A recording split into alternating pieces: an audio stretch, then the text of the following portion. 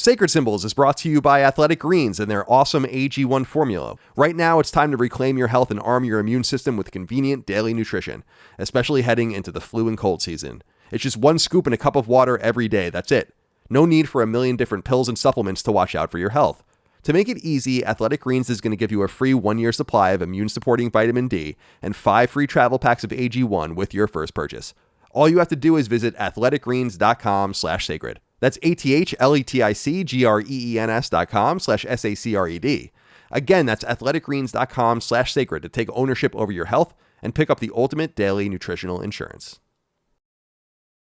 Sacred Symbols, a PlayStation podcast, is brought to you by, well, you. If you want to learn how to support our show, go to patreon.com/laststandmedia.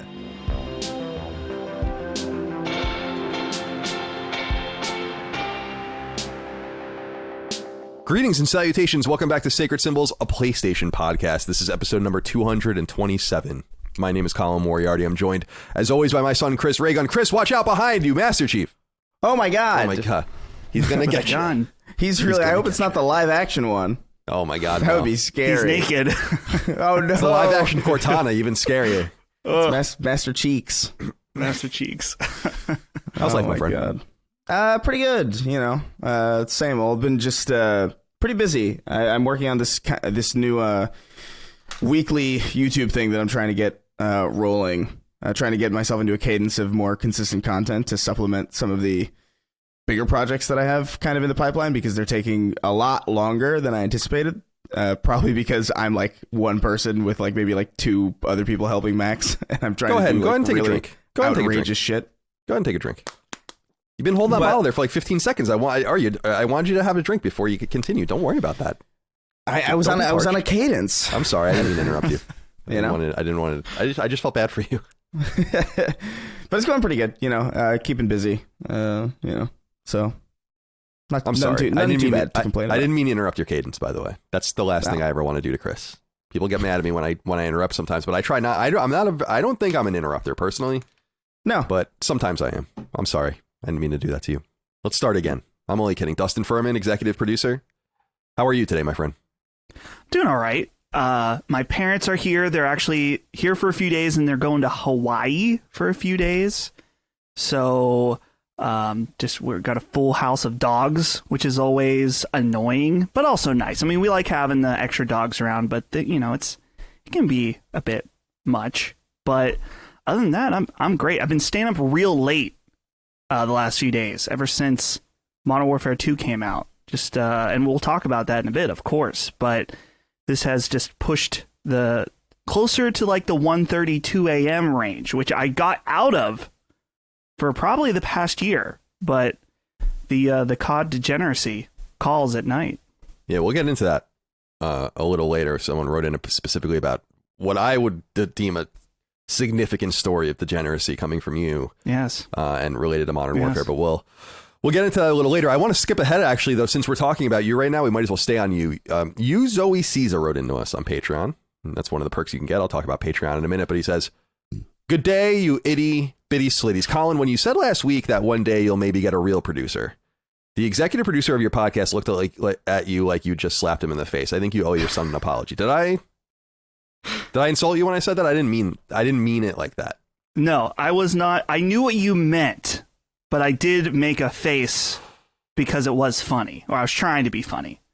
But I know what you mean by someone who is normally the producer's not on the show. That's in a big podcast like this. You have someone dedicated just to doing tech stuff, the soundboard, whatever. So I understand what you meant. I'm not no apology needed. I wasn't actually offended. It was all, for the jokes. Fair enough. Apology retracted then. You should have doubled down. You should have doubled. I was like, actually, Colin, I was really deeply hurt.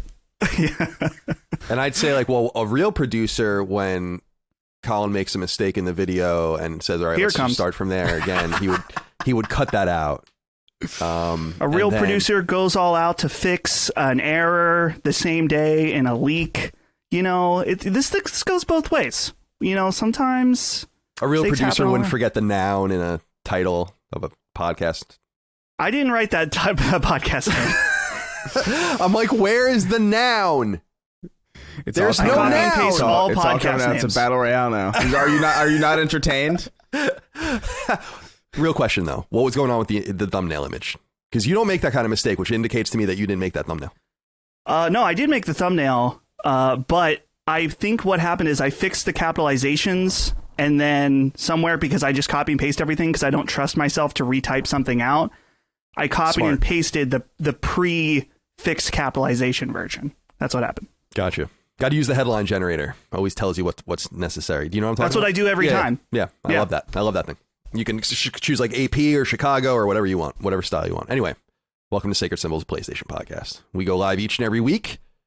You can get us on Patreon, patreon.com/laststandmedia, 3 days early, ad-free if you support us on Patreon. We really appreciate you. Attrition has brought us below 12,000 subscribers, but we'll be back up, I think, this month, almost certainly. We'd love to have you on board. $5 a month is our most popular tier. That gives you early ad-free access to this show, to Sacred Symbols Plus twice a week, which is our supplemental podcast. The ability to submit questions, comments, concerns, thoughts, and ideas to the show. You can also, at different tiers, get your name in the credits, listen to Q&As, and all of the rest. But Sacred Symbols Plus, of course, in addition to early ad-free access, is the main draw. And Sacred Symbols Plus is rolling. We did Sacred Symbols Cross-Defining Duke recently. I did an episode with Nick Calandra, another episode with him from The Escapist, talking about fan-funded media and micro-communities, which was really great. The Sacred Symbols Sales Saga is going, and we have someone helping us making that basically an awesome suite of tools for us to use with this thing already. Someone was real. And listen, I'm proud of the Sales Saga. This is one of those things where I need everyone to trust me on this one. It's going to be awesome. I'm already getting a lot of good feedback, but it's going to be fun because there's so many of these faux fantasy games going on in games, as far as I can tell. And we can partake in some of them if we want, but we can make a new one. And so I think this will be a fun thing for us to do. Gene Park was on the show recently. We did a show about G4. I have some interviews in the can. We're going to be doing a bunch of review discussions and spoiler casts, including for God of War and the Callisto Protocol and all that. So come join us on Patreon if you can. And of course, you can get merch at laststandmedia.store, laststandmedia.store, including Dustin. Tell them about it. It's the new Sacred Symbols sweatshirt. We got new Sacred Symbols sweatshirt. We've got hats, which have sold really well right now. I'm pretty sure we're out of stock of the black hat, but don't fret. We have another order incoming if that's something you're waiting for. But we have the blue ones available. Yeah, check it out. It's going to make fantastic Christmas gifts. Get it for your wife, your baby, your uncle, your grandma, whoever. They all need the sacred symbols close. They do. So what a better gift. Please do it. And remember, we have a clips channel now. If you want to go on YouTube and check that out, if you like shorter takes, leave us reviews on iTunes and all the rest. I've asked you guys for enough. It's time to tell you something. It's time to tell you something real important. Yeah! Last Stand Media is coming to Texas, February 24th, 2023. All of us are going to be there. Yeah. Me, Chris, Dustin, Cog, Maddie, Dagan, Ben, Micah. The most overrated video games of all time. At Zilka Hall at the Hobby Center in Houston, Texas. All assigned seating. Ticket prices include all fees and more. I think ticket pricing starts at $50. There are VIP tickets as well. Now, the important thing about this is tickets aren't on sale yet. They'll go live on the 21st for public audiences, but we'll have before that a Patreon drop to make sure everyone gets their tickets within Patreon first. So Patreon pre-sale moment. Dustin, do you have anything you want to add to this? We'll spell it out more in a post, but this is going to actually go live, I think, a few hours before I announce it generally. So if you listen to the show at launch, you'll know this before anyone else. Yeah, just the only thing just is the ticket does start at $50, but it will be slightly higher when you buy it just because, as Colin said, the fees will be included. I don't know what the exact final is, but yeah, we're super excited about this. A lot of people were saying they wanted us to go further west, and so that is exactly what we're doing. I know that when we had talked about it initially, we had talked about Vegas, and I guess we can just clear that put it out there right now that wasn't possible by a lot of the pricing of the venues, and so we wanted. I was going to say the cheapest, just to put it in context, the cheapest venue we could get for our size in Vegas was around $14,000 or $15,000. Yeah. And that's not a lot of money. I mean, it's a lot of money. It's not a lot of money if you are. I've seen 311 actually at the House of, or at like a similar. It was the House of Blues. I think we were actually looking at Vegas, and I've seen 311 there. So that's a cool venue. But if you're 311 and you're packing that place out and you're selling a bunch of merch and you're selling way higher price tickets and all of that, you can spin that into a profitable venture. But we can't afford apparently to do a show in Vegas. So we had to look somewhere else. And not yet. And Right. so we had to look somewhere else because we're looking for like a 500 to 700 person venue. So you can't like go and play. Like I saw Elton John at a really small venue at Caesar's Palace, but that's still probably too big for what we're looking for, and so on and so forth. And imagine like getting into that and how much that costs. It's just a lot of money. So we really wanted to do Vegas, and we will do that one day if we can. But yeah, Texas was our next stop anyway, domestically. And so I felt like, Houston's a great city. It's the biggest city in Texas. And one of the biggest cities in the United States. And we're really excited to go there February 24th. So hopefully we'll see you there. Do you have something to add, Dustin? Yes. Just the only other thing is that we are doing a special shirt and a special poster, which you will be able to pre-order with your ticket if you would like that. Now, the design for the shirt will be a variation of the image that you see attached to the event, which our friend Hodge did a great job with that. And the poster will be something like that as well, but it's still in the works. So just heads up that we will have some available at the event, but if you want a shirt, I highly recommend you just order it with. That way we can bring it with us and we'll have it ready for you at the event. But overall, I think the thing I'm looking forward to, I mean, the show's going to be great. I love the shows we've done have been awesome. I've never spent time in Texas. I want barbecue. Bring barbecue to the show. Well, actually, I don't know if we can do that. I don't think you can bring it in the hall. We're not. Houston's hall. Houston's obviously a world-class metropolis, so they're going to have a little bit of everything. But I think a lot of people are going to tell you that you need to go elsewhere in the state to get the true stuff. Like I've been to Plano and Dallas and San Antonio and all these really places where I think they have their own claims. Where I think Houston's claim is just being more of a real city, as opposed to like when you go to Dallas, it's cool. I've been there several times, but it's not much. And Houston I'm is in Western PA. Like you think like Dallas Cowboys, like this big place, Dallas Stars, Dallas Mavericks, but then you go there and it's like, it's pretty much a sprawl, very similar to many other places. But when you go to Houston, it feels like you're in a version of Miami or something like that, I think. Yeah. Right.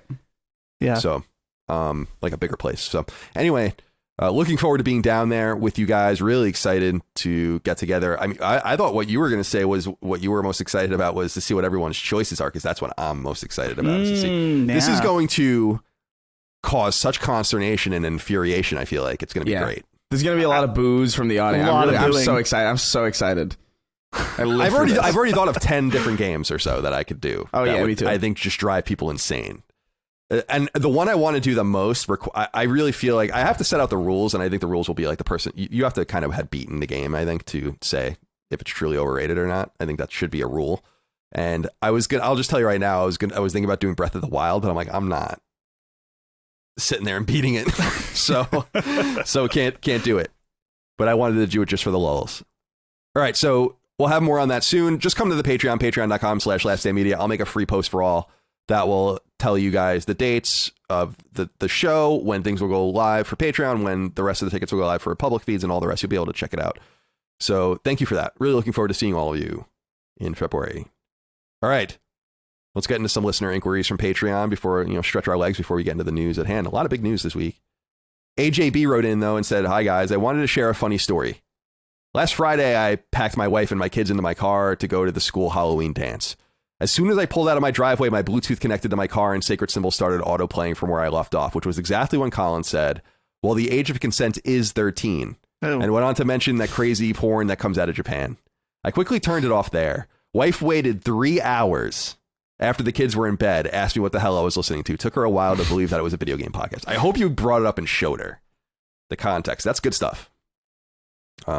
Your wife thinks you're into lowly Japanese stuff. I don't know. I'm sorry about that. We did it to you, I guess. Any thoughts, Chris? I don't know what you did to yourself, man. You just like you gotta have a better. You have to have better self-preservation instincts than this. Yeah. It's like when someone is watching porn and then it's picked up on like a box like somewhere else in the house or whatever. Oh my God. We're in too many. Hold on a second. I'm getting all of these things from my sprinkler system. I have this Ratio sprinkler app. You're getting like notifications from your sprinkler system? Yeah. Why does there have to be an app for every goddamn thing now? It's actually very convenient, surprisingly.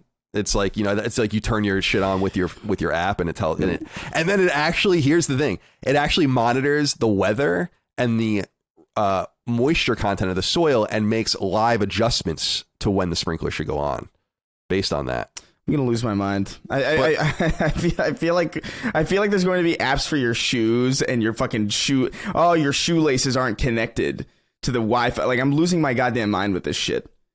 Oh, like I think I miss remotes. I think maybe the landscape people, or not landscape. I use a company called Dr. Vaughn. And they're like this little mom and pop operation, and they're awesome. Like land, they all they do is spray your lawn every month with fertilizers and various things, various pesticides and all this. And it's incredible. They do an incredible job. And I think it might be them toiling away out there. I don't know. Or my sprinkler system has become sentient and completely disrupted my flow. Karma. There are smart shoes, Chris. I'm seeing an article. 11 smart shoes that are digitally connected. Is there a smart noose that I can maybe order? You might be on the cutting edge with that. We can we get some R&D. Get some R&D into the smart news. Because I'm tired. I'm tired now. That sapped all my energy for the rest of the year. Hearing that smart shoes. God damn it. And it just tracks like how much you've walked or something. I don't know. I couldn't bring myself to look at the list. Yeah. I love it. There's not even a hint of curiosity that you could possibly have because it's so remarkably unnecessary that it just doesn't. It doesn't even pique like this slightest bit of like whimsical curiosity. God damn it. By the way, before you got here, Chris, Dustin and I were, when we were setting up the show, Dustin and I were talking about how I look like Willy Wonka doing the flute thing when I. Oh, the little flute. Mm-hmm. That was and fun. then I brought up like how. Yeah, it's it's such an iconic little sound. That's exactly what I was saying. It's exactly what I said. I'm like, do you know what I'm talking about when I say that? And I had to bring it up because that was my first smartphone, Palm Pre. Was my text thing was that thing. When I get a text, it would make that whistle noise, and I was so happy with it. It was such a proud moment in my life when I figured out how to do that. It was probably one of the hardest things I ever did.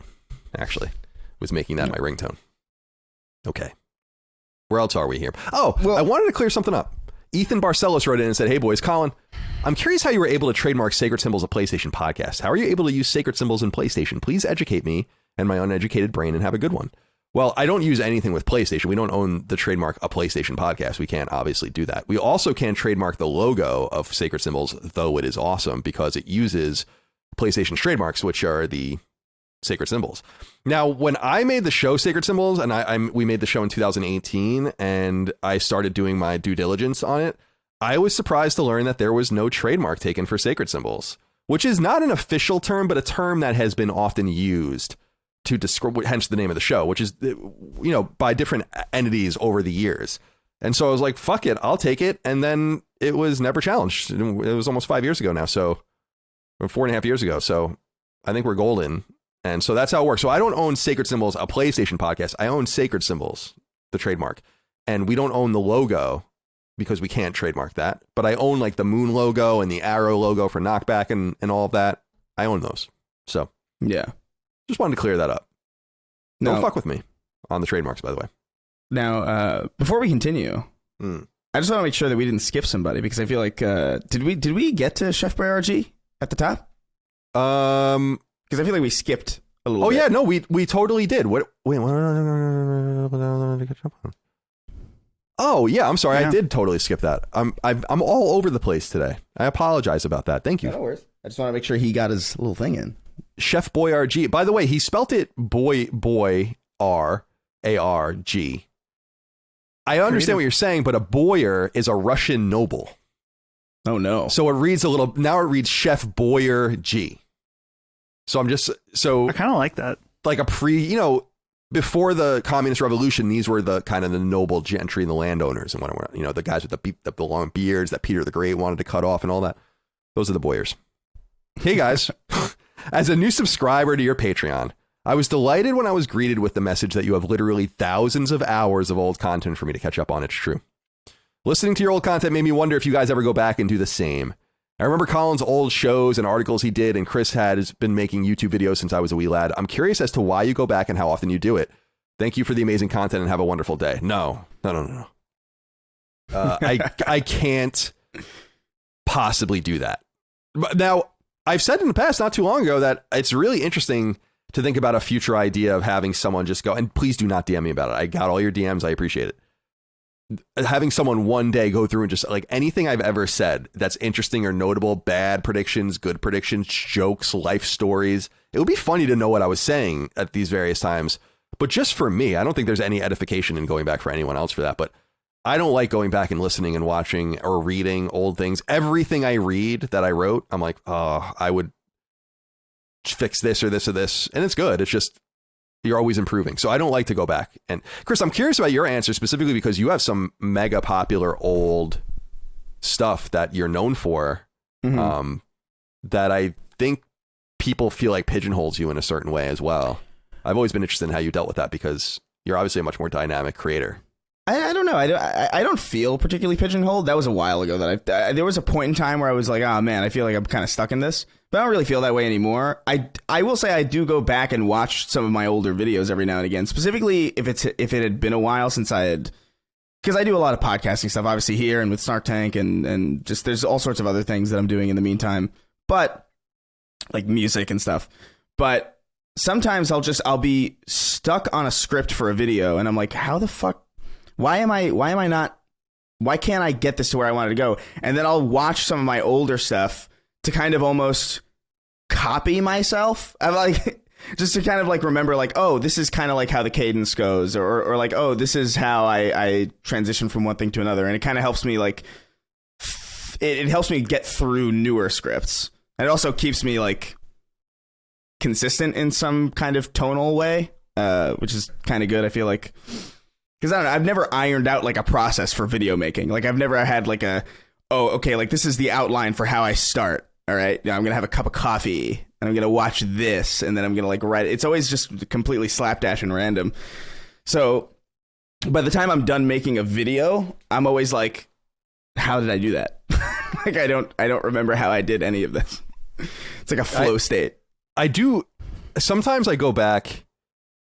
You and I have actually had this conversation, I think, privately, but where people have in my past called me a comedian, right? Like you're a critic and a media personality and you're like a comedian. And I'm like, I don't think a comedian, but then I do go back and watch some things and I'm like, this is pretty funny, but I don't really, I like being dry and flat because I think it's totally necessary for humor to really work, to have at least some grounding element that says maybe audacious things but does it in a flat affect or whatever the case might be. I think that stuff's pretty cool, and I like to go back and see that maybe I've been funnier than I've given myself credit for in the past, but that's not very important to me. Like what's more important to me is the nature of what I'm saying, and for that I'm just like, it's like being a sports commentator, I imagine, or a political commentator where you're just always in the moment, and so who gives a shit really what you said 5 years ago? It's just you're shooting from the hip at all times basically.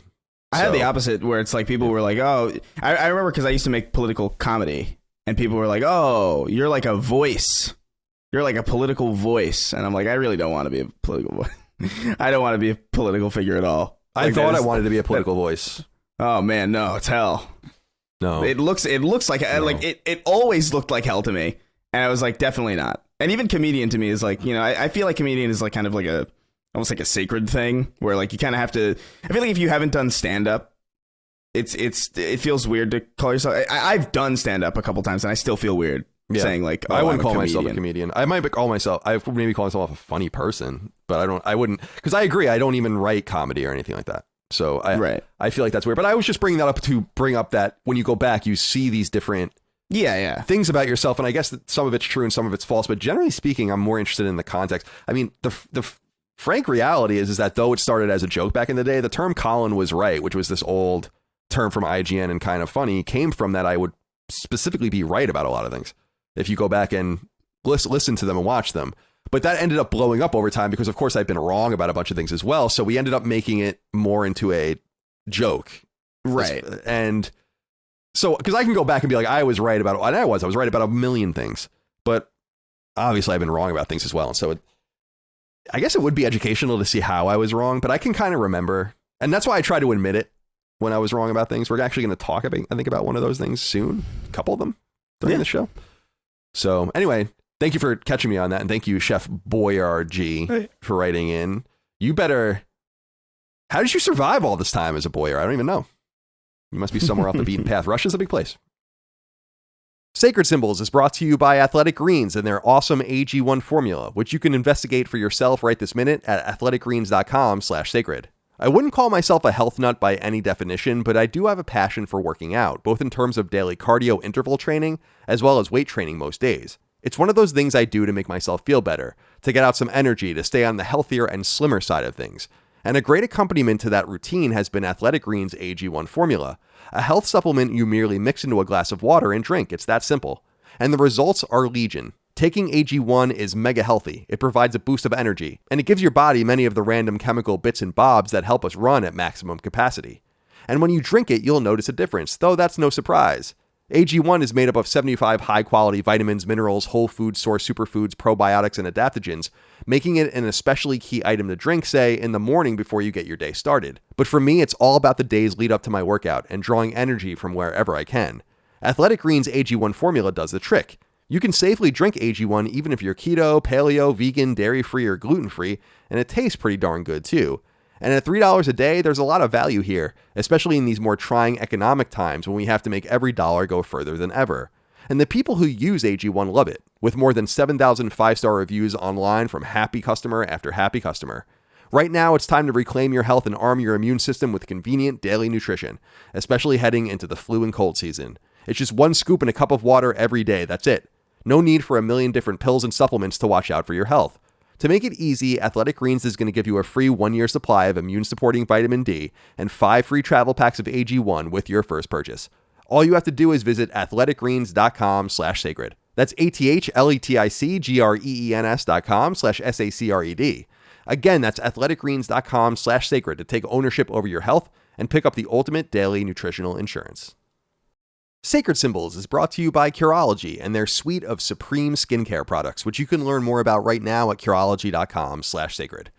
Now that fall is here and winter is upon us, it's time to get our skin out of the sun and the chlorinated or salted water and into a state of much-needed recovery.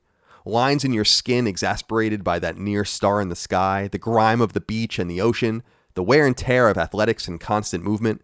But getting back to the status quo is more complicated than it seems, because this time of year also brings out the dryness in our skin.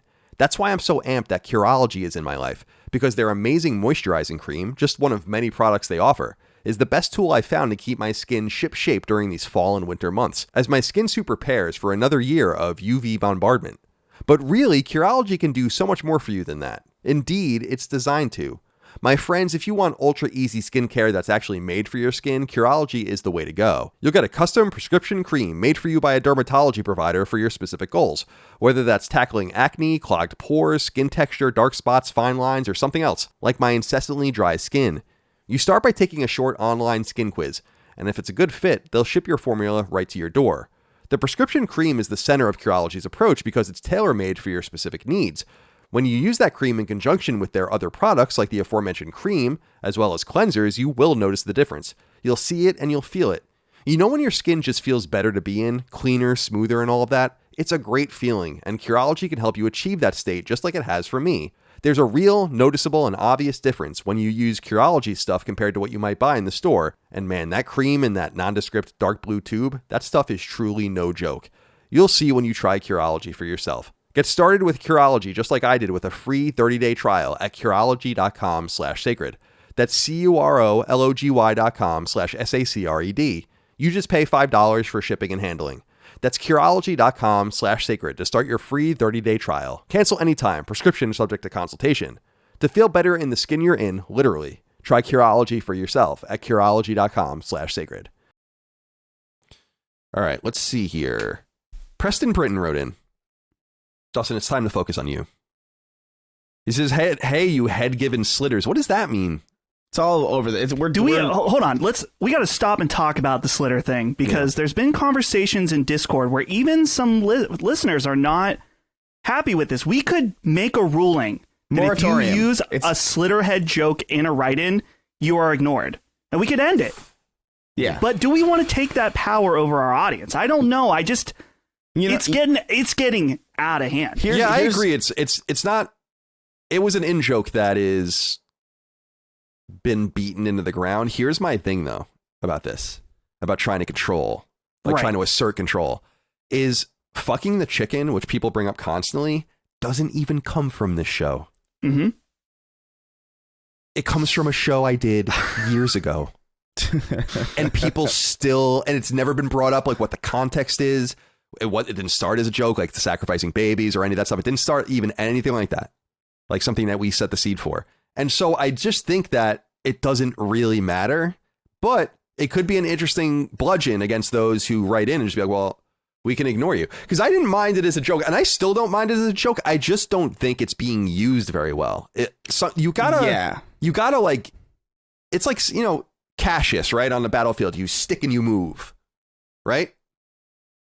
It's like, that's what you got to do. Well, if that's the reference that helps you, that is such a specific, like, what do you talk Cassius on the battlefield? Fucking nerd.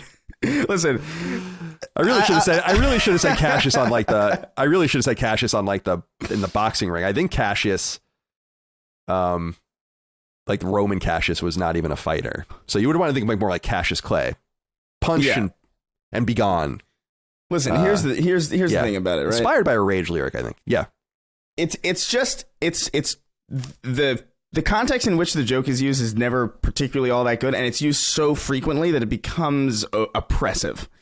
So we can either ignore you, or we can just use your question and just skip over your fucking thing. I'm imposing like a moratorium on this. Okay. Like I did not intend to unleash this. I just thought it was funny that slitterhead sounded like a slur. Right. But now it's like itty bitty slitties. It's getting disturbing. It's a race to the bottom. Let's read this again. Head given slitters. That is a race to the bottom. Yeah, that's a very well put. That's not even like, that doesn't even make any sense. What's next? It could be anything.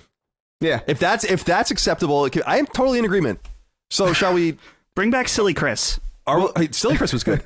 Are we in agreement? I am. But here's the thing, we are putting ourselves at risk. Where if we say something bothers us, that is true. Is it going to get worse? No, but we have to analyze this from every angle. As long as it's just I will personally go into the document and remove every single slitter. Like, I have no issue doing that, because I don't have a problem. Like, I don't have a problem reading your question. It's just the start of your question. I do that on Star Tank all the time. If somebody has like a really long lead into a question, I'm like, no, like I'm gonna get straight to your question. Yeah, because this is unnecessary. I think it's worth pointing out that we like things that are vile. I mean, truly. Oh yeah. We need more creativity with your degeneracy. It's coming at the cost of more varied, disgusting things. That's right. What it is. It's a one note kind of disgusting. Anyway, then it's agreed. We'll have a moratorium on Slitter. You've ruined a good thing. This is my whole thing. Is I don't mind it. I think it's funny that it sounds like that. Chris's story, I think, is like a fucking funny moment from the show, but you have to manage all of the different things so that none of the, because actually I was looking through the document just a little bit. I mean, I haven't gotten, so the next few questions don't even, I think, bring it up at all, but then it does come back.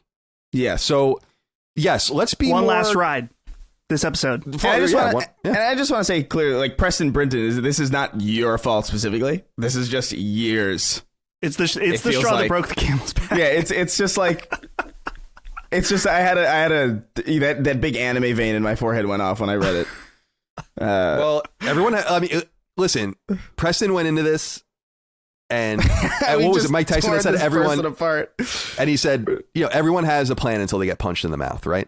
Right. So he didn't because what's unfortunate for Preston is that he has actually a pretty important thing, and I feel like Dustin might be piling onto this in order to take a little bit of the attention away from him on this one. So I want to continue to get into the inquiry at hand. Bring it on. Let's go. Last week, Dustin posted a video of him with a Little Caesars pizza and drinking a Mountain Dew, saying it's gamer time. Now, I didn't believe this because I'm not on Twitter, but I have the sequential feed. I don't see shit if I'm not on there, like right when it's posted. I went to Dustin's thing. Lo and behold, there is a video, presumably taken by his wife, which is enabling behavior, of him drinking out of a 20-ounce Mountain Dew, and he with a goddamn Little Caesars pizza with the PS4 or PS5 controller on it, like the icon that's like vaguely right, and he literally says it's gamer time. That actually did happen. So he says, I proceeded to send this video to my degenerate friends who do not watch the show. That night, they all ordered the pizza and Mountain Dew for the double XP due to your inspiration. Dustin, how do you feel knowing that you are a major influence for the sales of possibly many Little Caesars pizzas?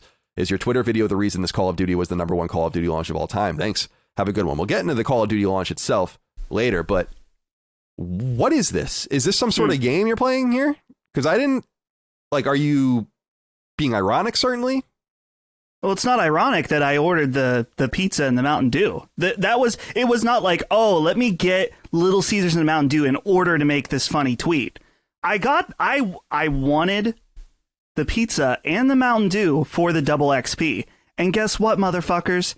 It was indeed gamer time. So, I mean, this is a combination. And here's the other thing that's very important. In Call of Duty Modern Warfare 2, if you buy a pizza from Little Caesars, you get a charm that has a pizza box on it that says hot and ready that you can put on your gun. And if you get the Mountain Dew, you get a skin that's like a guy in a green like army outfit, like a blast suit, and it has Mountain Dew on the helmet, and he has a Mountain Dew on his utility strap. And I'm like, this is how I want to play this game. If they had a Doritos skin for a gun, I would be there too. Like, no doubt I would be there. Chris is flabbergasted. And so it's just a mix of all those things. And, I purposely put in the tweet, it's not an ad. I'm not, Little Caesars isn't paying me, or Mountain Dew. If they'd like to, though, reach out. We'll take it for sacred symbols. That's not endemic advertising. You're allowed to do that. Yeah. So... do you have the little charm on your gun? Yeah, every gun that I have in all my loadouts has the what's funny too that I was thinking about, like, think about all the veterans out there, the trauma of war. It's already bad enough that we made a game that is just like, hey, we took this horrible experience and now it's fun for 13-year-olds. Now it's a Little Caesars commercial. And now there's a Little Caesars.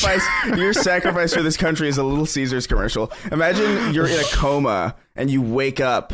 You're a veteran. You're like 90 years old. You're like, oh my God. And then time starts flowing backwards.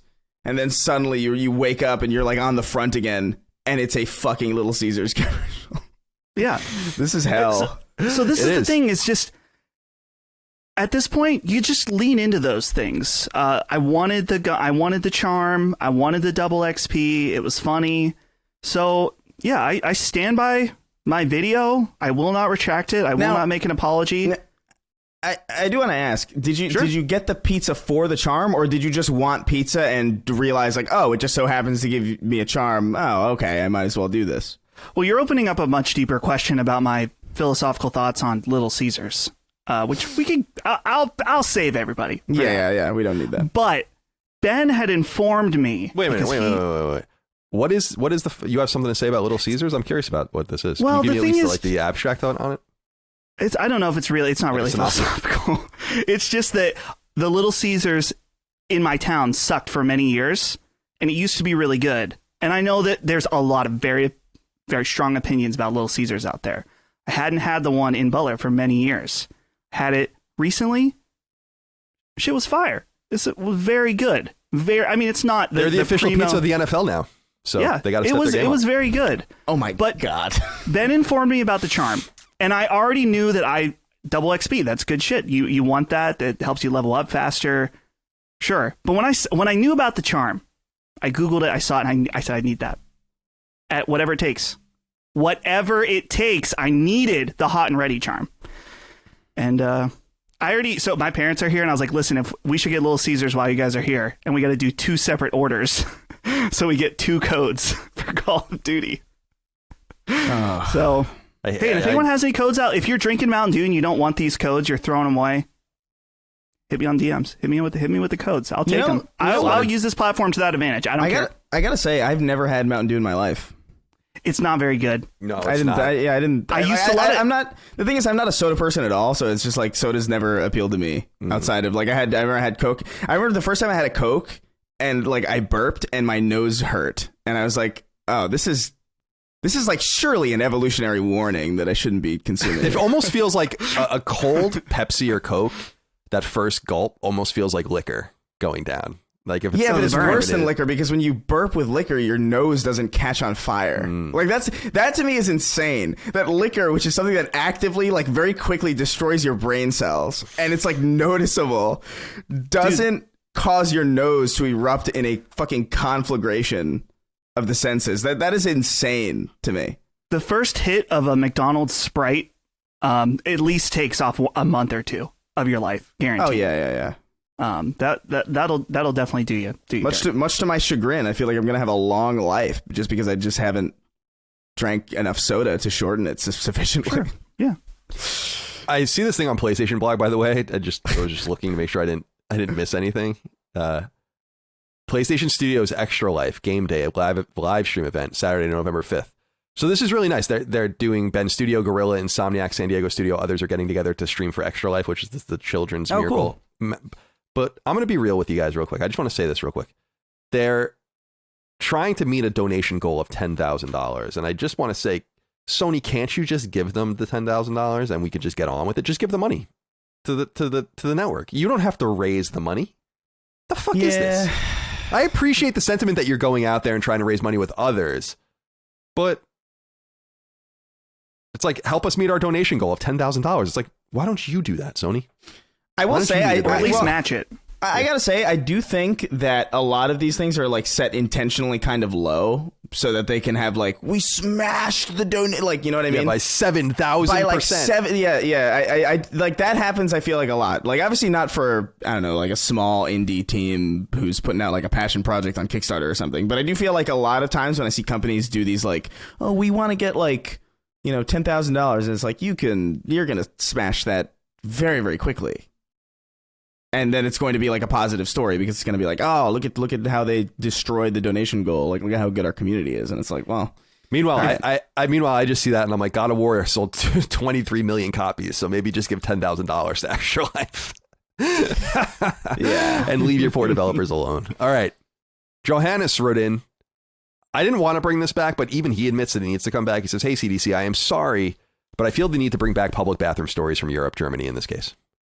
Last month, my girlfriend and I were on our way back home from a road trip. We were stuck in traffic on the Autobahn for multiple hours, and there was no possibility to empty my bladder. The pressure was insane. When we finally hit the road again, I was rushing at 150 miles an hour to the next gas station, ran into the bathroom, quickly checked whether I was alone, and as I was already sensing that this would be a celebratory moment that required appropriate noise. Not only was my bladder filled to the brim, my ass was full of gas too. So I made my way to the urinals after I was sure no one else was there, since all the stall doors were open and released all the pressure. You could have cut glass with the jet of piss. It even got harder when I ripped what I called a piss fart. It was so loud you could have confused it with someone wildly blowing into a trombone. Suddenly I heard someone laughing. Apparently a dude didn't want to use the urinals and pissed in one of the stalls with the door open, which I didn't see, and said Gesundheit. We both laughed and complimented me on my huge piss fart again. I thought this was worth sharing. The public bathroom saga must continue. Have a great week, boys. That's on you. I mean, if you're going to bring that into a public place, I mean, Germans are weird, but they're not that weird. You know, you're not going to be able to just do that, get away with that. They were pretty weird at a certain point. They were. I think I would strange. That weird is one way to put it. Yeah. It's a nice way. Mm-hmm. I think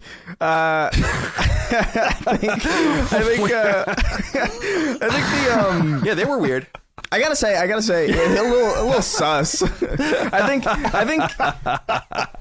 I will say, Gesundheit is a lot less bizarre than, you know, some old man being like, man, that's a delicious ass gas pass or whatever the hell's going on in all these other fucking countries in Europe. Like, Gesundheit is God willing. Like, God bless this man for being so understated. Because that's the ideal response. Outside of nothing, obviously, nothing is the ideal response. Like, complete silence. But right. If I were to have, if someone were to say anything to me in a situation like that, I would prefer it at least be something one word like that, or like whoa. Well, at least in saying Gesundheit, at least he mentioned, he acknowledges God, unlike his godless grandparents. Yeah, the fascists that nearly destroyed the world. Thank you for writing in.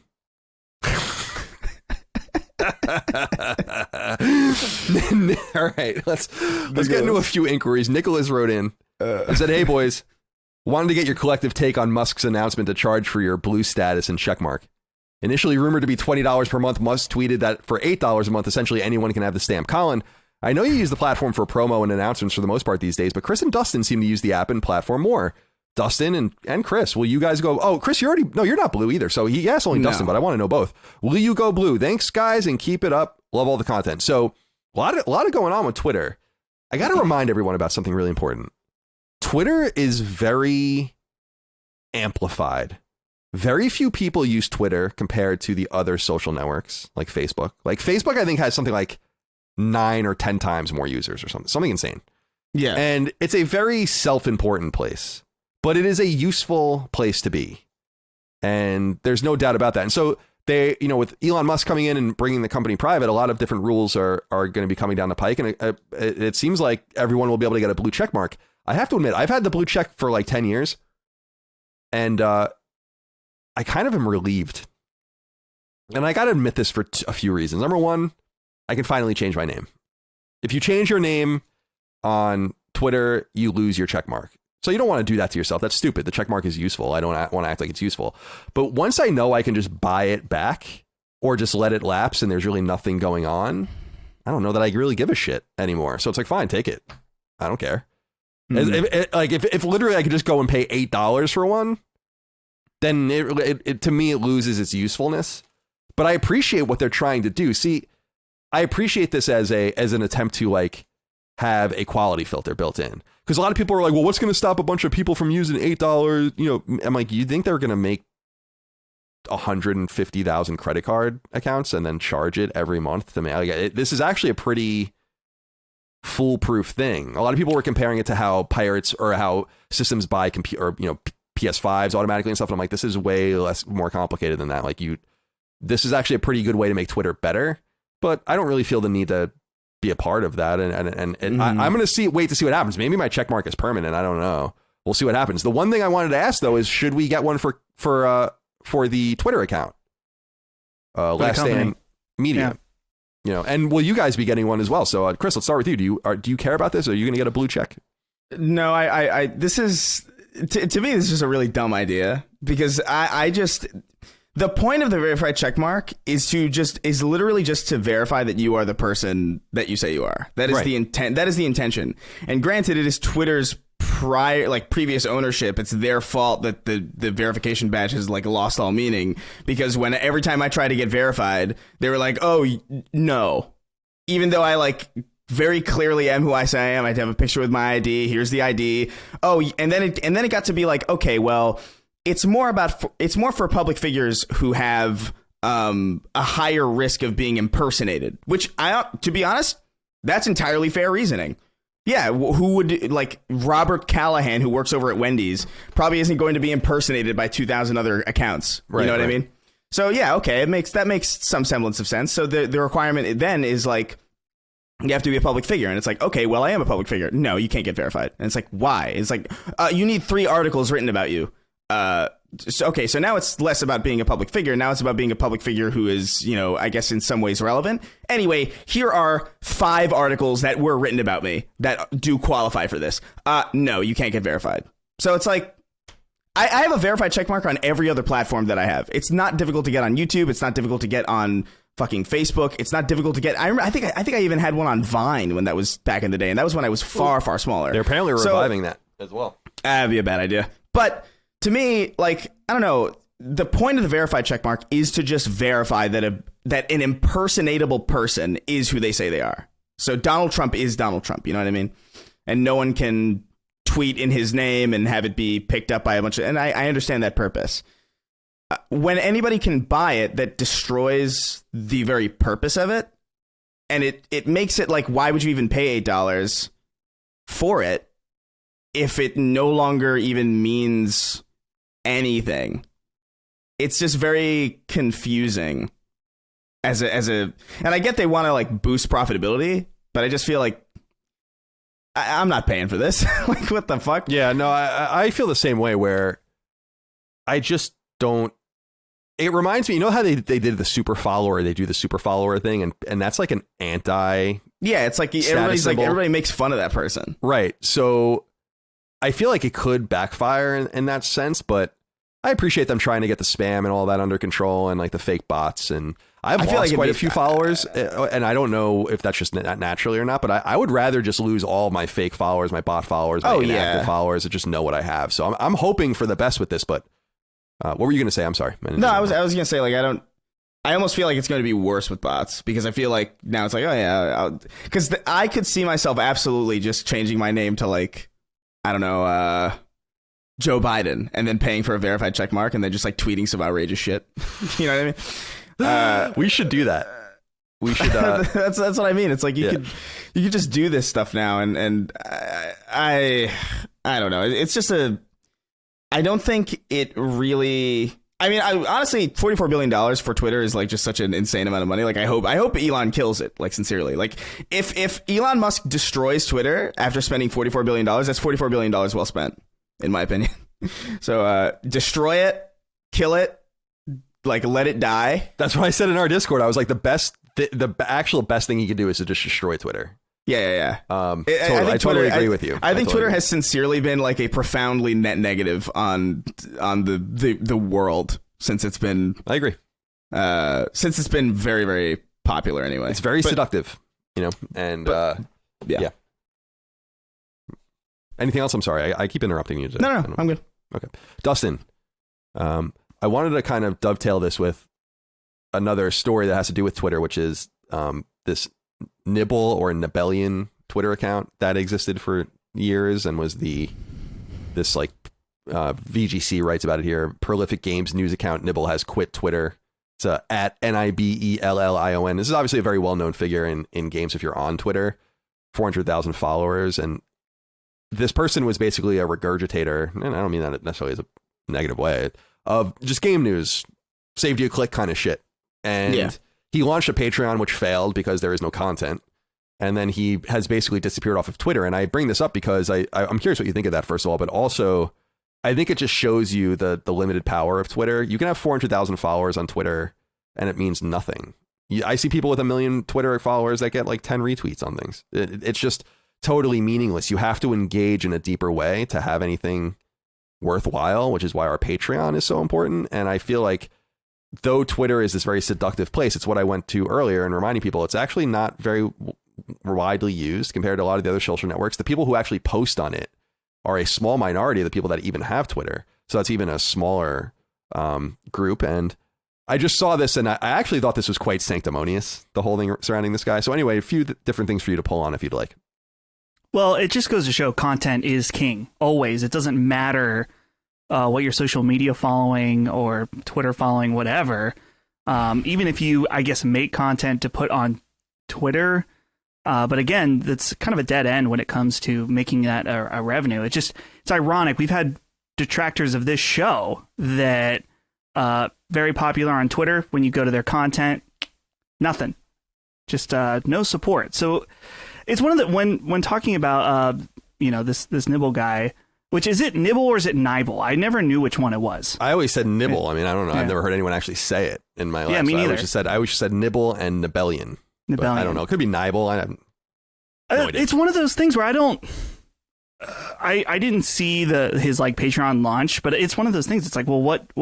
I don't know what you expected. Like, like you said, there's a usefulness in someone who goes and gathers that info, right? Like Benji Sales comes to mind. He kind of does the same thing, but what the difference between him is that he actually puts out content. He does like a live YouTube show talking about a lot of the stuff he goes over. And I think that's awesome. I think that's kind of the way to do it, is figuring out that marriage between, if you're using Twitter as a primary platform, how do you tie it to something that can make you money? Which that's been a big conversation about this Twitter Elon buyout, is this idea of how do you make an appealing platform to your big tweeters or whatever, since a lot of them are the draw to the platform for other people, which I don't know. That's a whole thing that I don't know if I am even qualified to speak to at all. But as far as the checkmark thing, at one time it was something that I wanted mainly from a networking perspective, because for people who don't know, if you have a check, you have a special notification list of people with other check marks. So you're part of the circle. So you have a better chance if you wanted to tweet at somebody, getting their attention or something, if you have that. At this point now, I feel like the check mark is so stigmatized for people that have it that it's almost more of a negative than a positive. And so, no, I have no interest in spending $8 a month on that. But it might be worth doing for the Last Stand Twitter account. I don't know. We're going to have to wait and see how it all shakes out, whether it's worth doing. Yeah. But it just always seems... I'm sorry, go ahead, Chris. I just think it's like it's a little frustrating, because if somebody's coming into the platform to theoretically like improve it, charging $8 for the verified checkmark just kind of exacerbates the issue with the checkmark as it is. You know what I mean? Like, it's like, okay, the issue is that it's not used for its intended purpose, because it's not actually used to verify people for who they are. And so the solution to that is charging $8 for it, instead of just making the check mark what it's supposed to be, like it is on every other platform. That to me is like the annoying thing about it, where it's like, because I have an account on Twitter. There's an account on Twitter named like that has the @Chris Raygun, and I don't have that. And it's like, what? I am me. like let me be me, please. Like, I don't even hate, like, I know the check mark is like kind of like a little bit of a joke, you know, where it's like, ha ha, you know, it's like check mark, but that would be pretty fucking useful for me, you know, because there are people out there who like make fake accounts all the time, and it's like it's annoying that a lot of people a lot of people tag that account when they're trying to get to me, and it's like, this is fucking annoying. Yeah, I wonder. The rumor is that you'll have 90 days to make your decision or whatever. I wonder. So it seems like they're just going to get rid of them, and I think I'll just let mine go, and we'll see. Maybe it'll just be permanent because I've had it for so long or something. But I understand what you're saying, and my big problem with Twitter, just generally speaking, with that particular system of verification, is it just seems weaponized as well. For instance, it's a weird example, but it's an example. O.J. Simpson is a pretty prolific Twitter user, and I think it's weird that he doesn't have a verified account, because it's like, well, that is O.J. Simpson. It's not supposed to be, do you like O.J. Simpson? You're right. It's not supposed to be like, do you approve of O.J. Simpson? It's just this, like you said, it's supposed to be like, this is O.J. Simpson. And you can see a lot of political people not having it too, or even some of them getting it taken away, which is fascinating to me. And then there are random people, like, I like this guy, Steve Kornacki, who's a MSNBC data analyst, and he doesn't have a check mark. And I'm like, why? That's so weird, you know? So it does seem weaponized and almost like a currency system. So I appreciate someone's coming in and smashing it up, even though I have something to lose because I have one of the blue check marks, but so do 300,000 people. It's not like that big of a deal. I would gladly trade mine to Last Stand if I could. So maybe I won't have to. Maybe I could just buy one for that and we can move on. But I do want to say, as far as this Nibellion thing, I did want, or whatever you say, however his name is said, I've never interacted with him. I followed him. I unfollowed him when he left, because it's like, okay, dude, I mean, I don't really know what you thought you were doing here. I was talking to someone offline about it, and I was like, I thought that people that do that kind of stuff understand that it's a vanity project. If you want to get any deeper than that, you need to do content. Yeah. You can't just reiterate everyone else's stuff into a stream on a free feed. It doesn't make any sense. And then to Dustin, your point, it's like, well, you're going to Patreon for why? What do you have? See, Benji, I love Benji. He might find himself in the same situation one day. I don't know, but he's trying from the word go to do more than just be a regurgitator of information, but rather present it, analyze it, and do all the rest. And I think I did appreciate how earnest his letter was. And I think realizing, it's sad because he was acting on it, but like, my value is actually quite limited. And it's like, well, yes, actually, I'm sorry to say. I think people kind of get their heads a little big in these different spaces when really it's engagement that matters the most. And all he had to do over the years was create a podcast or a YouTube channel, or even let anyone who know who he actually is. I don't even think a lot of people even know who he is. And so that's your mistake. That's a blown opportunity. And that's the big thing I think I want to reiterate to people is he blew it. Right? Like that was my big takeaway. Yeah, sad to see him go. Don't want anyone to be upset. Did good interesting regurgitation, I guess, of people's work. But when you can argue that we do the same thing here by going through all the different news, it's a 4-hour show actually that analyzes all of it, and he could have done that, and he would have had a captive audience. So that's an error on his part. And I found the whole, like, he was trending, and I was like, what is going on here? I never heard one person ever mention this person. It was just someone that just circulated information. Maybe it's a sign of you don't know what you have till it's gone. But nonetheless, good night, sweet prince. Okay. What else here? Oh, all right. One more question. I think you can answer this, Dustin. Yoshua wrote in and said, hey, guys, just wondering what about the whereabouts are of Lockmort. He's the one member of the Sacred Family I don't see much of. When he was first brought on, we were promised monthly Lockmort edits, but his last video was in July. His videos are hilarious and expertly crafted, and I'd love to see more. Are there any updates you can share on this silent slit? Oof. Damn it. We got one through the goalie here. Last ride. That's right. It's the last ride. Where is Lockmort? I actually have been wondering that. I don't know where he is. I don't deal with him, really. I speak to him once in a while, but you're the one who really deals with him. So where is he gone? Lockmort. So one key thing is that he just recently moved and dealt with like some different family related issues. And so that's kind of been a lot of what's been happening the last few months. But his time is a lot more limited. Some YouTuber hired him to make a channel called Retro Rebound. His name Mr. Matty Plays. So he's been doing that a lot as well. But I was told today there's a new edit that will be coming. Potentially, if you're listening to this on Friday, I may be posting it on Thursday. He told me it's coming very soon. So if you're listening on free feeds, it's probably already out there. And maybe on Patreon, it's already out. So the return of Locke is nearly here. Maddie's poaching our talent. Nice. Mm-hmm. That's good. I'm glad. I'm happy for everyone. And I'm happy for Maddie's success on Retro Rebound as well. Yeah. Okay. And two other things I wanted to say real quick, and then we'll get into the news. The smaller pieces of news. Last week I said, when I was talking about Tom Henderson and how he's kind of fallen down the ladder a little bit as far as his reliability, since I know he is wrong about something he is reporting, I had said that the only person I held in the highest unimpeachable esteem now, even though I don't like him as a person, is Jason Schreier. I think that's a fair statement. However, I totally forgot that there are outlets and kind of groups that are also very reliable, and no one wrote into me about this, but I just wanted to say Video Games Chronicle, VGC. We cite them all the time. We hear about them later in the show. They are totally unimpeachable as well. I feel like the context of that was pretty understandable. Like, we were talking about individuals. Right. Know? I hope so. But even then, you have like your Andy Robinsons and Jordan Middlers and all those out there that are very, very good. So didn't mean any disrespect if that was taken. No one wrote in or said anything. I noted that after we recorded that I felt like I should clarify that. And something that I have to take full credit for, Nick Porteriitis. I can never say your name. Too many vowels. O-I-I-A-I. It's the what eyes. Well, you're asking me to pivot a lot here. I don't know what to say about it, but he says hell, gentlemen. Hell. This one's for Colin. I just wanted to check if PSN profiles ever get back to your email. It seemed that quite a few people were interested in getting the shovelware situation on PSN under control, but that has now died down.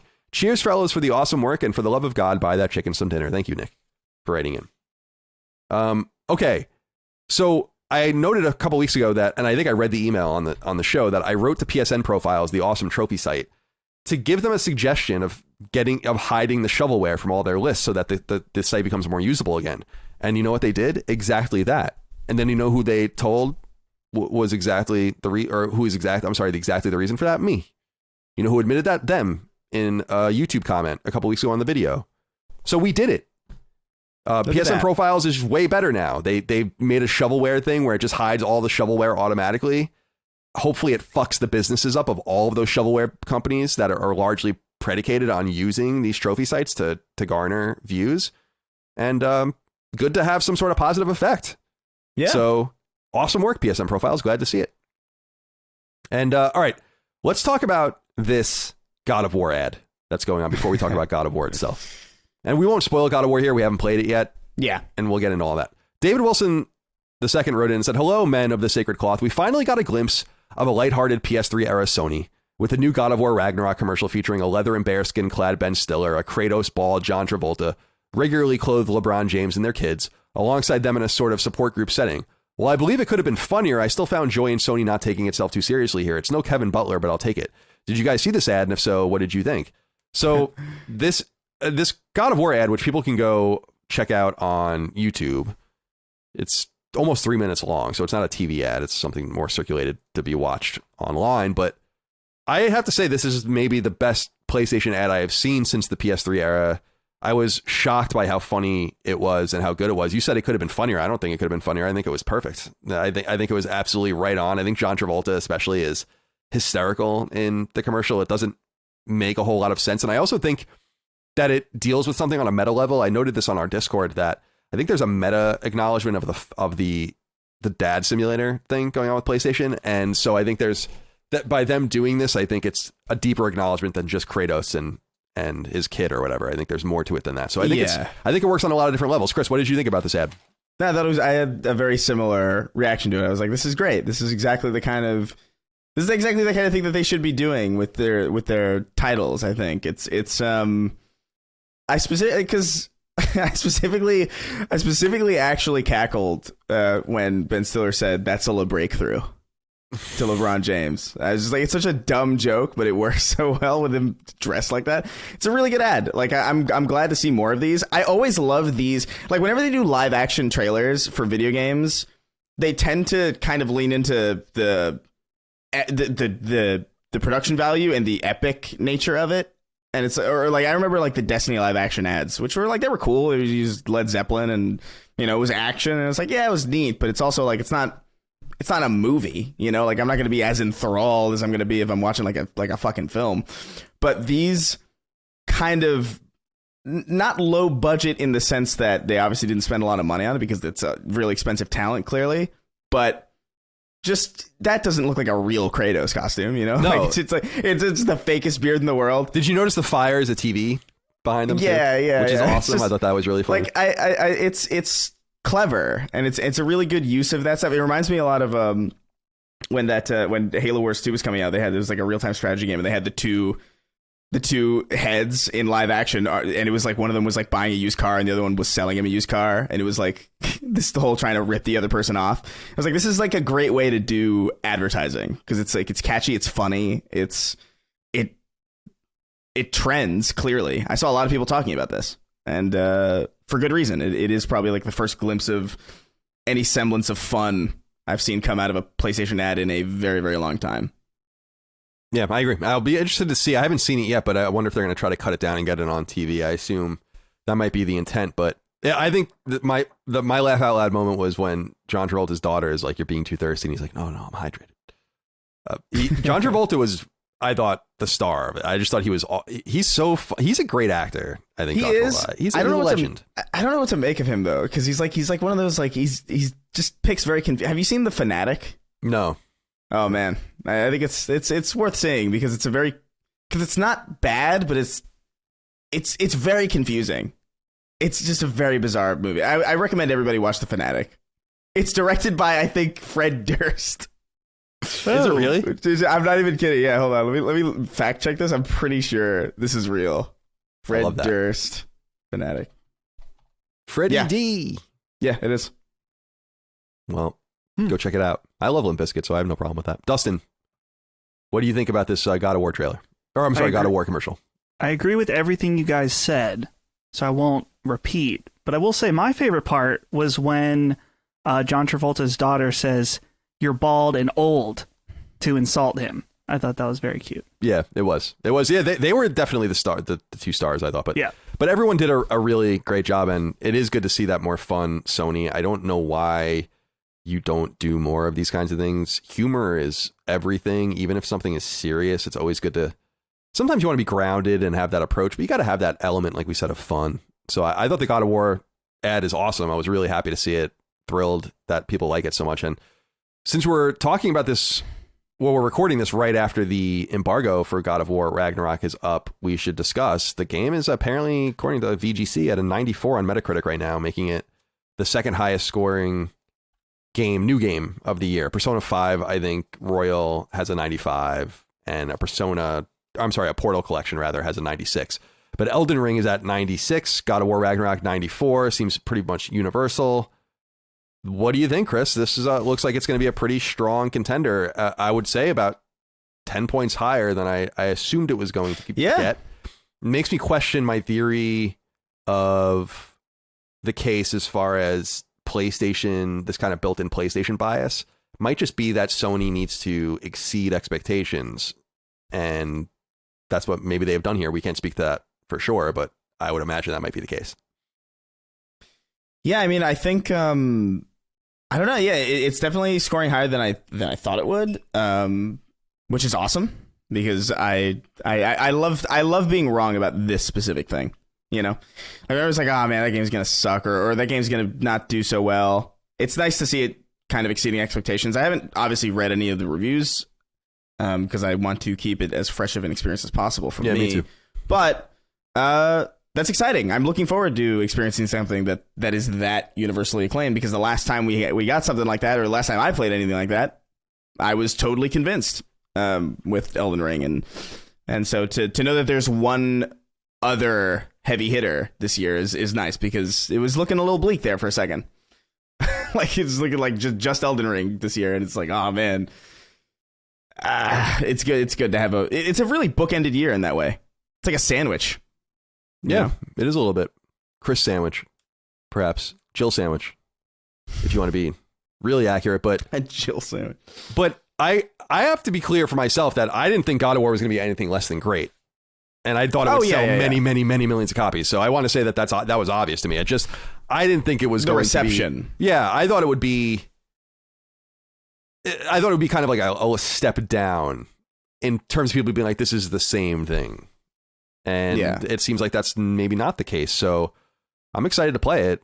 I pre-ordered it last week because it was available digitally to pre-order. I pre-ordered that in Tactics Ogre, and I went on my PlayStation 5 to play last night, and there it was on my cross media bar. So it has been preloaded, and it'll be live for us soon. When we next meet, we will have played it, although certainly not beaten it. And then, of course, we'll do a Sacred Symbols Plus episode dedicated to it a couple weeks later. It's the 8th, right?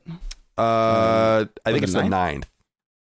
A Wednesday. That's a good day. Wednesday. It's awesome. November 9th. November 9th is a good day for game releases. I should have known that it was going to be good. Why? Because that Halo 3? 2. Halo 2. Halo 2. Of course. Oh yeah, 2004. That's right. Right. Yeah. Okay. What else here? Oh, okay. Oh, I'm sorry, Dustin. Did we go to you on this? What? I'm sorry. What? God of War Ragnarok. What do you think of this high review score? Is it the new 95 meme that I created here on the show about Elden Ring? Question mark. 90. I'm seeing 94 right now. Maybe no, I know, but I'm saying when I would say 95 as a joke, right? You know, right. Is it the new 95? I think we've got a 97 meme, and we've got an 88 meme for all the other PlayStation games. This has broken the meme though at this point, and yeah, we were definitely off the mark on this one for sure, thinking that this would be in the 80s. And this is one of those situations where I think all three of us are very glad to be wrong. And I think that we stated as so when we were making that prediction, that we wanted to be wrong about this. And so this is fantastic news. And I'm very curious about that Wednesday release date. It's perfect for me just because when games release on Thursday or Friday, those are much busier work days for me. And so Wednesday is nice. I can spend a bunch of hours playing on Wednesday so we can talk about it a bit for the show. And then you got the weekend ahead. So I'm really excited to dive in. Yeah, I'm going to start getting a few things done early. This, like ads that need to go and get written and then recorded. And maybe I'll write the show a little earlier next week so I can play. Because I'm going to be balancing this. And actually, Tactics Ogre is really going to be my priority. So we'll see how far I even get in God of War. Maybe I won't even be on the spoiler cast because we'll do it too quick. But yeah, I feel like the one thing I will say is that accept the critical consensus of it, but I will say I think God of War 2018 was 95 on Metacritic, and to me, I'm like, nah, I don't think so. So if my feelings are the same way, then it's kind of inertial and just exactly the same for me too. I'll be very happy with a great game, so that's perfectly fine. I think this year has been exceptionally slow, obviously so.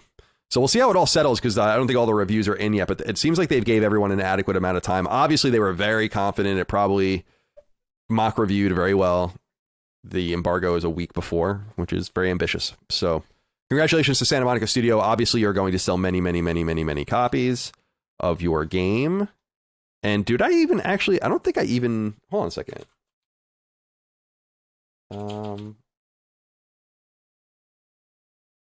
Yeah, I forgot. You know what? I put this in the news. I guess we'll save it for later. We'll talk about God of War 2018's sales later on. I'm sorry. I probably should have put that all together. Okay, let's see. What else is here? Oh, The Last of Us on HBO. January 15th. Premiere, 9 p.m. Eastern Time. 9 episodes. Chris, excitement level. I think it's going to be good. I don't want to like poo-poo it too much, but like, I in general, like, I think this is going to be a good show. It's HBO. The Last of Us is pretty strong material. I kind of still feel it's a bit redundant because the original game is so cinematic and so grounded and so, I don't want to say lifelike necessarily, but you kind of get the idea. I don't know if I would be a lot more excited for something a little bit maybe like animated and a little bit more fantastical or a little bit more extraneous from or delving into different aspects of a world that I had previously experienced. Like I think Cyberpunk Edge Runners was a great example of something like that, where it's like, oh, you played Cyberpunk, but there's still something else for you if you watch the show that's more than just kind of like a distillation or kind of an extrapolation off of an existing story that you already experienced. So my excitement for it's pretty low, although I do think it's going to be very, very good. Which is kind of like a weird feeling to have because it almost feels contradictory. But yeah, I don't know. I think I'm most curious about how Ellie's actress is going to play it. Because Bella Ramsey, yeah. Because honestly, like she seems to be the biggest. Like to me, she looks so different. And I have such a specific idea of what Ellie looks like. Even when they like kind of shifted her looks a little bit for the remaster or the remake, whatever the fuck. God damn. I feel like it's still close enough that it's like, okay, I see that. But Bella Ramsey looks like nothing like Ellie to me, like at all. Like even Pedro Pascal, who, doesn't look all that much like Joel. I feel like in that trailer where they showed him, what was that line that he delivered from the game? Oh, I don't even remember at this point. Oh my God. Can't be nothing. I don't know what he said. I can't remember. It's you don't know what loss is. Oh, or yeah. something. Yeah, we really are The Last of Us. We really are The Last of Us Part 2. 9/11 is happening. 9/11 is happening. I think. I just felt like in that moment, like, oh, that is a good Joel. Like even though he doesn't quite, but we haven't seen Bella really play Ellie yet. We've only seen like photos and very like silent clips of kind of extraneous stuff from trailers and stuff. So I'm gonna watch it. I'm looking forward to it, but it's not on my calendar or anything. I'm not gonna like pop some popcorn and dim the lights for The Last of Us on the premiere. Probably. Wake up, babe. The Last of Us is on. Dustin, what are your thoughts? If a 1 was I want this show to never come out and be canceled, I hate it, and a 10 is can't sleep at night, you're so excited. So I'm trying to use the whole scale. This isn't like a grading on a report card or something. I'd put myself at about a 7. I'm not like hyped, can't wait, but I am looking forward to this. And I think some of that has to do with that I'm going to be watching the show with Holly, and we really enjoy watching shows together, discussing, kind of having that routine. It's one thing about, and I've talked about this before, specifically with JoJo's Bizarre Adventure, but it applies to all shows where if I'm kind of over the batch releases. I know a lot of people really like this. That's totally fine. But I feel like I really like the weekly releases because it makes it feel more manageable. I like having this idea, like Sunday nights, we're going to watch The Last of Us. Maybe sometimes we'll order out food and plan on it. And that's kind of like a little event. I like that feeling of repetition. So I'm excited for this just to be an event in our house early next year. And I'm excited for Holly to experience that story because we always intended to play like the game together, which having me play it and her watch, and we just haven't done that. So I feel like this will be an interesting litmus test for me as we talk about the show, being able to kind of bring her feedback into it as someone who has only watched the show. So it'll be cool. Yeah. I actually feel the way about The Last of Us on HBO that I do about God of War Ragnarok, where I think it's going to be great and it'll get here when it gets here.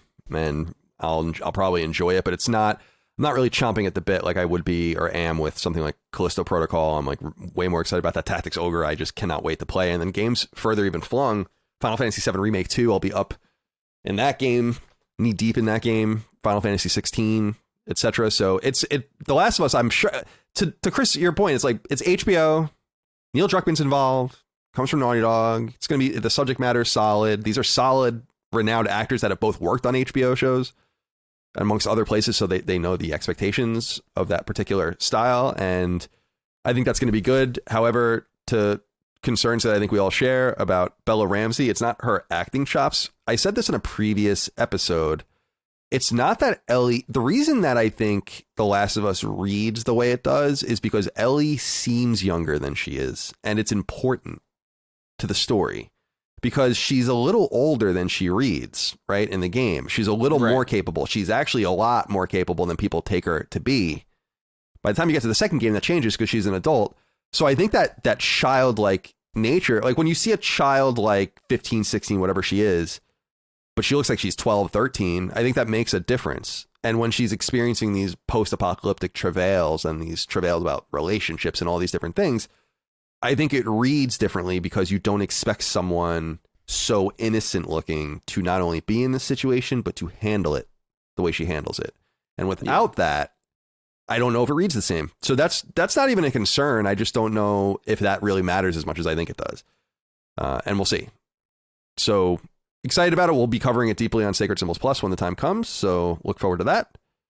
I wanted to ask you guys quickly about this article that was posted over on Video Games Chronicle, as we often cite.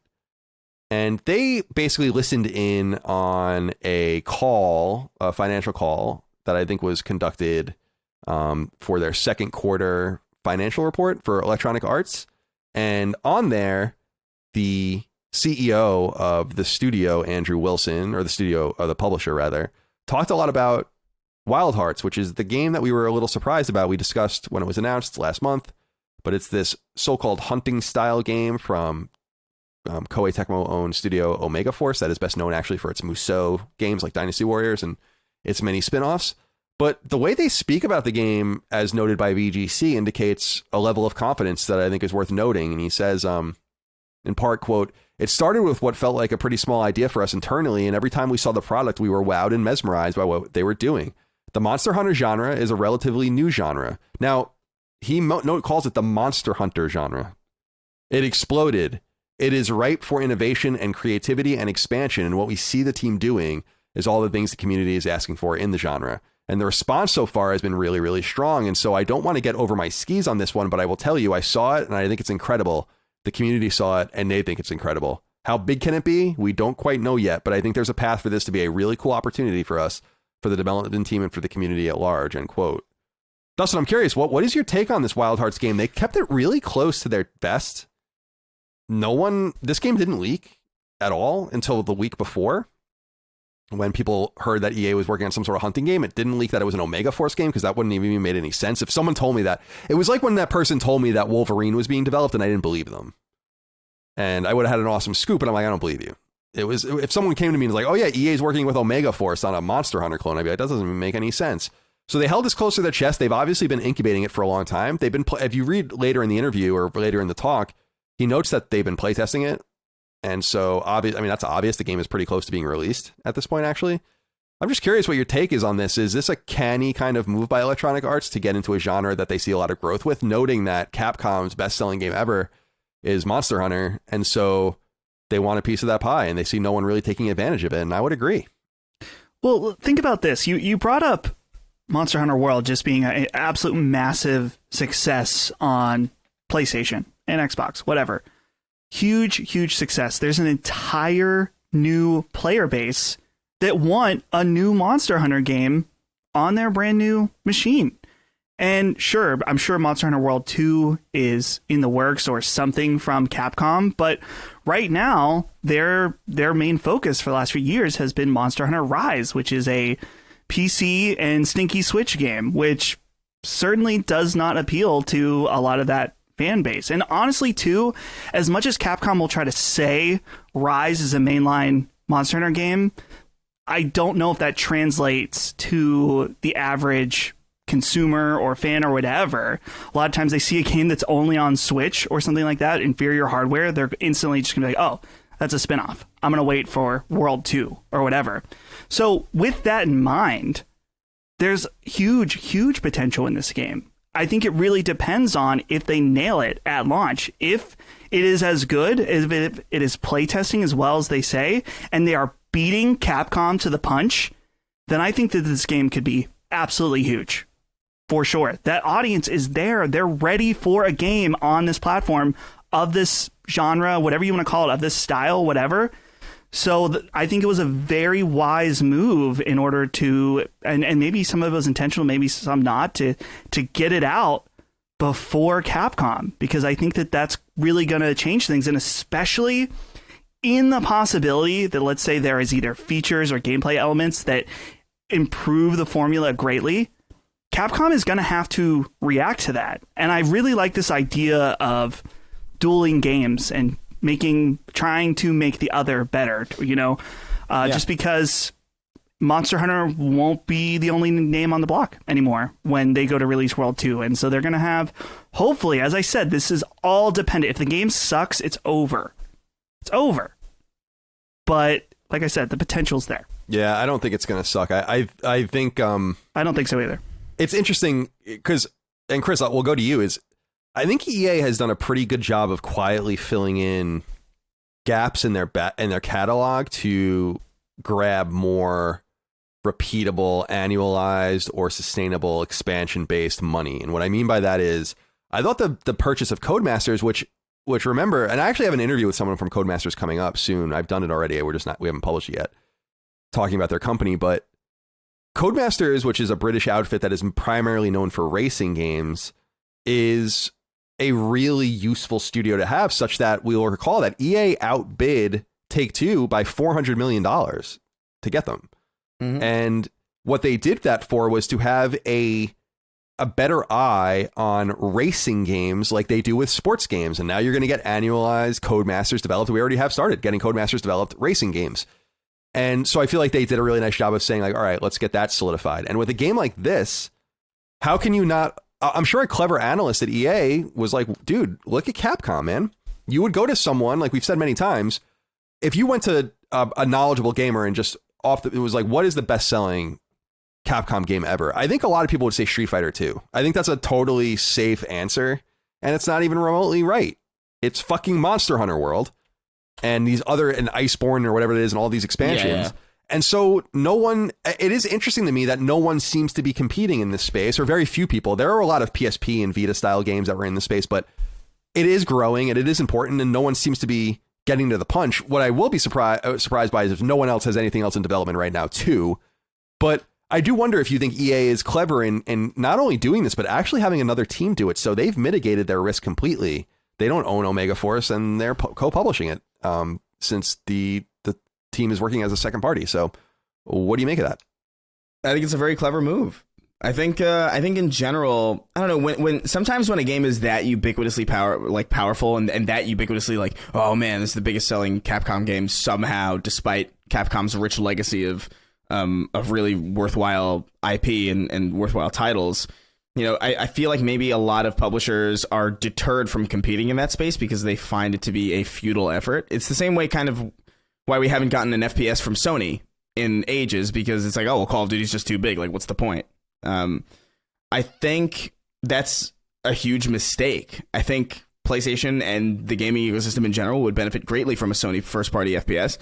And I think, more Monster Hunter type games that aren't kind of stuck in Capcom's development frame I feel like that's good for everybody too, because I'm somebody who like I would see gameplay of Monster Hunter and I would think, man, I really want to get into a game like this, and then I would try Monster Hunter, and just the way that game onboards new players and the time that it takes to get into it, and just like little design decisions, be it maybe they're artistic or maybe they're UI, it's just I just could not get into it as much as I wanted to. So for this extra option to kind of be there and kind of actually give them a run for their money, not only necessarily, I mean, it's going to be I'll be mesmerized if this dents Monster Hunter in any real way. But the important thing is that they're trying, and the important thing is that there's now choice in that genre for other players who like that type of experience, and players who wanted to get into that type of experience, who found Monster Hunter's mainline titles a bit too obtuse, finally have something else to try, so they're not just alienated and kind of like stuck playing everything else.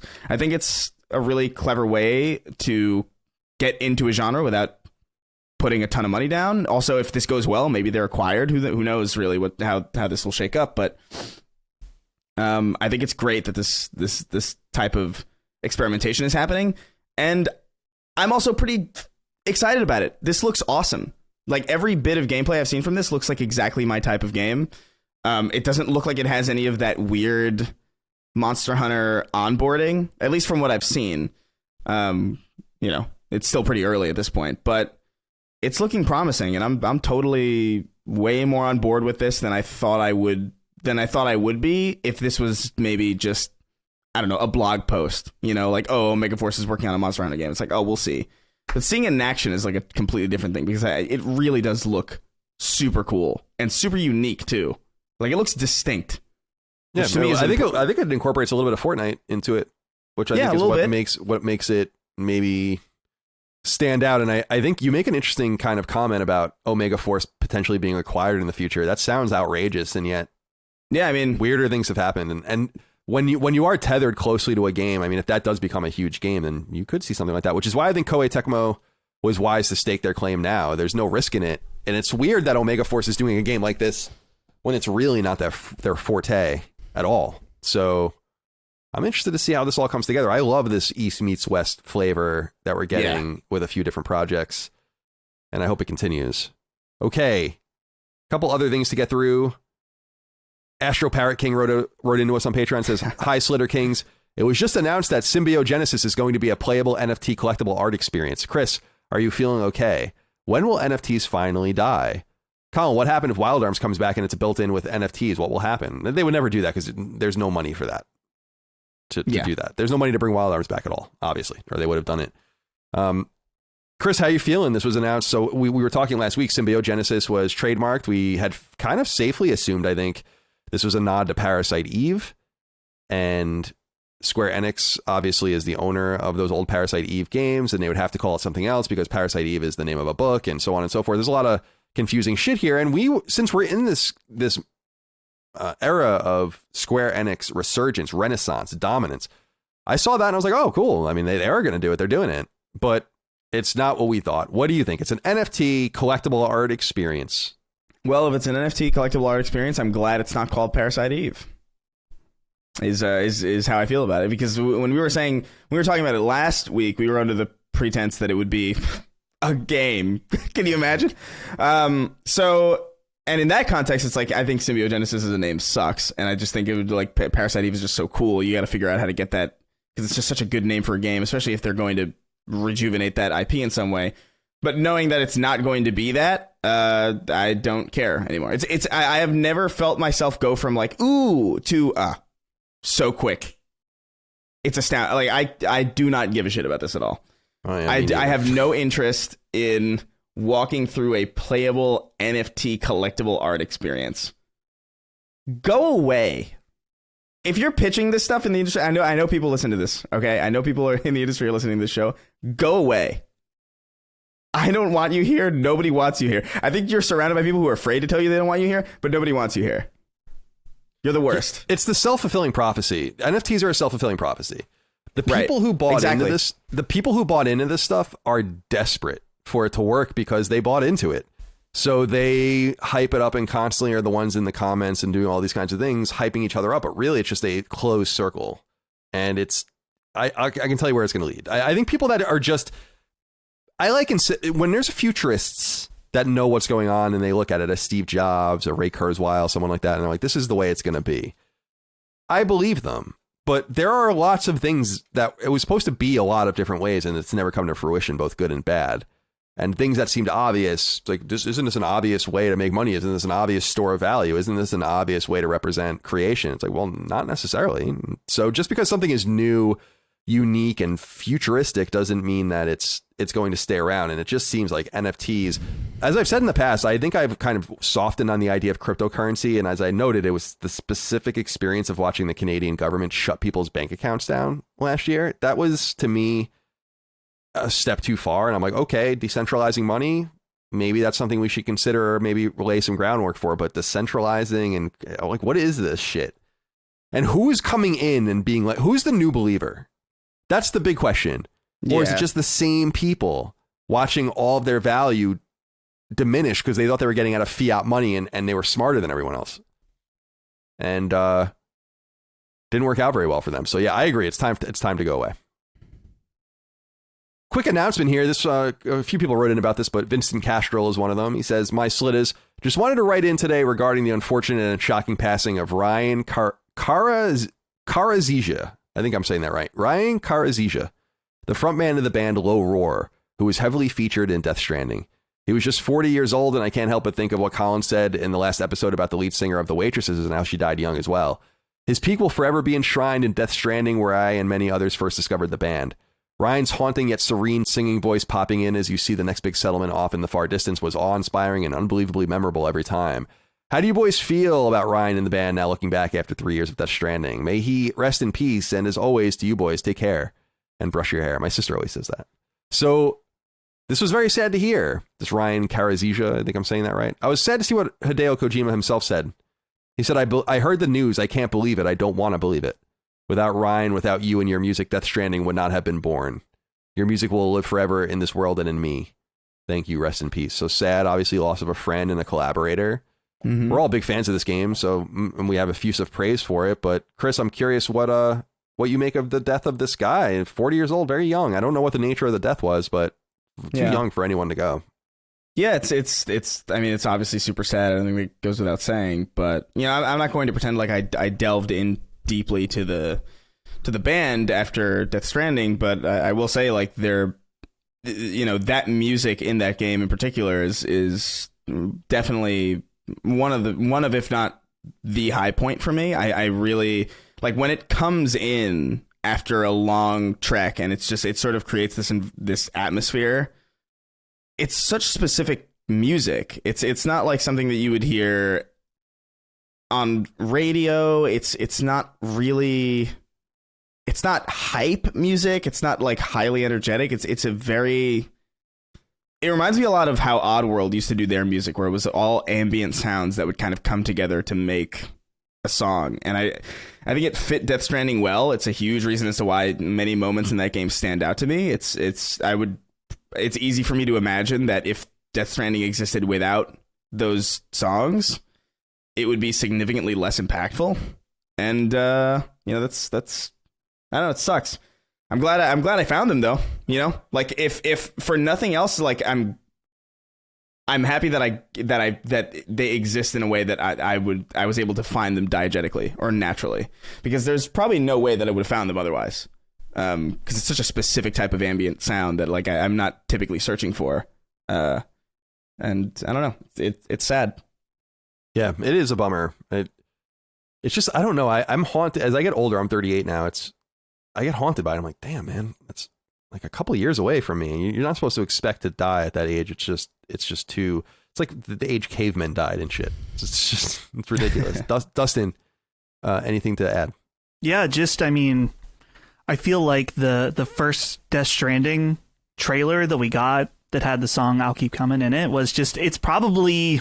I mean, that's an iconic trailer. That will always be known as an iconic trailer in gaming, but I think a lot of that is tied to that music. And as Chris was saying, I feel like what Kojima said about it being tied so deeply to Death Stranding can't be understated. Just how much it added to the feeling and the vibe, whatever you want to call it, of the game. It was an integral part of it. And so, yeah, this is extremely sad to see, and just wishing the best for him, the band, the family. Yeah, it's not a good situation. Yeah, I'm seeing here on Wikipedia, it says that he died of complications of pneumonia. A lot of people are or not a lot of people, but it just seems like there's just random people dying for random reasons. It's very scary and sad. I think we're just more in tune than ever, so we have this hive mind, collective nature of like all these bad things happening, and just rolling the dice over and over and over and over and over again. Bad things are going to happen, and then it collects all of the data and just gives it to you one after another. And so I think I don't know if it just seems that way or if it's actually happening that way. People always died. James Dean died, when he was in his 20s, right? So yeah. Jimmy Dean, he didn't die. His sausages are still alive and well. All right, a couple other quick things. I was curious what you guys thought of this. Deadline, this was all the rage a few days ago, but Deadline reported that Liam Hemsworth is set to replace Henry Cavill in The Witcher on Netflix after season 4. Now, according to their reporting, Cavill was only under contract for 3 years and wants to go through other things and has, I guess, complications in his schedule and other desires. However, it's notable that all of the other main actors redid their contracts and he chose not to. And I am curious, and Dustin, I guess we'll stick with you first. There is this theory, and I wonder what you think of it. Not reported by Deadline, but by others, that the real reason he wants out is because he is a purist and doesn't feel like the show is actually being executed and that he's able to now legally leave, that it's not being executed to his liking. And the reason people say that is because it seems like the showrunner and writers and some of the other people have, I guess, reported to have disrespected the subject matter and the writer and all of the kind of stuff instead of showing the appropriate Peter Jackson-like reverence for it. And so I'm wondering, do you think there's any fire there? Because the one thing you can say about Henry Cavill is that he is a true blue nerd, which is actually, I think, why Ben Stiller and a few other people, like Robin Williams was one of them, they are also like real nerds, like real game nerds. Of course, Robin Williams' his daughter's named Zelda. So do you think there's something there where he obviously had a contract that's out and he's like, I'm not interested in doing this anymore? Or do you think that he just wanted to move on? I think that's absolutely the case. The writing's on the wall here. It's no secret that he is not only a fan of the games, but more importantly in this situation, the novels, right? The books.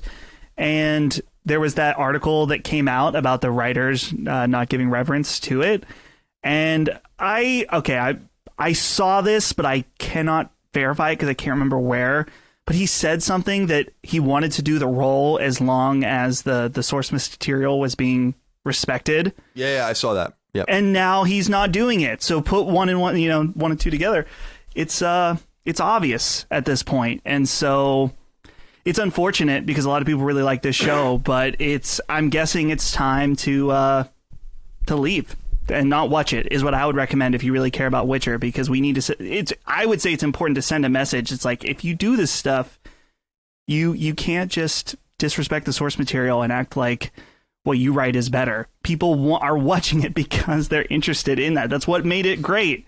Why leave that behind? It doesn't make any sense. So, Chris, the interesting thing here, and you probably know a little bit more about this perhaps than I do, but the word on the street for Netflix for a long time now has been that they'll rarely let a show get past its third season. And if it does, it's because they get so expensive to retain everyone.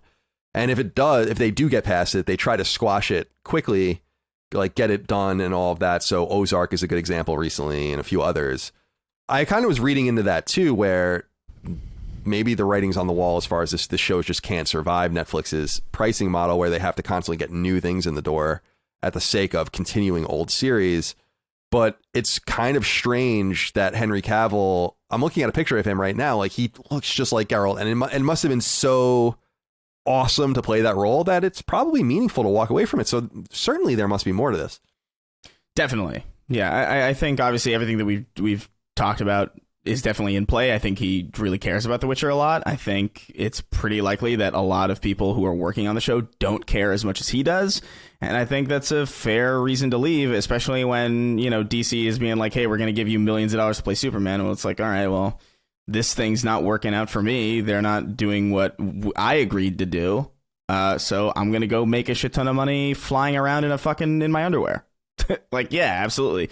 I think it sucks too, because he's arguably the only part of that show that is more than just good. Like, I think the first season of The Witcher is an entirely watchable season of television. The second season's a bit obviously the third season has yet to come out, but throughout even the mediocrity of the second season, like Geralt, like him as Geralt is really, really fun to watch. He does the part really well. He does the voice like uncannily well.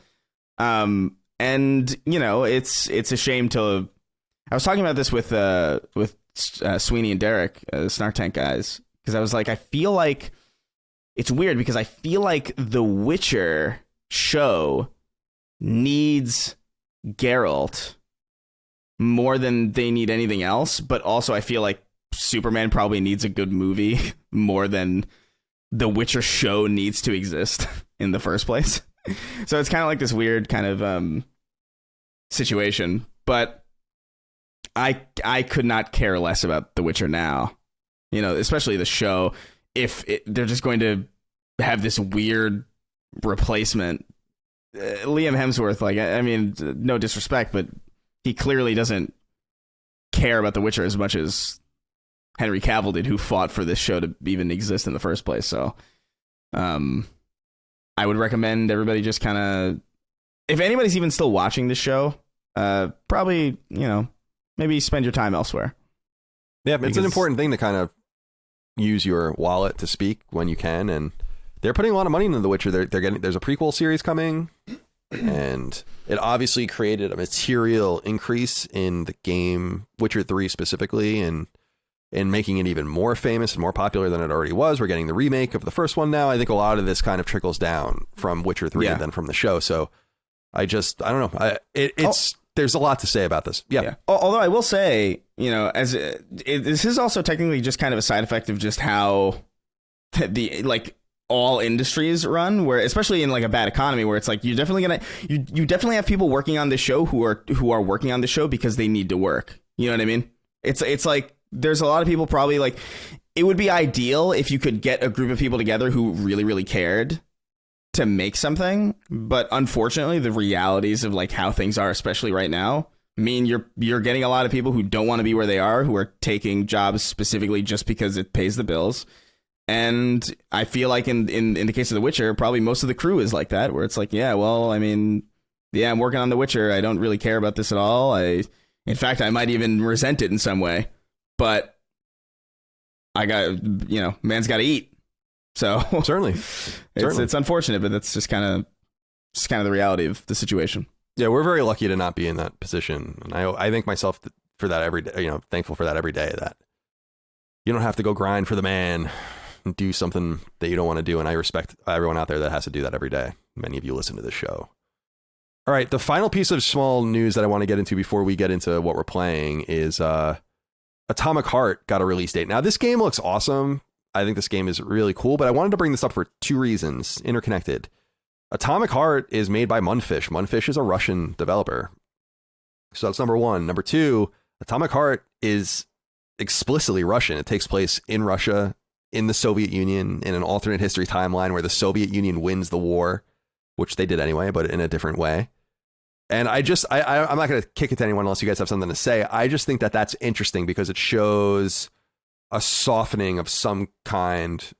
And remember that there were things that were delayed because of Russian integration with like some different games. And remember that Saber Interactive which is a Russian company, was taken off of the Witcher 3 remaster, which is why it's not out yet, because of, I think, complications with the embargoes and all of that. So just wanted to note that I don't know how this is happening, because we were supposed to have a complete economic embargo with Russia. And by the way, I'm a total peacenik. I'm an anti-war guy. I think we should be. I don't want to get anyone to get anything mixed. I want this war to be over. I want everyone to be peaceful and just for it to end. I don't think that it's okay that we're treating each other like this at all. I just think it's interesting when you think about the geopolitical situation that this game's coming out. So I wanted to note that. I think it looks dope. So I'm really, really excited about it. People should go check it out. There's quite a few trailers out there for it now. Yeah. At this point. Very cool. All right, let's get into the games we're playing. Chris, we'll start with you. Yeah, I'm still playing Plague Tale Requiem. I am slowly working my way through it. I've been working like a dog this week, which I am only realizing now as I say it is a really not a good figure of speech, because my dog just does nothing all day. Yeah, but fair enough. Mine too. You know, I'm really enjoying it. Obviously, I just love stealth games, and this is really honestly one of the better games I've played in a while. It feels very, very tightly constructed. It feels very, very thoughtfully designed. You know, we talk a lot about production per square inch on this show, and I feel like there is a pretty good argument to be made in the case of this game, especially with its environments. It just looks super good all the time. And it's honestly, I wasn't necessarily expecting to be as engaged with the story as I am. And I don't know why, because I remember really enjoying the first Plague Tale, but to me, the star of the show was really the stealth and, you know, just the presentation of, you know, what it looked like when a sea of rats would kind of flow the screen, and then using light and physics to like manipulate your way around it and in interesting ways. Like, that was the star of the show of that game to me. And so I was expecting the same thing here, and it very much is. There's a lot of new tools that you have, and you have a lot of ways to kind of get around certain things. If you get spotted, that's not necessarily always a game over. You can always like weasel your way through, or even make like a mad dash to the end if you really mess up. But it's really, really, really, really good and really well acted from a voiceover perspective. I still think the facial capture could stand to just be a lot better, because they just look so dead. That's like the one aspect of this game that I think is less than stellar, is just the way that the great voice acting complements the weird facial animation. But I don't know if I have that much new to say about it. It is really, really good. It's the only game I'm playing right now because I want to get through it, focus on it, and be able to get into God of War when the time comes next week. But big fan of this game already. I think I'm about 11 hours in. I think 12 maybe. But it's super dope. I really recommend it, honestly. Like, I know I was a little bit soft initially because, you know, there are some frame rate issues on console, but on PC it runs pretty well for me. Granted, I'm playing on an ultra wide. I do have a 3080, granted, but you know, it is a really, really solid title, especially in this era where we're just not really getting a lot of single player stealth driven titles like this. And if you're a fan of that, I think it's honestly probably a little bit worth kind of going through it, because it is just really immaculately designed from a stealth perspective. I really, really like it a lot. Dustin, I know you're also playing it. Do you want to elaborate? Yeah, I actually finished it up just a few days ago. And I'm with Chris. This game is really great. Highly recommended. I mean, it's just, first of all, it's beautiful. The visuals are fantastic. Yeah.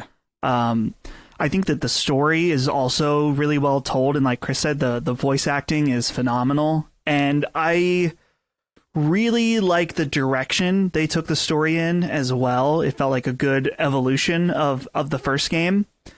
The one negative thing I'll say, and I want to point this out particularly because it's ironic, is that Asobo made a point to say this game had no filler in it, and I would argue that is not true.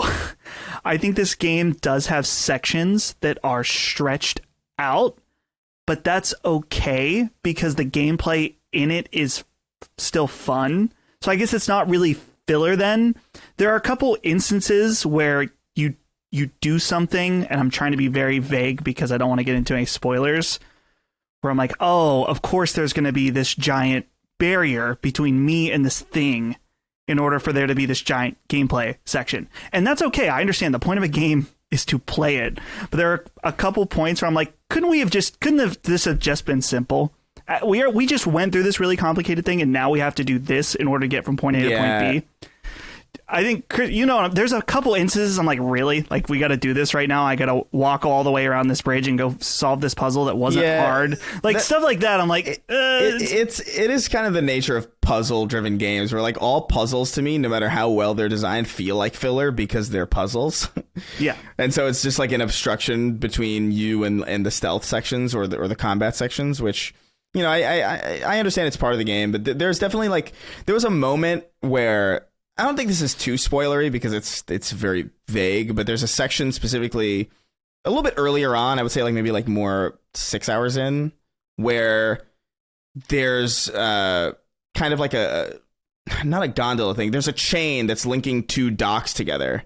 And there's this puzzle where you have to kind of pull a thing over to expose a pathway to a hole under a dock, but it's very old school in the sense that if you're a real human being, you could just crawl over this fucking thing. It's like whenever there's those old video games when the staircase in a building would be blocked by one couch that was just kind of tossed over, and it's like you could get over that. Yeah, anybody, I could do that if I wanted. There's no, I understand the reasoning, obviously, but there's a little bit of that old design in there, where you could see oh yeah, this is kind of taken, not necessarily taken from older generations of games, but you could tell that there's a design language that's shared between now and a lot of it hasn't been updated. I don't think that's necessarily to the detriment of the game. In fact, I kind of like it because it reminds me of just a time when we actually got proper linear story-driven stealth games like this, right? And so I'm a lot more forgiving of it. But yeah, there are those moments where it does feel a little bit stretched out, but I kind of feel that way in every single puzzle in every game, so I don't know how valid that reading is for me. I think just for me, so the first game was 10.5 hours, and I want to say that it wasn't full price, it wasn't a $60 game.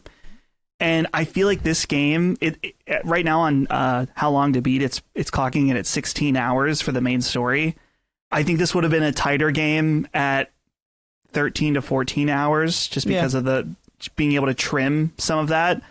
I don't know. I don't want to say that it feels like they added stuff in order to pad the length in order to justify its full price, just because this is going back to conversations we've had before, that doesn't, I would rather it be shorter and tighter than have it be super long and feel like there's sections that drag.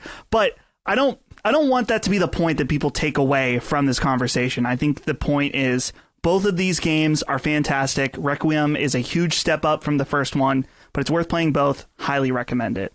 Yeah. Super, super good. All right. Are you going to move on? Yeah, I was going to. Well, no, you're not. No. Oh. Hadari Shitaro wrote in and said, "Hi, Slurs. Did any of you dive into Modern Warfare 2? I'm personally..." That's what he said, Slurs. Okay. I didn't... All right. I wasn't, in other words, saying... because I know we have the moratorium on slitters, so I didn't know if you were saying that I was saying that it was a slur instead of using the word. That's what he actually wrote. No, that's something. I'm personally having the most fun... And Hadari Shitaro is the one who wrote in here, and I don't know if I said his name. I'm personally having the most fun I've had with Call of Duty in years, and I don't really understand the complaints outside of the obvious: awful UI, clarity issues, bugs, etc. Hope Dustin is still tweaking out on that Mountain Dew and Little Caesars. Thanks for the podcast. Hell yeah. Every week. That's why you couldn't move on. I needed to get Hadari Shitaro and his questionable question in here. Yeah. What do you have to say, my friend? It's a tale of two experiences right now with this game, and it's ironic coming off of last week where I talked about reading the writing on the walls for games before you buy them, and I feel like the writing wasn't on the wall with this game. The beta went very well. Call of Duty games have, at least in past experience when I bought them on launch, have been pretty stable overall. Nothing is totally perfect, but this game has been somewhat of a bad experience as far as its connection. Basically, for launch night, what we were experiencing is that you can have up to 6 people in a party. If you played with 3 or under, you were fine. But as soon as you added a 4th player, it was a roulette of whose game was going to crash. Just someone's game was going to crash almost every time. And this didn't matter if you were playing on PlayStation or PC or wherever. Didn't matter. Just someone was going to crash. Now, luckily, that's already been fixed. But there has definitely been some major problems with this game. Now, that being said, and I'm not excusing that, when I'm actually playing this game, when it works and you're consistently able to get into matches, I think this game's fantastic. I'm not saying it's any better than any previous Call of Duty. It's not some kind of evolution at all, but there's something about getting in a Discord call with some of your good friends and just hanging out and playing Call of Duty. I don't know. It's something, it reminds me of a simpler time when I play this, when I just can dive in, you're unlocking weapons, you're talking shit, you're trash talking people. It's a great time. And I'm really, really enjoying like upgrading the weapons. They've changed some things around this year with the way the upgrade system works, in that certain attachments, like certain sights for a gun, you can only unlock it through leveling up a certain gun. So it used to be like you could unlock everything for one gun by using that one gun. But this kind of forces you to kind of expand the arsenal a bit, check out the different things going on, which is cool. It's nice because usually in past Call of Duty games, a lot of people just find that one setup that really works for them, and then they never touch anything else unless they want, to upgrade or something like that. But this kind of forces you, if you want to get that gun you really like to have all the attachments you want, you kind of got to expand out there. And I like that aspect of it, just because it's forcing me to check out, like, sniper rifles were something that I never really used in Call of Duty, but I've been having tons of fun because the game has forced me to do that. It doesn't always work out that way, because there are certain guns that I'm terrible with that I'm then forced to use, and that kind of is not fun. But overall, when it works, I'm having a great time, and they've already done a lot to fix it. We're getting way less crashes when we play, but there's just a thing right now where you'll hit start to go and search for a match, and it just says connecting. It never stops.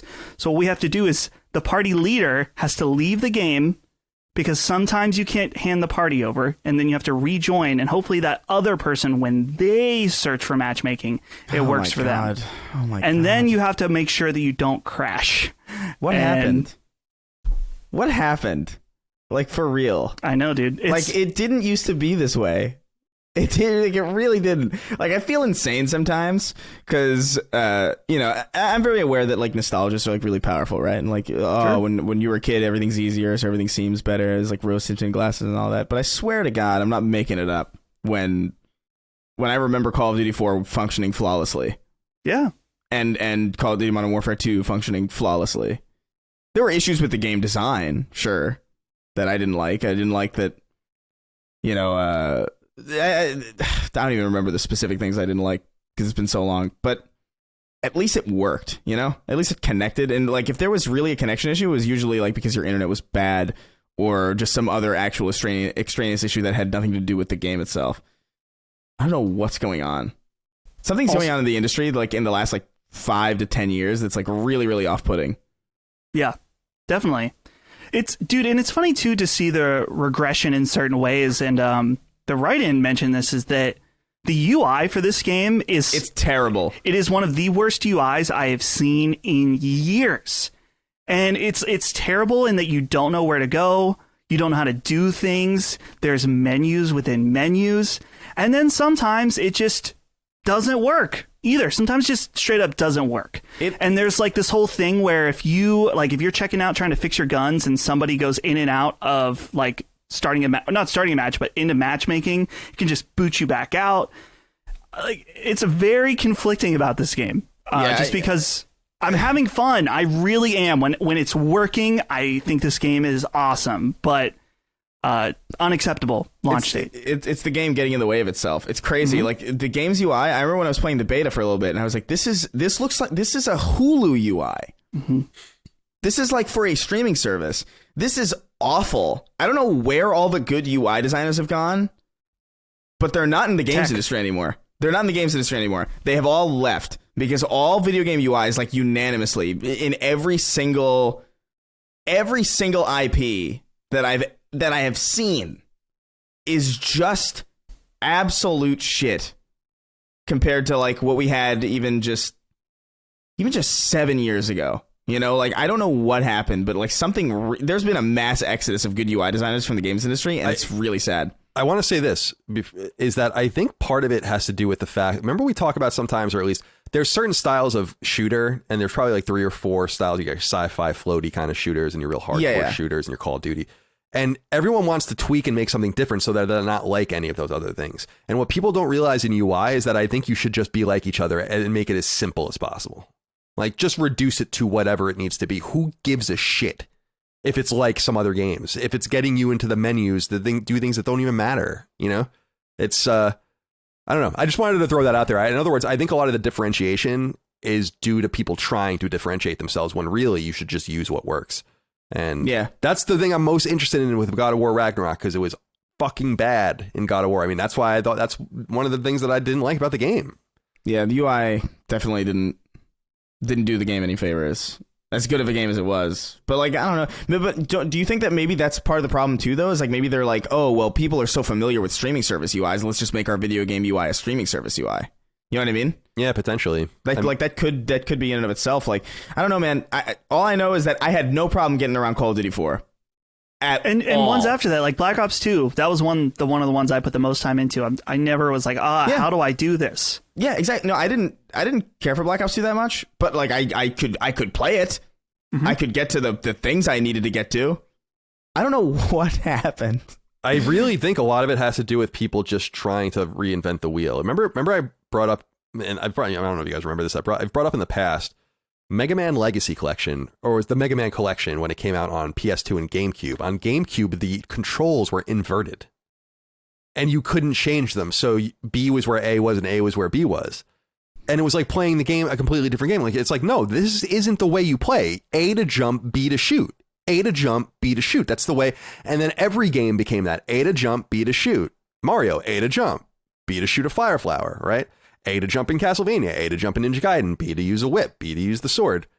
And you didn't invert it because you wanted to be different. You just realized this is the way we play now. This is these are the rules. And I just feel like in some way, I know it's a little more subjective when you're making a UI and you're making basically linear paths through to try to find whatever you're looking for.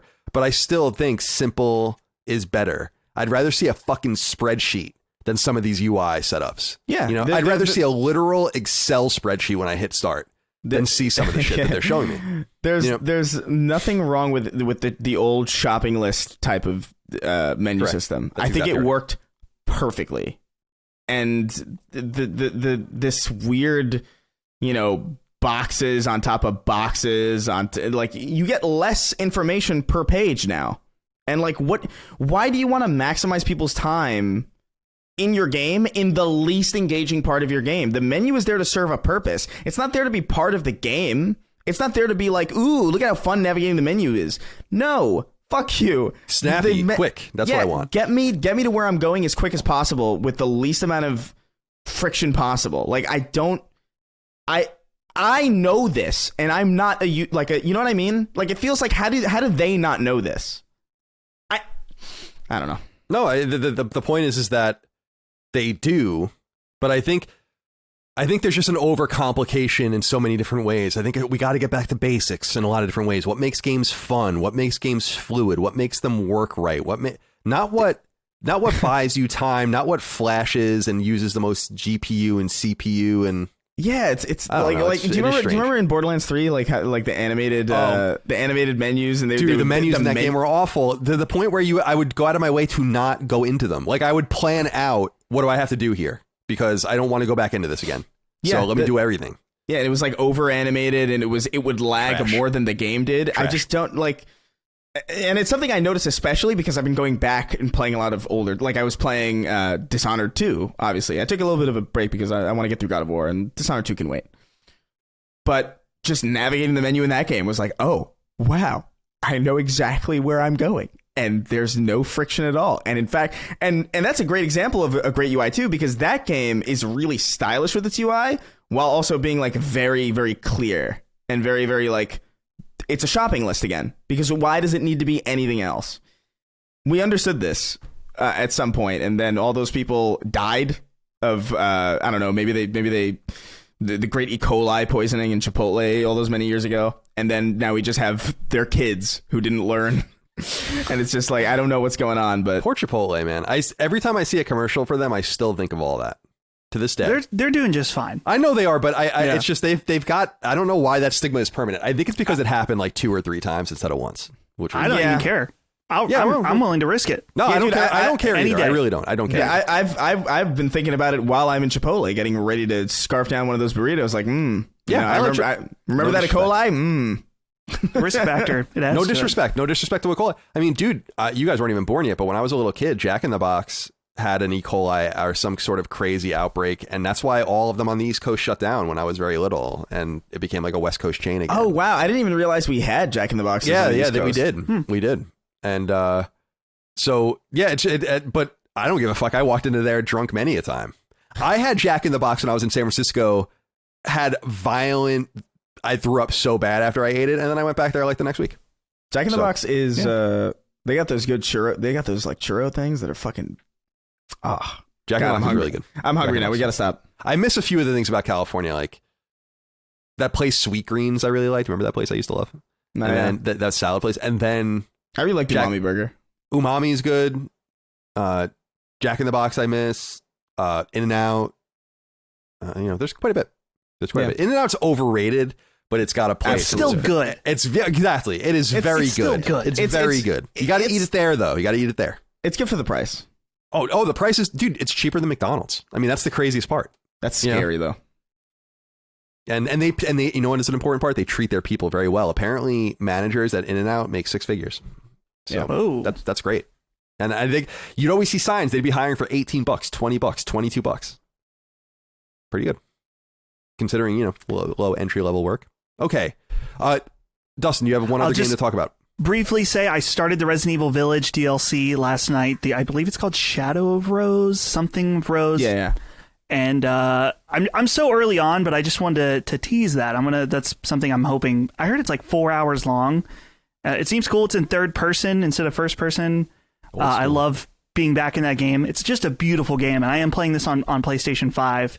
It's just impressive how the RE engine is really, really good. And so what I played last night, really good. Full report next week.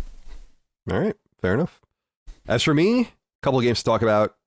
Shatter Remastered Deluxe is out. This is, of course, I talked about this last week, but the Brick Breaker from PS3 that came out in 2009 from a New Zealand studio called Sidhe. And I would argue that this is the greatest Brick Breaker ever made. And I've long felt that way since it came out. What's funny is that, and there's just not a lot of competition. I think that we at Lilymo made one of the maybe 5 best Brick Breakers ever made. Certainly one of the 10 best Brick Breakers ever made. But I would put it up there just behind this game, Arkanoid, Breakout, and then, I don't know, something like Magic Orbs or something like that. But this genre is really kind of stilted. There's not much you can do with it.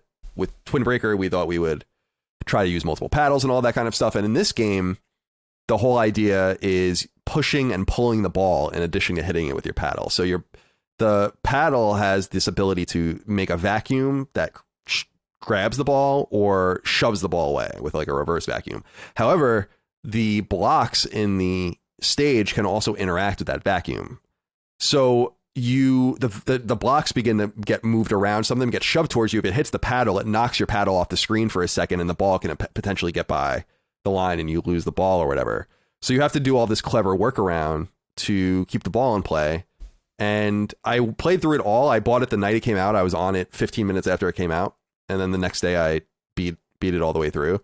And it's just an extraordinarily good game. It's the king of the genre. If people like Brick Breakers, which is a pretty niche genre, but if people are into it, you got to play Shatter. I think Shatter is an absolute must play. Couple notes, as I said last week, the soundtrack is fucking phenomenal. I'm telling you, it's phenomenal. You should definitely play with headphones, blast it. It's absolutely awesome. It's by a DJ named Module, and it's really, really, really, really good. That's one of the special parts of the game is the music. And the second thing is that it has a full platinum trophy, which the original one didn't. The original one had trophies, but it didn't have a platinum. So this did have a platinum, and I happen to know someone that worked on the game, a buddy of mine, Jared, and I know that he pushed on his end to make sure that they put a platinum trophy in the reiteration of it. So want to give a huge shout out to Shatter Remastered Deluxe. It is a must play game. And I was happy to see, I just went on a whim. I went to Push Square and looked at the review, Control F Colin, enter. And lo and behold, I was being discussed in the comments because to this day, people still wrap me up with this obscure PSN game that I fell in love with back in the day. People might remember we put it as like the number one PSN game over and over and over again. People used to get so mad. They would get so mad. Like they're like, why? How couldn't it be this and Flower and whatever? And I'm like, no way, man. Shatter, fools. So glad to see it come back. I went back and looked and read too. I wrote 2 stories on IGN about a sequel to Shatter that never materialized. I had spoken to them exclusively and they were talking about the game, but it never came to fruition. I don't know whatever ended up happening, but maybe this is a sign that they can come back to it because Brick Breakers are fun. You know, we talk sometimes on this show about games being games and games embracing being games. And you know what Shatter does? It embraces being a game. It doesn't do anything but be a game. And there's no story. There are boss fights, which is cool, but they're just cool machines and all this. There's really nothing going on. It's just fun. And it's score chasey. It's got modes. Oh, Shatter Remastered Deluxe. Check it out. PS5 and PS4. And then I'm also still spending time. I forgot to read your question, Scat. You had actually written in about this. I'm sorry. But Turd Ferguson also wrote in. Said, hey, CDC, this question is for Colin. Really excited to hear that you're finally getting into the Trail series. It's my favorite JRPG series, along with Persona. What's your plan for playing through the games? Are you going to play Cold Steel 1 through 4 straight through or take breaks between each game? Will you also play Trails from Zero, which just came out, and then get ready for Trails into Azure and Trails into Reverie next year? Cheers. So I am 45 hours now into The Legend of Heroes Trails of Cold Steel on PS4. Now, this is an important note because the quality of life features on PS4 make the game run way faster. So in reality, if I was playing it on Vita still, I'd probably be more like 60 plus hours into the game at this point. You can just make the battles just run at really fast animations, like way faster than they're supposed to.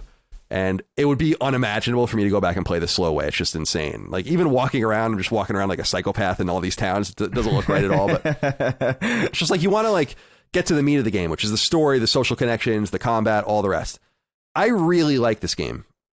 And I'm really glad that I stuck with it. And I'm glad that Maddie suggested it. And as I said last week and in the weeks past when I was talking about it, there's something about it that's very Colin-esque. Of course, it's a JRPG, which I love. I have old anime roots, so there's something intriguing about that for me too. And it's very political. The story is way political.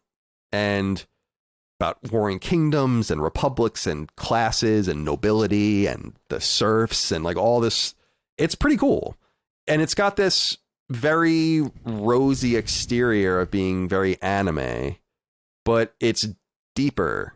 Although very tropey, no doubt, very tropey. This like random 13-year-old girl just joined my party, and it's like this. I don't think this character is really appropriate to be in this like game, and so weird Japanese stuff that you have to deal with. But overall, I'm intrigued by it. I'm towards the end of the 5th chapter, as far as I can tell. There are 6 chapters plus like this ending sequence. That's I guess the 7th chapter, though not a full chapter. And my plan for it is I want to play them all, but I'm not going to play them straight through. What I want to do is I want to get through this before God of War and Tactics Ogre come out. I think I will be able to do that.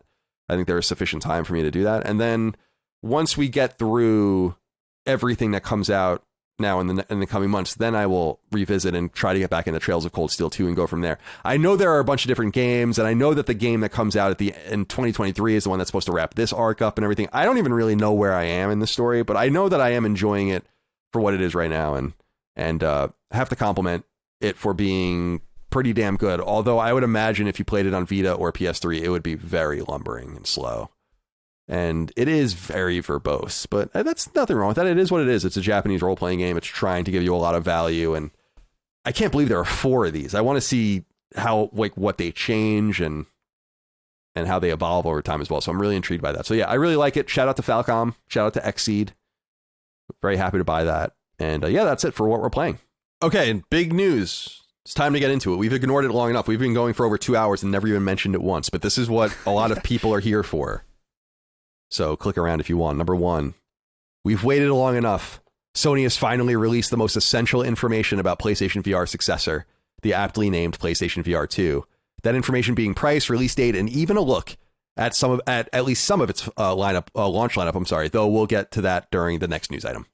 PlayStation VR 2 launches on February 22nd, 2023, and will cost $549 or your local equivalent. The base unit at that price will come with the headset itself, as well as 2 Sense controllers and what they're describing as headphones, but what is almost certainly earbuds. If you want to kick it up to $599 or your local equivalent, you can get the Horizon Call of the Mountain bundle, which, as you've probably guessed, is the base unit with the Fire Sprite developed launch game included. Finally, there is a lone peripheral, a charging station for your controllers that can be purchased separately. That'll cost you another $49.99. Pre-orders for all of this begin through PlayStation Direct on November 15th, and you can actually sign up right now to be pre-selected to get into the future queue. They make it clear, units will ship throughout launch week, so you may not get one day one if you order directly from them, and naturally, you'll need a PlayStation 5 to play. While PS5 remains $500 in the United States, its price has gone up around the world, and in some locales, PSVR 2 is actually more expensive than both the digital and disc-based consoles. The original PSVR, which launched in the fall of 2016, cost $399, as much as the PS4 Pro cost at the time. However, you'd also need to buy a camera and Move controller separately, which could easily spike the cost up to or around $500. When including the recent era's steep rise in inflation, it could be argued that these two units are about equivalent in relevant price. Okay, so this is a big deal. Lots and lots of people wrote in about this. I went with Dylan O'Brien, who wrote in and said, "Hey, flagpole slitters." A much needed Harvey Danger reference. Thank you. I'm not sick, but I'm not well, and it's because of the newly announced price of PSVR 2. $550 is more than a PS5, and I think Sony is going to price themselves out of the market of people interested in VR, including myself. $400 felt like the sweet spot. With the current state of the world economy, I can't see it making sense to charge so much for something that still has somewhat of a niche audience. Do you think Sony is setting themselves up for failure with the PSVR 2 launch? Thanks, and keep punching the clown or whatever you do in your free time. Thank you, Dylan, for writing in. Okay, so I'm of multiple minds with this. My initial instinct when I saw the price was I was like, oh man, that's really high. And that remains my instinct. I think that is a really high price. I think it's a lot of money to ask someone to buy or pay for something. But I do think it is fair to say that the situation is different. The technology is different. The economy is different. The value of the dollar is different. Where I think what victimizes PSVR 2 more than anything is its timing. I think it's just hard in this economy for Sony to say, we need you to pay more for this than you, or about what you pay for your console for this. And I think the price is clear that it was supposed to be $499. And I think that would have been, I think that's obvious. And I don't know if a lot of people are bringing that up. Inflation has materially changed the situation where they're boosting the price like 10%, which they've already done retroactively to their console. So they're just saving themselves the trouble and doing it right off the bat. But there's no way, it's not Sony's style to have a console at a $49. And we all know that. $299, $199, $399, $499, $599. It's never or rarely ever in the middle. And that's both for the hardware and the handhelds. And so I think what's interesting about it is that their intent simply didn't match with the reality on the ground as the years went by, and this idea left, its development and went to market, or I'm sorry, not to market, to production, and now we'll go to market. And they're probably looking around and being like, well, we set this in motion in 2019 or 2018. We didn't know that this was going to happen. And so we can't charge what we wanted to charge for it. Things aren't quite as prepared as they would be. So I know it sounds almost like apologetics for PlayStation. I guess what I'm saying, though, and I'll go to you first, Dustin, is I don't know that it's that inappropriate for them to ask what they're asking for it. I just don't think the timing is good. So there is nothing you're going to be able to really do about making that price seem more inappropriate or more appropriate when gas is $5 a gallon, when people are getting laid off by the thousands, when interest rates are going up, when inflation is through the roof. It's just bad timing, and that sometimes happens. Right.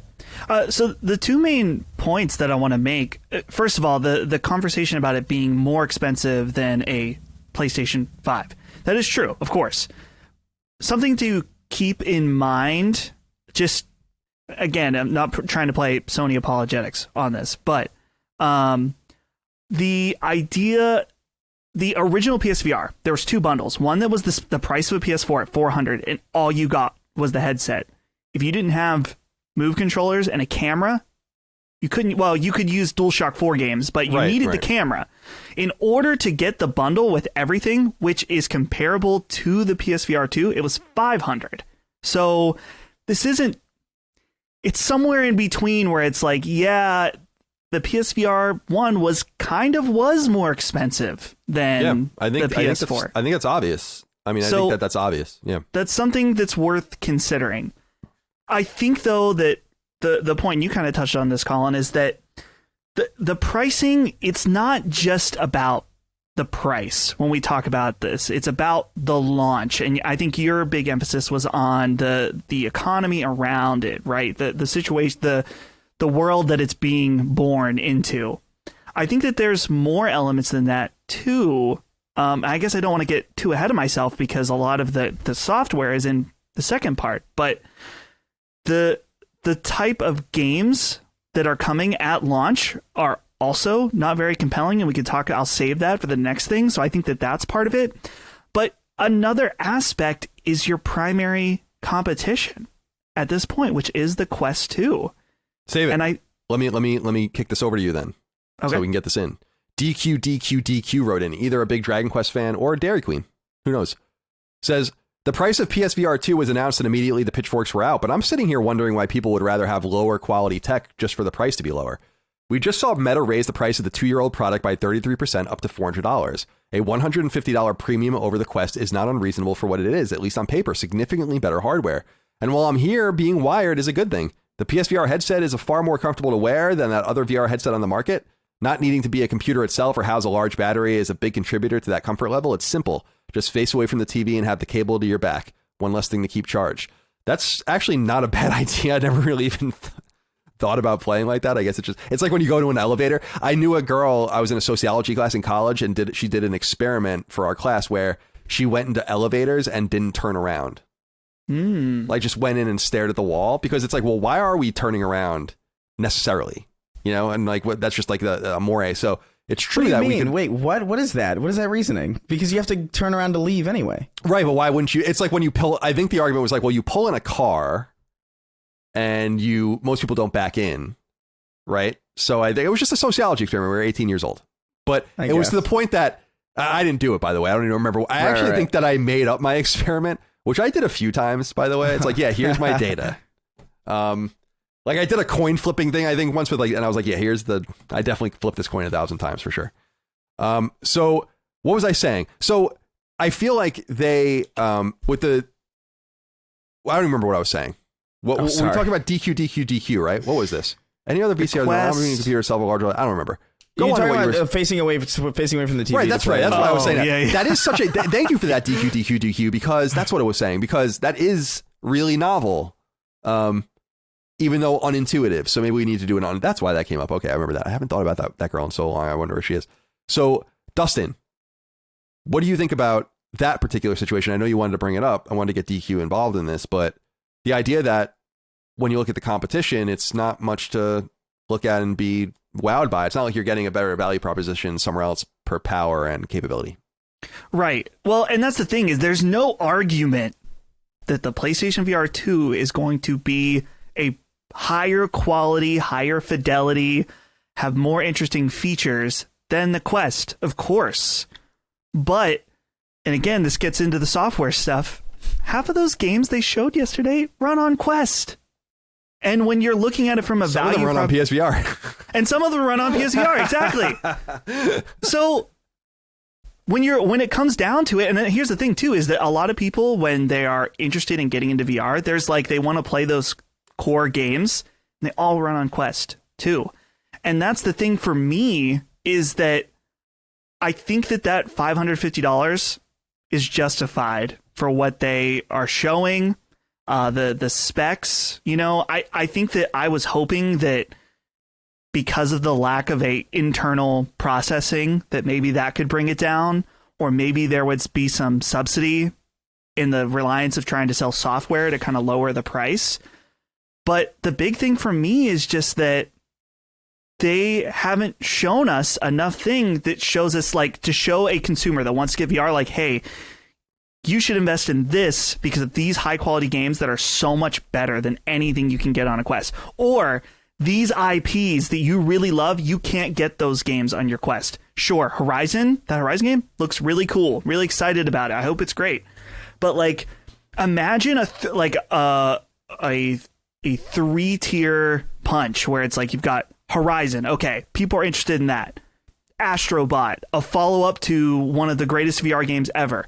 And 3, Half-Life Alyx. Imagine if those were 3 things that they announced, or I guess 2 new things that they announced along with Horizon.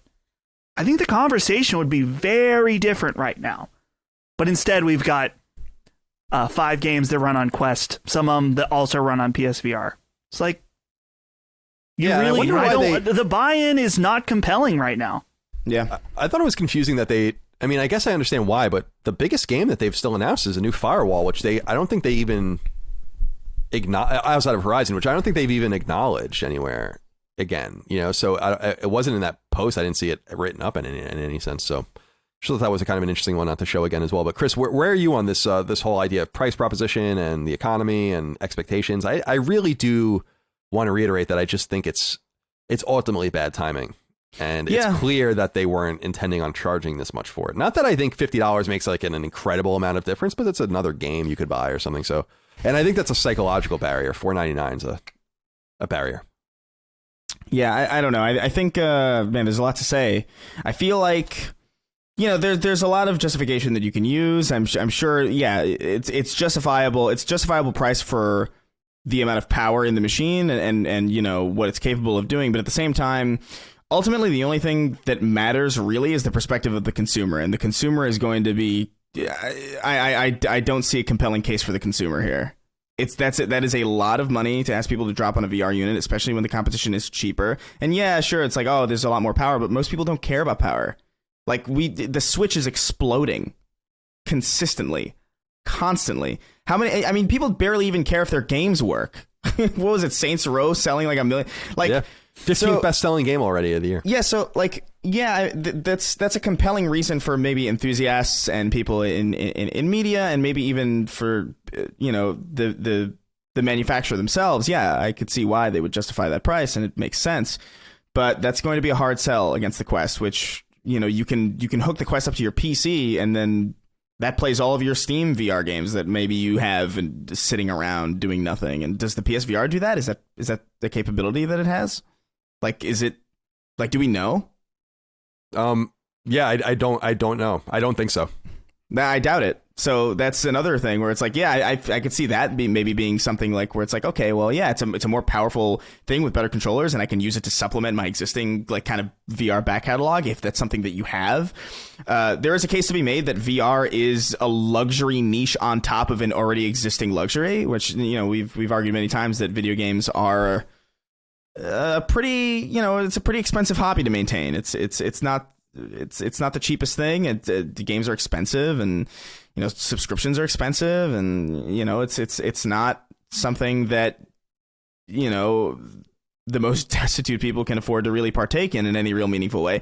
And VR is an extra luxury on top of that, because not only do you need the space necessary for it, but you need to fork extra money for the hardware, and then extra money for software that is then limited to this extraneous, like limited within limited hardware. And it's a lot to ask for people. So this is justifiable price. Yeah, but it's also a bad one. And I don't know, man. We'll see. I will say that the software lineup is outside of Horizon.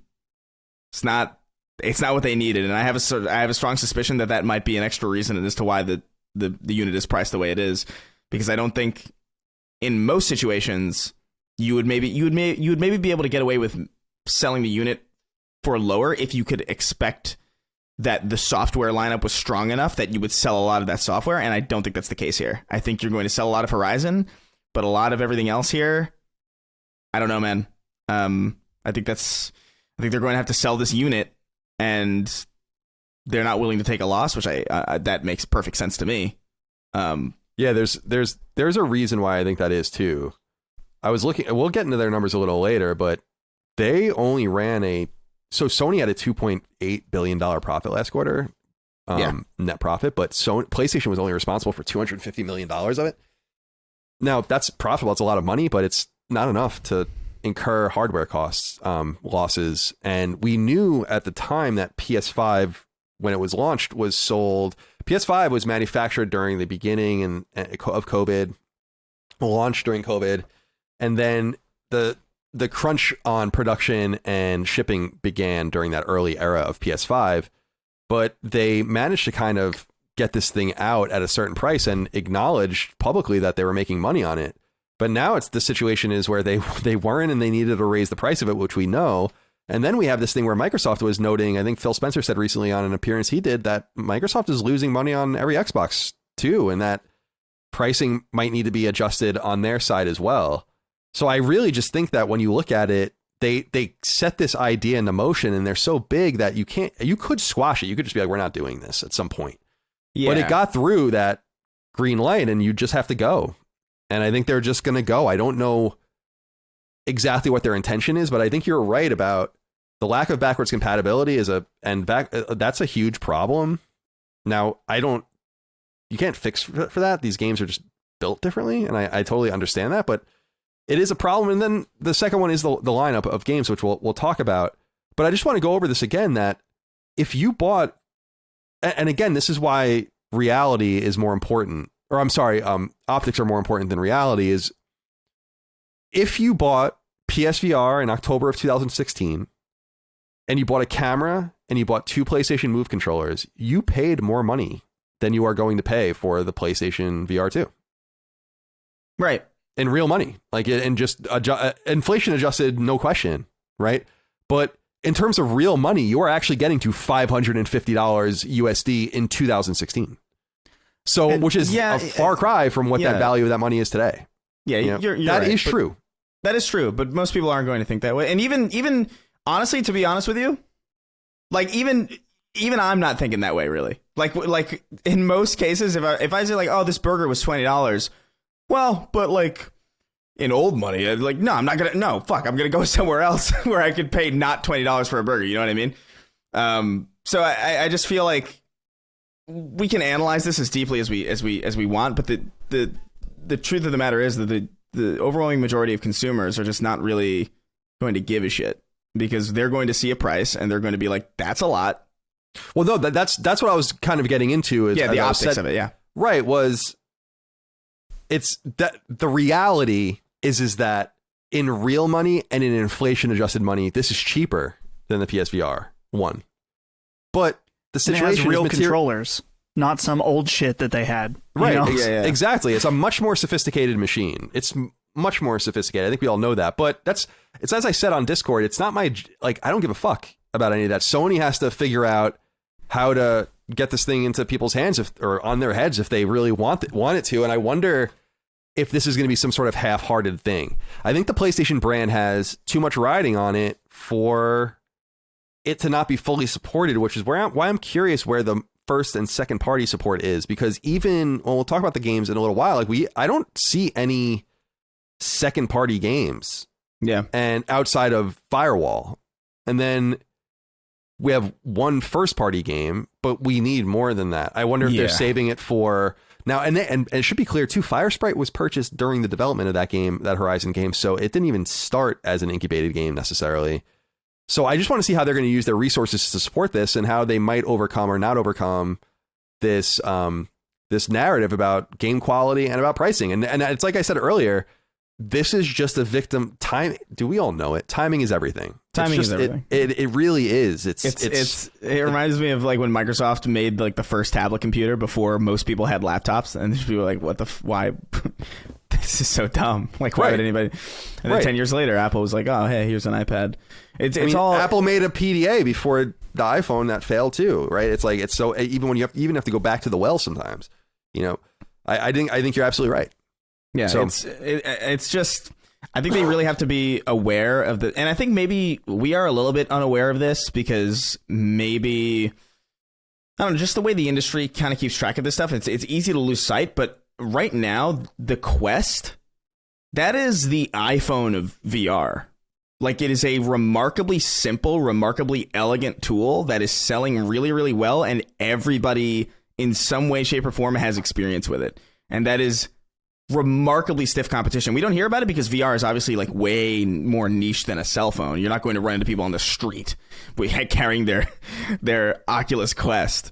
But it's an insanely popular unit, like unprecedentedly popular, especially in VR. And yeah, blew by PSVR's sales. Yeah, and so you've got to Sony just has to understand that their competition is not some obscure, it's Oculus. This is like the new normal for VR, and it's a lot of people's entry point into VR. And the software, you need more than one first party game, man. You do. Maybe not. Maybe they'll get into that. Obviously, there's still time, and we're still pretty early on. By the time this unit launches, we might have a better idea of what even the coming years look like as far as PSVR goes. But it's not the worst launch I've ever seen. It's not like they're not stumbling particularly hard, but I will say timing is of the essence here, and the price doesn't do it any favors, specifically because of the timing. And it's what can you do? You just got to get it out there at a certain point. Right. It is what it is. I that's why I think it kind of, the situation is like, damn, dude, these companies, you can't turn a ship quickly. They get this stuff playing out for many years. It's a huge thing that starts with just the earliest incubation of a kernel of someone working on something in a lab all the way to it reaching market. And it's like Rainbow Six Quarantine. Right. Exactly. That's exactly right. And at some point you're like, whoops. Nope, got to rename that or got to do this. And I think they were just like, man, I think PS5 was released in an unfortunate time too, or I wouldn't have been even surprised if PS5 was delayed, because I think that they were wise not to do that. But I think I could have understood a situation where they did that as well. So it's just a new market. And I would be interested to know what their internals are. I know they're manufacturing 2.5 million. Let's go around before we exit, though, to talk about the games. Dustin, are you going to get one? I feel like I want to, because I am interested in that Horizon game. I know that you don't require us to buy something like that, but I do feel like I'd be able to provide valuable feedback if I buy it and play it, because I do care about VR quite a bit. It's a safe write-off for you, my friend. It is a safe write-off. So I think I am going to buy it. But I don't think if I was in this situation, I would. Just because I would want there to be more titles that I want to play. Yeah. Yeah, I totally agree. I did enter you just can sign in and literally click a link and you get added, I guess, to some sort of list that... Is there a link for that? Like, yeah, I think I saw I can send it to you. Yeah. I think it was in the PlayStation blog. Send it to me. And you just log into your PSN account and you just click it and it says, okay, thank you for clicking. You've been added to the list or whatever. So there'll be some sort of pre-order list. I don't know if it's actually going to happen or not. Chris, I assume that means that you're also interested. Yeah, I mean, I'm echoing Dustin's sentiment where, like, if I wasn't... this wouldn't be compelling to me as just a base consumer, but I do think, I like VR a lot. Obviously, safe write-off. That helps. But I already have a Quest, and so, like, if I was just on my own and I wasn't doing coverage of this thing, I'd probably wait a while, and it would be very easy for me to say, like, yeah, don't rush out to get this thing. I mean, we said that for how many months with the PS5, and that had, like, in comparison, that had a little bit more much better to games. It. Yeah, definitely. So if that wasn't worth it at launch, this certainly probably isn't going to be, especially technically is more money. But I'm curious about it, and like we said, we cover this stuff. So yeah, I think it's worth just noting that that PSVR 2 is going to be a niche item. No one has to buy it to be part of the show. Who even knows how much we're going to talk about it? It seemed like when PSVR came out, when I was doing PS I Love You back in the day, that we would talk about it way more than we ended up talking about it. So I don't think there's anything to really worry about from that point of view. But I'm the same. I buy all PlayStation products when they come out, and so I'll be there day one to see what it's all about. But the real test will be if it stays out or not. I put my PSVR away before very long, and we'll see how this new one does. But let's talk about the games. Number 2, Learning about PlayStation VR 2's price and release date is one thing, but as we noted earlier, the other important factor surrounding whether PSVR 2's launch will be successful or not are the games that are coming to the unit. And thanks to Sony, we have a list of 11 more games coming to the headset, though many of them exist on competing platforms like Quest already. It's also worth noting that while Horizon Call of the Mountain, which we already knew about, is a launch game, it's not clear which of these will be available at launch, around launch, or potentially after. The game they chose to lead the PlayStation blog post with is from Supermassive, the sometime second-party developer behind the 2015 PS4 hit Until Dawn, as well as the 2016 PSVR launch spin-off Rush of Blood. It looks like they're going to do this weird on-rails park ride shooter thing again for PSVR 2, this time for their Dark Pictures series with Bandai Namco. The game is called the Dark Pictures Switchback VR. Second up is a Smilegate-developed FPS from their Crossfire franchise, Crossfire Sierra Squad. It's described as an arcade shooter with more than 60 campaign missions, which can be played individually or with friends. Third up is a, quote, roguelike experience filled with immersive gameplay and moody mystery, end quote, called The Light Brigade from developer Funktronic Labs. Unlike the first two games, this one will also be available on the original PSVR. Fourth up is a game already available for MetaQuest 2, a city builder from Fast Travel Games called Cities VR.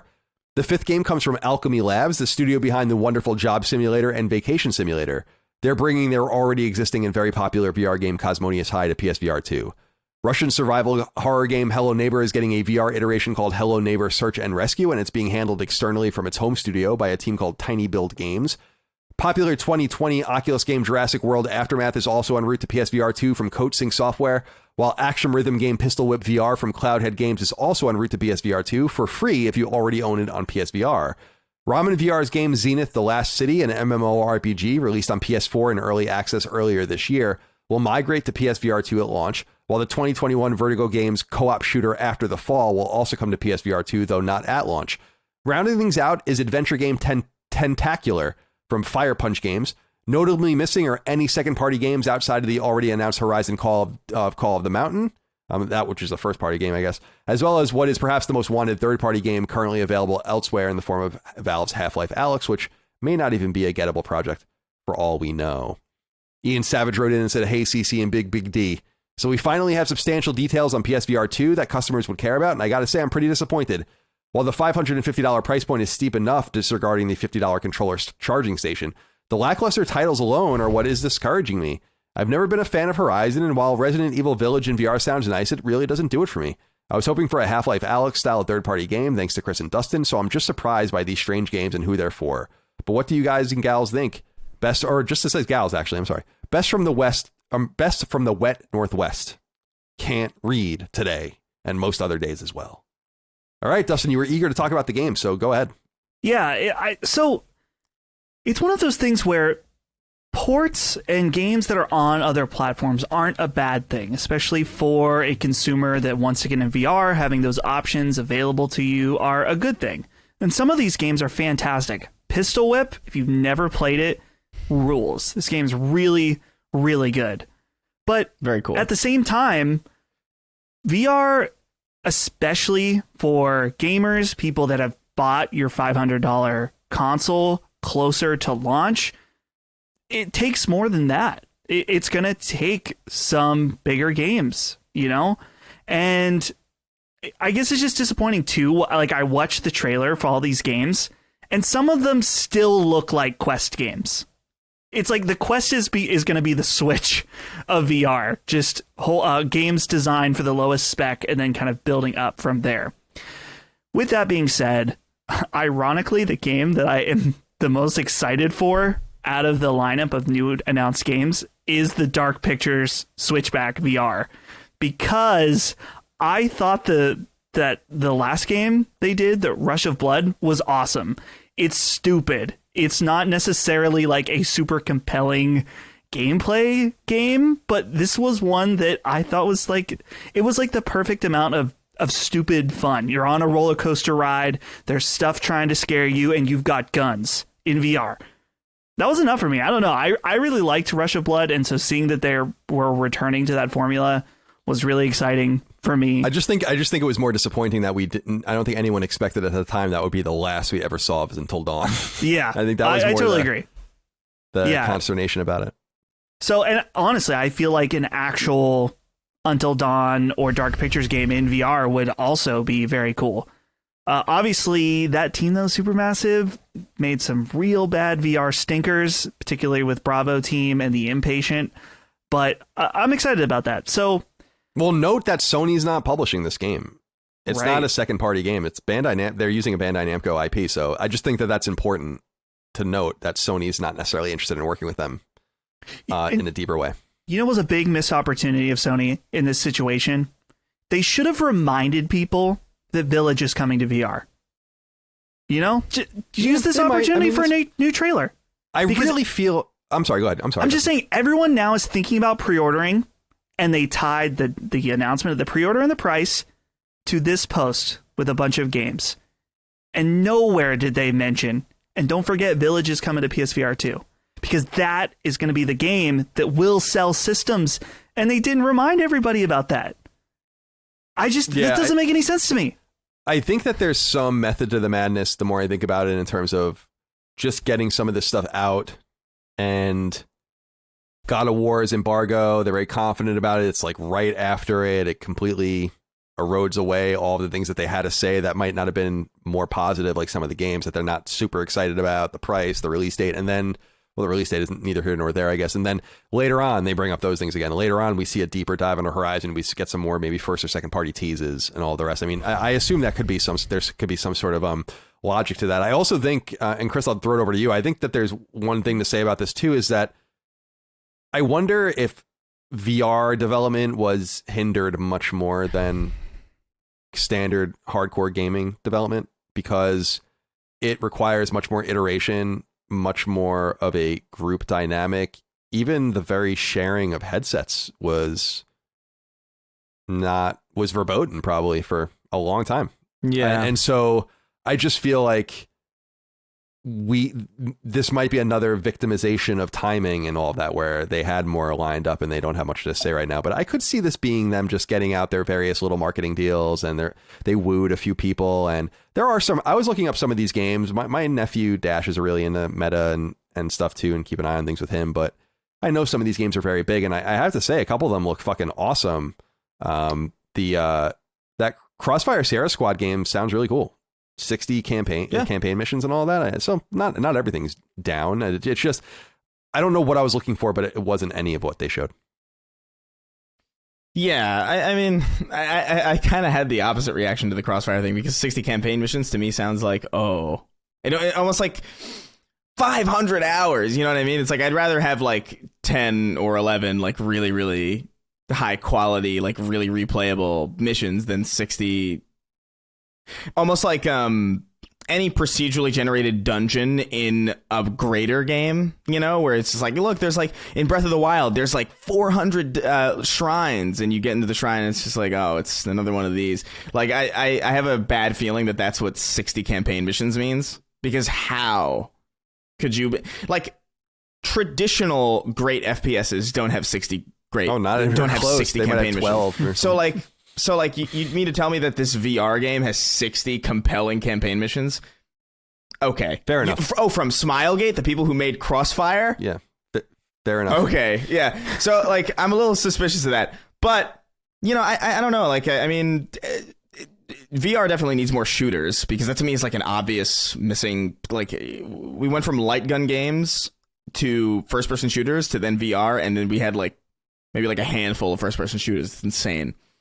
So that is exciting on a base premise. I don't know. Like, I feel like there are some games here that pique my interest. I think honestly, Cities is probably going to be something that I could see myself getting like weirdly into for whatever reason. But I think for me, it's undoubtedly Call of the Mountain is this the one that I'm most excited for and the most curious about, purely because it's the first party game. I'm not big on Horizon, but I feel like in VR it could be something special. Obviously, there's a bit of a first party provenance with the way that this game is being put together. I don't like. I feel like we know on some level how long this game is. Yeah, they said it was 8 hours, something like that. Okay, yeah. So I didn't make that up. 6 okay, to 8, good. something like that. That sounds perfect for me. Like, it sounds like a great time. But it's also $50 apparently. So yeah, which is great. I don't know, man. I'm sure VR development was in some way impeded in some way that was noticeably more impactful than normal game development. I'm sure that might be a symptom of this. But doesn't change the end result that this is, not the biggest splash that they could have made. Might be all they could make, given all sorts of different drawbacks and unforeseen happenstances or whatever the hell, but this is what we got, and so we have to judge it based on what it is, and as of right now, it's just not really that compelling of a lineup, especially when, like you said, like Pistol Whip is great, but like I've seen it already, and we need a really good demonstration of a game that is unlike anything available anywhere else. And as cool as Call of the Mountain looks from the brief things that we've seen from it, I'm not seeing that, because like I went and got myself a Vive just after seeing Beat Saber, because Beat Saber was so impressive to me. It's like I've never seen anything like this. This is such a great, simple idea. And the Vive at that time was like, I think like $1,700, So there are people who are willing to fork down a lot of money for like a really cool experience, but that cool experience needs to be there. It needs to grab the viewer. And right now, we're not seeing that. And they need to have that before launch. They need to have something. Or they need to show parts of Horizon that are like fucking wow, I would imagine they have nothing else from first or second party for launch, but we'll see. No, probably not. Camzo115 did write in, though, and said, aye, lads, we know now the price and release date for PSVR 2, and 11 new games were showcased alongside this information on the PlayStation blog. One game that was not included was Half-Life Alyx. They may be saving a reveal for closer to release, or perhaps it will come later in 2023. Maybe it won't come to the system at all. So here's my very simple question. Will we see Half-Life Alyx available on PSVR 2 on February 22nd, 2023? Yes or no? What say you? Dustin? No. Oh, Chris. Oh, all right. Yeah, no, Chris, you go first. No, I'm sorry. You're good. I don't have anything more to say. I just don't think it's happening. At all. I think they would have said something about that. Dustin? I think no. At this point, I mean, it's really, I just don't know if Valve is even they're barely interested in VR at all anymore. Right? They've moved on to Steam Deck, and it may be a situation where maybe Sony asked them and they're like, yeah, we don't even really want to take the time to port it. Like, this is pennies for us. Valve, the amount of money they make on Steam. I mean, basically, when they did the Index, it was just kind of like a fun project for them. Obviously, they would want to be a leader in VR in order to sell VR games, but what interest does Valve have in porting this game? Because you could save money, but they would make way more money devoting that time into the stuff that makes them a lot of money. You know what I mean? It just seems like for them it's pennies. I don't know. So as cool as it would be, I don't know. I was going to say, Valve has decoupled itself from console gaming pretty much entirely at this point. Back when there were tethers with like Left 4 Dead and other things that were relevant published fare, sometimes internally developed fare, obviously the Orange Box and all of that, but it's been a long time since we've gotten any of that stuff. So it could be conceivable. I still believe that it could come. I don't think it's going to come in time for launch. So my answer is no. I think maybe one day it will. But I just feel like, I think we kind of talked ourselves into that being so obvious in some way, because it is. But there is the answer of like, well, what does Valve really get out of it? But at the same time, they might be like, you want to pay us for this? We'll take your money. I feel like I like to think that Valve is such a cool company and they make so much money that it would almost be like there are people at Valve who would almost take it upon themselves to, we'll port it to PSVR because it's a cool experience and we want to share this experience with other people. Mm-hmm. Because they seem like, I don't know, they exist in such a weird place because they make so much money that they could almost be seen in either like completely benevolent or completely like selfish. You know what I mean? Where it's like, oh, we make so much money that why would we port this game to PSVR when we could just like make a ton more money elsewhere? But they also have so much money and they're making so much money every second of every day that it almost feels like they could also be the kind of company that's like, yeah, why not? It's not gonna cost us anything to do it. Like, and they exist in such a weird place. Isn't it amazing to be privately owned? Like what awesome. That does for a company. it makes you just wonder with some of these companies that get, obviously there's a lot of money in going public, but the freedom that company has, and obviously a lot of that comes with success and the money they bring in, but they are a company that's just like, yeah, we think this would be cool, let's do it. Yeah, they also very strategically place themselves, right? Like to be basically the sole purveyor of video games on an entire platform is pretty. That's a remarkably fortunate position to be in. They also employ like fewer than 500 people, which is outside of their studios, which is amazing. I mean, they make billions and billions and billions of dollars a year, and they have no employees. I think WeChat is another one of those random companies that has like no employees, but makes enormous amounts of money. And certainly Elon Musk is trying to make Twitter that way as well. I think that makes a lot of sense. When you say 7,000 people work at Twitter, I'm like, I don't understand how that's even possible. What do you need 7,000 people to run Twitter for? That's crazy. Yeah, that's crazy. That's just totally insane. Yeah. If 500 people can figure out Steam, like, I don't think I think you need like some really great engineers and salespeople and all that, but you definitely don't need all of that. What is this? I don't know. My brother's best friend just text messaged me. All right. Number 3. As it does each and every quarter, Sony has released its financial reports this time for the 3 months ending September 30th, which counts as the second quarter in their fiscal year. The data, broken down by trusted website Video Games Chronicle, represents solid but no doubt disappointing results for Sony, which revealed that it only sold 3.3 million PlayStation 5 consoles for the 3 months reported, a slight tick up from the first quarter of the fiscal year where they sold 2.4 million PS5s. And it appears that the console, at least during these reporting times, remains significantly supply constrained, something that seems to have alleviated widely beginning in October and which will be represented in the Q3 financial report. This brings PS5 to more than 25 million consoles sold, officially surpassing the lifetime sales numbers of both Microsoft's original Xbox and Nintendo's GameCube. And interestingly, even though the numbers are soft, Sony still thinks it will reach its bold 18 million consoles sold for its fiscal year, noting that twice as many PS5s were manufactured as sold in the previous quarter as machines worked their way out of factories and to consumers. Sony's all-important PlayStation brand saw just shy of $5 billion in revenue for the quarter, and with a profit of $284 million, which actually isn't that great. In fact, it's down by half year over year. As VGC notes, however, quote, Sony said its decline in gaming profits was due to an increase in game development and acquisition costs, including its purchase of Bungie, as well as negative impact of foreign exchange rates reflected a high ratio of USD costs, end quote. In other words, global currencies are incredibly weak compared to the US dollar right now, and when forced to pay in USD, this erodes profit. Sony's cumulative company-wide profit was far higher at $2.3 billion for the quarter. And finally, how about some parting statistics? Digital software now accounts for 63% of quarterly game sales, and software sales are up quarter over quarter. 62.5 million games were sold on PS4 and PS5 in the second fiscal quarter. There's bad news too. PlayStation Plus's cumulative user base is actually down, now standing at 45.4 million from an all-time high of 47.3 million. This is hard to ignore because PS Plus isn't an optional service anymore, not if you want to play any of your games online anyway. And a softer overall user base has also been reflected.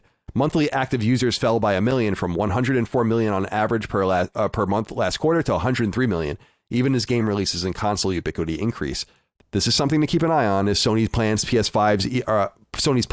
PS5 are even more insane sales-wise in 2023 than they are now. While they want to sell 18 million PS5s by the end of this fiscal year, they already project to sell 23 million more in fiscal 2023. Okay, so I want to talk about the subscriber data and all of that. First, I want to see if any of these numbers stand out to you. Chris, we'll go to you first. I do think that the PlayStation Plus data is interesting, but Brian Lau actually wrote in about why it's incomplete, and I agree with him to a sense. He says, hey, CDC, Anthony Wood from IGN, I don't know who that is, recently put out a story where PlayStation Plus lost 2 million subscribers, or a decrease of 4% during Q3. It's Q2. The story seems incomplete since it feels like a 30,000-foot level statement. I looked at Sony's financial report and saw that the article did a copy and paste from the report. It would be interesting to know the following by doing a little bit of a deeper dive. Is the drop due to the summertime where there is a typical drop? It would be nice to see historical data from past years from summer to fall and winter. How many of the 45.4 million existing subscribers converted to the extra or premium plan? That could greatly affect the revenue they are bringing in despite the dip. How many users left because the money was better spent on necessities? Do you feel that this dip is something of concern? Can we say now that the extra and premium plans are a failure, or is it too early to tell? So thank you, Brian, for writing in. And Chris, this is kind of what I wanted to throw over to you first is, I feel like the PS Plus numbers being down is obviously bad news. I think the monthly average users being down is even worse news. However, it's important to note that you don't need PS Plus to play free-to-play games.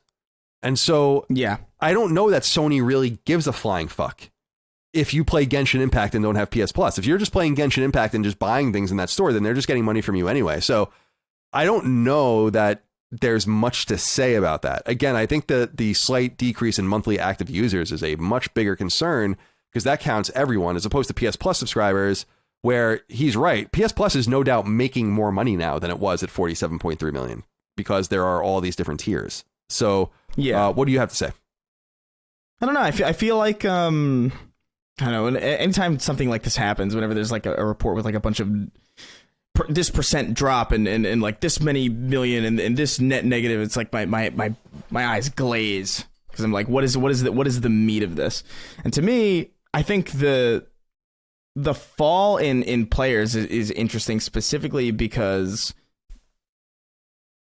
I'm curious as to how that's going to change now that PSVR is on its way, and obviously we have God of War out now, or like about to be out. I feel like that's going to make a dramatic impact because right now, honestly, this year just has been a soft one. There hasn't really been much to write home about as far as like exclusive PlayStation stuff. We've had Horizon, but that's really about it as far as like the biggest things. I feel like there's a lot of stuff happening elsewhere. Obviously, the PC space is kind of always kind of ebbing and flowing and expanding in ways that like is kind of difficult to quantify. Obviously, Xbox is kind of strengthening a little bit. We saw that they were selling a lot more units than even I definitely expected them to sell. So I think it's more of a case of just the year is just kind of, it's just one of those years. Like I don't think any of this data reflects anything that's particularly interesting or particularly important. I just think it's really surface level and obvious, and the fact that it's just like 2022 was just a bizarre off year in general, and I think we all felt that the entire year. Yeah, I think you're probably right. What do you think, Dustin? I think that we're still seeing the remnants of the bubble, the COVID bubble of services go away, just because I think too, in addition, if you think about it, and Colin, I think it was a great point to bring up free-to-play games, is that maybe a lot of more casual players had PS Plus from the pandemic era, and then now that things are starting to, the economy is going the way it is, like, yeah, I don't really need this. The free games are nice, but I don't really have time to play them, and when I'm playing games with my friends, it's Fortnite, and I don't need PS Plus for that. Seems like a real easy way for some people to save $50-$60, whatever it is. So I think that it's probably still some of that, and also just the economy in general is that people are looking to cut these services out, and especially at a time when all these services are going up in price too. I got YouTube Premium, something we've talked highly about on the show, is going up. Family Plan is going up by $5 a month. I got my Apple subscription plan for Apple Music and all that other stuff is going up by $3 as well. So I wonder, that would be now with seeing those services go up, I wonder if they would consider doing a PS Plus price increase as well, along with the console. But maybe I would imagine that it's pretty profitable, PS Plus, because it requires very little, and I wouldn't want to fuck with that too much. They did raise the price. It wasn't always what it costs now, so it would be not the first price raise for it. They could make the justification, I guess. I think they need to offer more services, though, if that's what they're going to do. The reality is I play for PS Plus almost exclusively for cloud saves. And that's sad, but it's true. Sad, but true. Oh my God. But it is. Like that's what I'm there for, and I just mindlessly pay it. I do also try to like find the sales, when you can stack up like 3 years at $25. I don't give a fuck. I'll do that all day. I recently joined the local, they're building a new BJ's here, like the Price Club. Yes. And if you join early, before it was built, you get your lifetime membership, $25 a year, forever. So I was like, I'm going to get in on that. $25 in this new Weimar Republic of ours. We can be fucking burning that for fuel soon. So I might as well get in on my BJ's while I can. All right. Let's see. Is there anything else I wanted to go over here in these numbers? Yeah, nothing too crazy. The $284 million profit number is very low. It's only 1/7 or 1/8 of Sony's total profit for the quarter.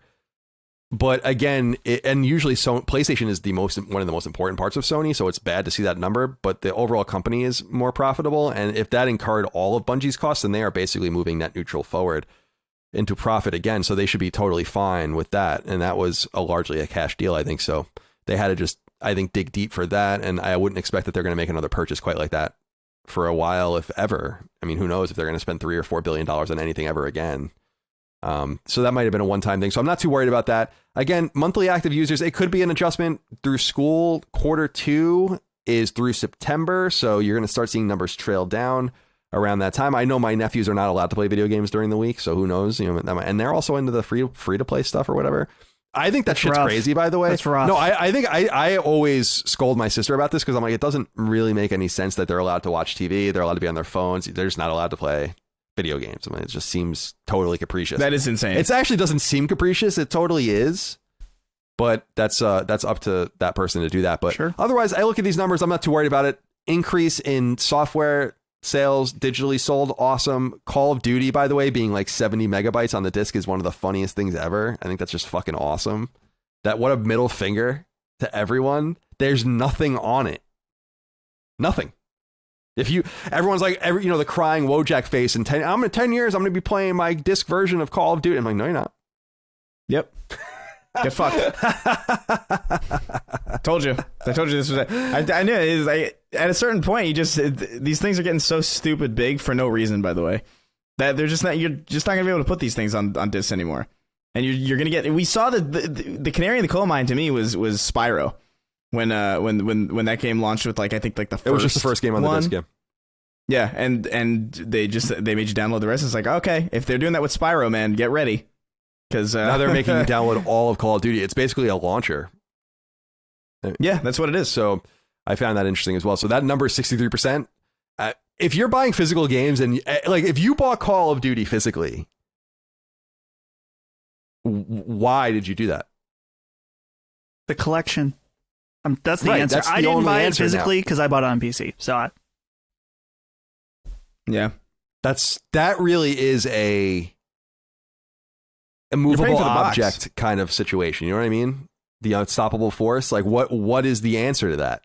If the game is no longer on the disc at all, it's not on the disc. There's no base game, unpatched game on the disc. There is nothing on the disc.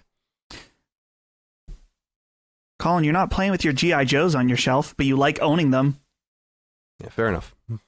Some people like putting the game on the shelf, even if there's nothing on it. It's a representation of something you like in the real world. When I started downloading games instead of buying them at the store, I would kind of I would try and find empty DVD cases and print out.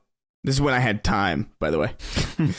I would print out the cover just because I liked having a physical understanding of what it is that I owned, because digital marketplaces are interesting because I find them infinitely more convenient, but it's hard to remember what I even have to play unless I'm staring at them, So I don't know. I kind of get the appeal of yeah, okay, it's digital, but I kind of want the box too. I get it. But that is really fucking funny. It is really funny that you bought the game physically, and if the servers went out, you're fucked. Here's the thing. You're just it doesn't even matter. Some physical users right now are screaming right now because this has not been mentioned, and it is one of the most important factors of this conversation. It doesn't fucking matter if the game's on it or not because you can sell it, and that is a very important factor to many people.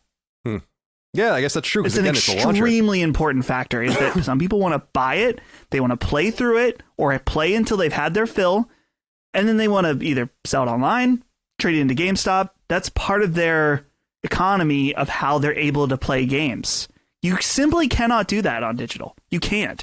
Sometimes people want to let their friend borrow it. That's actually, I let Ben and Brandon, my friends, they borrow games from me all the time, and I borrow games from them. And that's part of the reason why we buy physical stuff, is that we like that ability to do that. Yeah, that's fair. I'm looking up GameStop. It's funny, though. Used digital games IGN. I feel like I wrote about this back in the day. I remember that. That makes no sense. Yeah, there was yeah, this is from 2014. Yeah, it's there was a time when GameStop was being like, maybe we'll sell used digital games, and everyone dared them to tell them how that was going to work. Like, what are you even talking about? Everyone was up in arms across the industry about that. Gamers and publishers and developers alike. However, Dustin, before we move on, I want to reject your G.I. Joe thing. Okay. Because Storm Shadow doesn't really exist. He's right here. Sure. But this is Storm Shadow. There is no other representation of him. I mean, there is in comics or in video games, but this is the way you would get him. So in the inverse of what you're saying would be basically a Storm Shadow NFT or something like that, or a digital item. But some things are meant to be physical, right? It's not a perfect analogy. My point is that sometimes people just enjoy things for their, like, people enjoy a game on their shelf. For its aesthetic purpose. That's the main point that I'm making. I totally get it. I'm very similar with books. Yeah. Although I like reading physical books too. I did go through a 2 or 3 year history of reading on my iPad, but it didn't feel the same. Not having the books, I felt like I wasn't accomplishing anything. I will say the Kindle is a lot better than the iPad. Like it actually is a lot nicer to read on a Kindle than like iPads are fucking heinous to read on. But Micah showed me some public domain book yesterday, and I just noticed on Amazon, and I noticed that you could download it on Kindle for 60 cents, which I thought was really funny. I'm like, wow, what a deal, man. You know, we could do whatever we wanted with Dracula right now. Do you know that? We could do whatever we wanted with Bram Stoker's Dracula. We could take That's happening with Winnie the Pooh now. Exactly. Yeah. We could take it word for word, the Bram Stoker novel, publish it, all of it, and sell it as if we wrote it. Let's put on a play or something. I don't know. The public domain is so weird. This will be in the public domain one day. Oh, no. One day. Oh, my God. The National Archives. Do you think they've backed this up? From the year we stop, it'll be like 80 years or something like that. Yeah. So, yeah, we'll be in that. We should be in the National Archives. They have all Schindler's List, A League of Their Own, Sacred Symbols. Back up Sacred Symbols. It's important. Definitely. And then in some sort of future Fallout game when you're around the Capital Wasteland, there'll be some sort of like... There's 10,000 hours of this. You can listen. Yeah, you can listen to the podcast, and there'll be like old media. That's fucking hilarious. Do you remember I don't think is it. Can you spoil Fallout 3 still? You probably can. I probably should. No, I don't. Well, I was gonna say, do you remember when you meet the robot that thinks he's? I think Thomas Jefferson. It is something like that. Like you meet the robot that thinks he's like that. Straight up thinks that's who he is. Love that. Very memorable. I guess you can't really spoil. It's 15 years now. Yeah. And also, I don't remember the context. That was like some side quest. It wasn't even anything important. All right. Let's move on. Number 4. Sony has revealed some incredible news. Its 2018 reboot of God of War, launched on PlayStation 4 that year and earlier this year on PC, has surpassed a staggering 23 million units sold. Word comes by way of a myriad of sources which seem to cite recent PlayStation financial filings, and the number is insane, considering both how recently it was released and the fact that it's a single-player game. 23 million copies makes it, as far as this show can tell, the best-selling PlayStation published game of all time, and one of the best-selling single SKU games ever released on a PlayStation console. The original PlayStation's best-selling games came from one internal studio, Polyphony Digital, as well as the publisher we knew at the time as Squaresoft. Only 2 PS1 games, the original Gran Turismo and Final Fantasy VII, surpassed 10 million copies sold on the hardware. Meanwhile, PlayStation 2's sales charts were dominated by a trio of GTA games from Rockstar, more Gran Turismo and Square games, and similar fare. San Andreas, Gran Turismo 3, Gran Turismo 4, Vice City, and Final Fantasy X were that console's 5 best-selling games, with San Andreas selling just north of 17 million copies with an ultimate PS2 install base of north of 150 million consoles. PlayStation 3 actually had a single game, Grand Theft Auto 5, that sold more copies only on PS3 than God of War did on PS4. That said, PS3 software sales were fairly soft, with Gran Turismo 5 the only other game to cross 10 million units on the console. PS4 sales were much improved. Both The Last of Us and The Last of Us Part 2 did 10 million units each on the hardware, while Horizon, Spider-Man, and Uncharted 4 are all in the mid-teens of millions sold. 2018's God of War, developed by Sony-owned Santa Monica Studio, was the first God of War game in the reimagined Norse timeline following the weak reception of the multiplayer-centric God of War Ascension, which came to PlayStation 3 in 2013. Santa Monica Studio is, of course, the team behind God of War going all the way back to the series' origins on PlayStation 2 in 2005, though there are 2 God of War games on PSP made outside of their walls that Meta owned, Ready at Dawn. These numbers are insane. Dustin, let's go to you first. 23 million copies sold is a lot. Unlike Nintendo and some publishers, Nintendo is awesome about this. We don't know specific sales data unless Sony announces it. Nintendo does a really nice job of just constantly updating without anyone asking. So no one has to ask. It's awesome. I love it. And it shows a lot of confidence. I think they do that because they're like, yeah, we have games that sell 500,000 copies and 1 million copies and 2 million copies and 40 million copies and 50 million copies. And so they're very happy to show the whole wide gamut. PlayStation's a little less so. So we don't know exactly where all these games necessarily stand. But based on my best research outside of Gran Turismo and then the PS4 run of like Uncharted, Last of Us, Port, and all these games that sold exceptionally well, we haven't had a game reach anywhere close to this. Spider-Man and Spider-Man Miles Morales were last reported in the early 30s of millions sold, but they are combined. And so it is my assumption that Spider-Man 1 is below God of War, or they wouldn't have announced it like that. But we don't know because we don't have that regular sales data. So we think we are celebrating the single best-selling PlayStation exclusive ever in 2018's God of War at 23 million sold across PS4 and PC. What do you think? Yeah, this makes sense. I think God of War has huge, broad appeal to a lot of people. It also has a lot of legacy behind it of people that played some of the older games. So wise move to connect them, but not necessarily make it essential to play those old games. And I think most importantly, the PC launch, they had a really great port of the game, highly anticipated, of course, to that, and very appealing to that platform as well.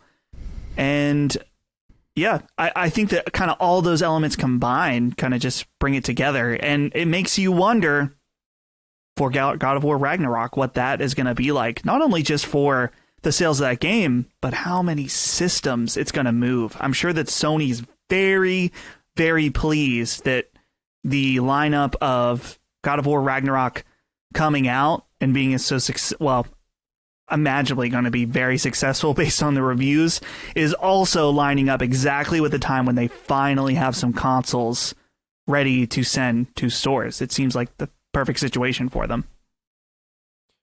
What do you think, Chris? Yeah, I think it's cool. I think it makes sense. Like Dustin said, I think it's got a lot of legacy. It's got a lot of history. It's also just got a lot of presentational panache to it. I think people see God of War and it looks premium.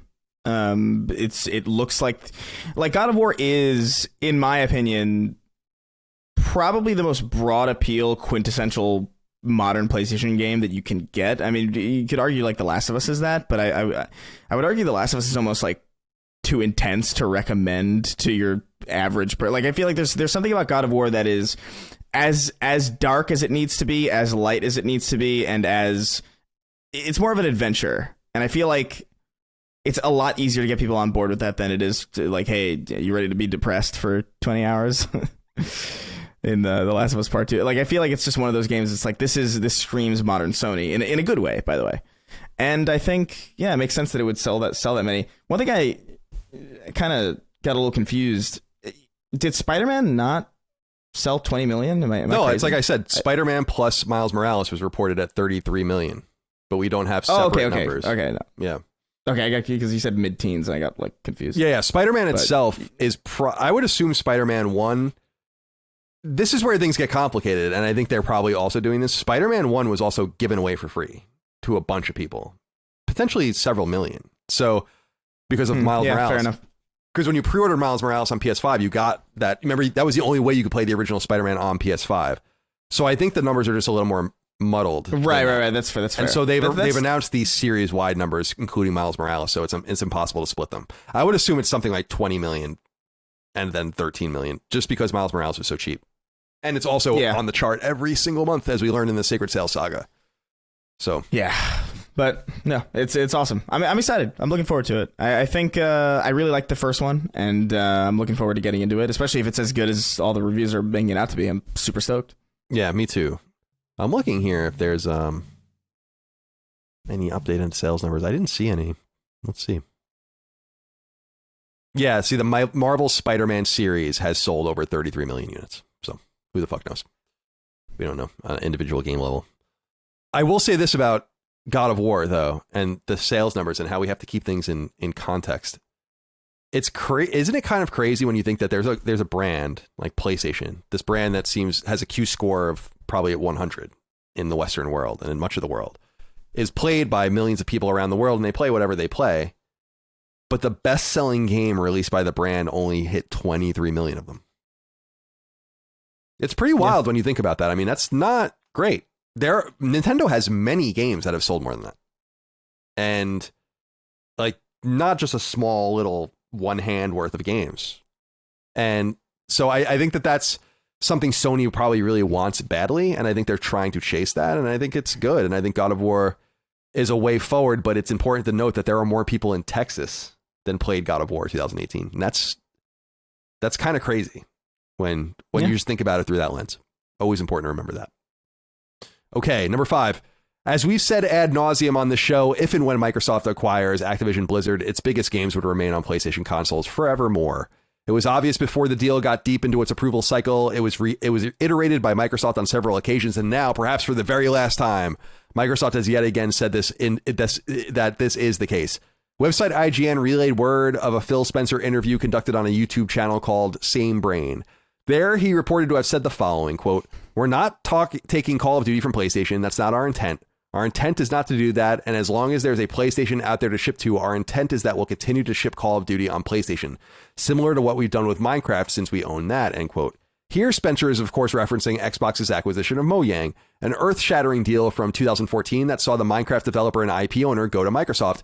And Spencer is right. Nothing exclusive of any consequence came from that deal. Minecraft continued to be supported on PlayStation hardware like PS3 and Vita. It was brought to and supported on PlayStation 4. And while we await a native PS5 port, they haven't released a current-gen Xbox port either. And both Mojang developed Minecraft spin-offs. 2020's Dungeons and the upcoming 2023 release Legends have been and will be released on PlayStation platforms simultaneously to other locales. It's simply unequivocal at this point, though it has been for months. Call of Duty isn't eschewing PlayStation. It never will. Development, publishing, and marketing costs cannot be sustained without PlayStation, where Call of Duty has performed best for years, and there's simply nothing here to worry about. And that's important, since word is the recently released Call of Duty Modern Warfare 2, not to be confused with 2009's PS3 game by the same name, is a massive commercial success. Financial publication Barron's reports the game, which launched on October 28th, has already surpassed $600 million in revenue, and that number comes from 3 days before this show will go live on Patreon. Meanwhile, PlayStation itself has confirmed that the newest Call of Duty game experienced the biggest pre-order and day one sales of any Call of Duty game ever on PlayStation platforms.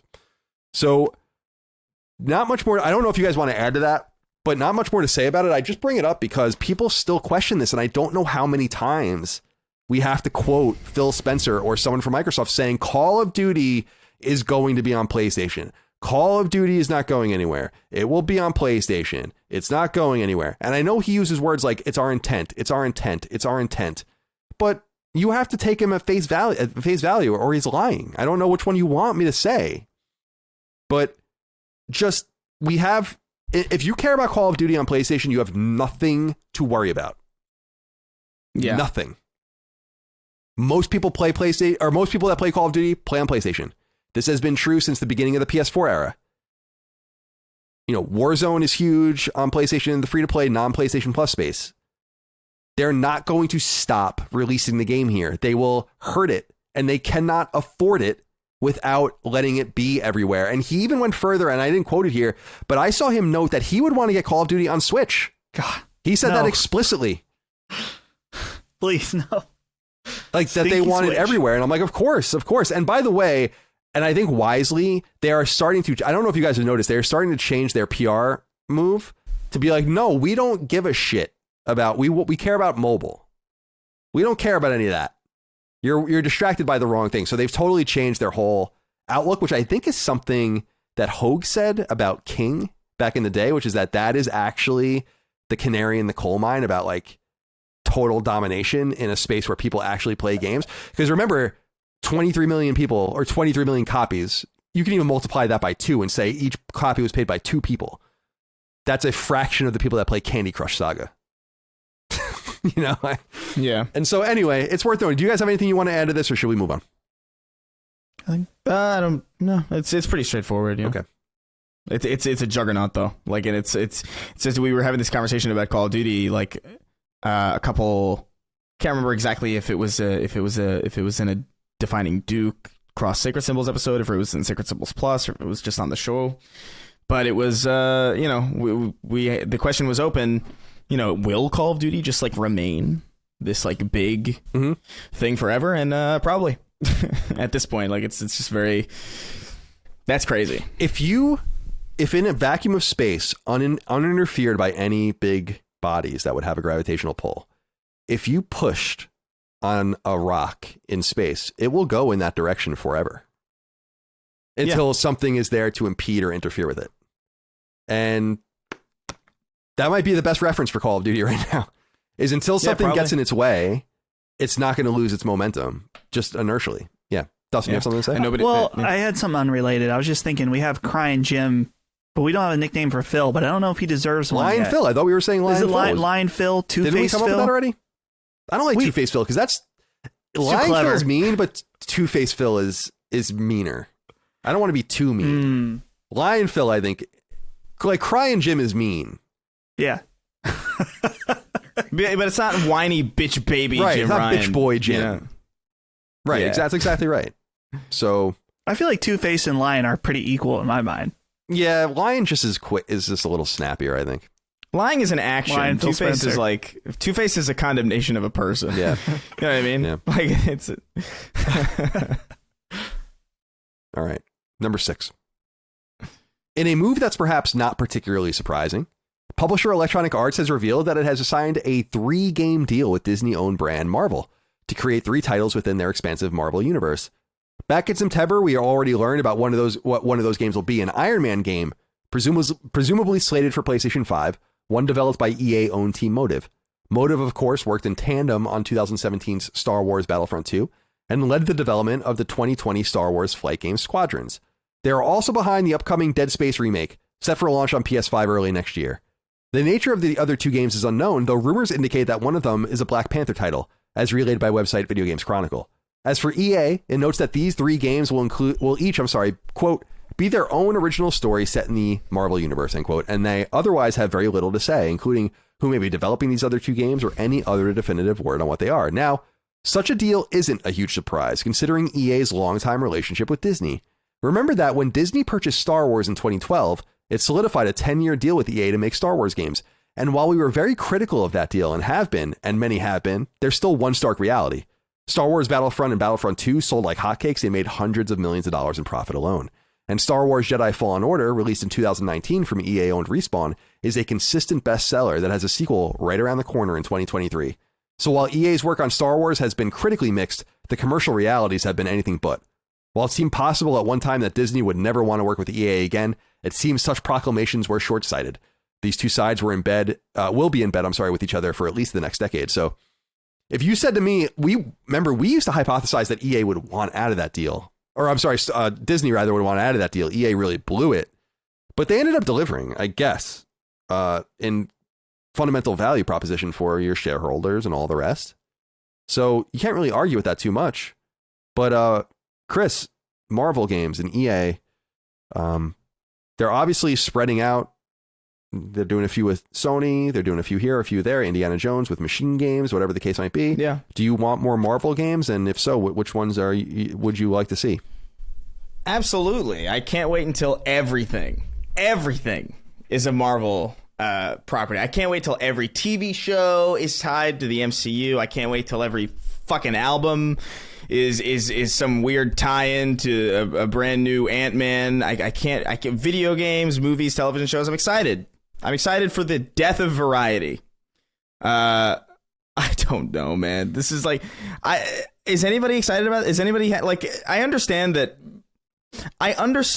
the value of having, when Star Wars got out of that deal with EA, it was kind of exciting because it meant that like more people than just EA could do Star Wars, and maybe we would get some stuff of quality.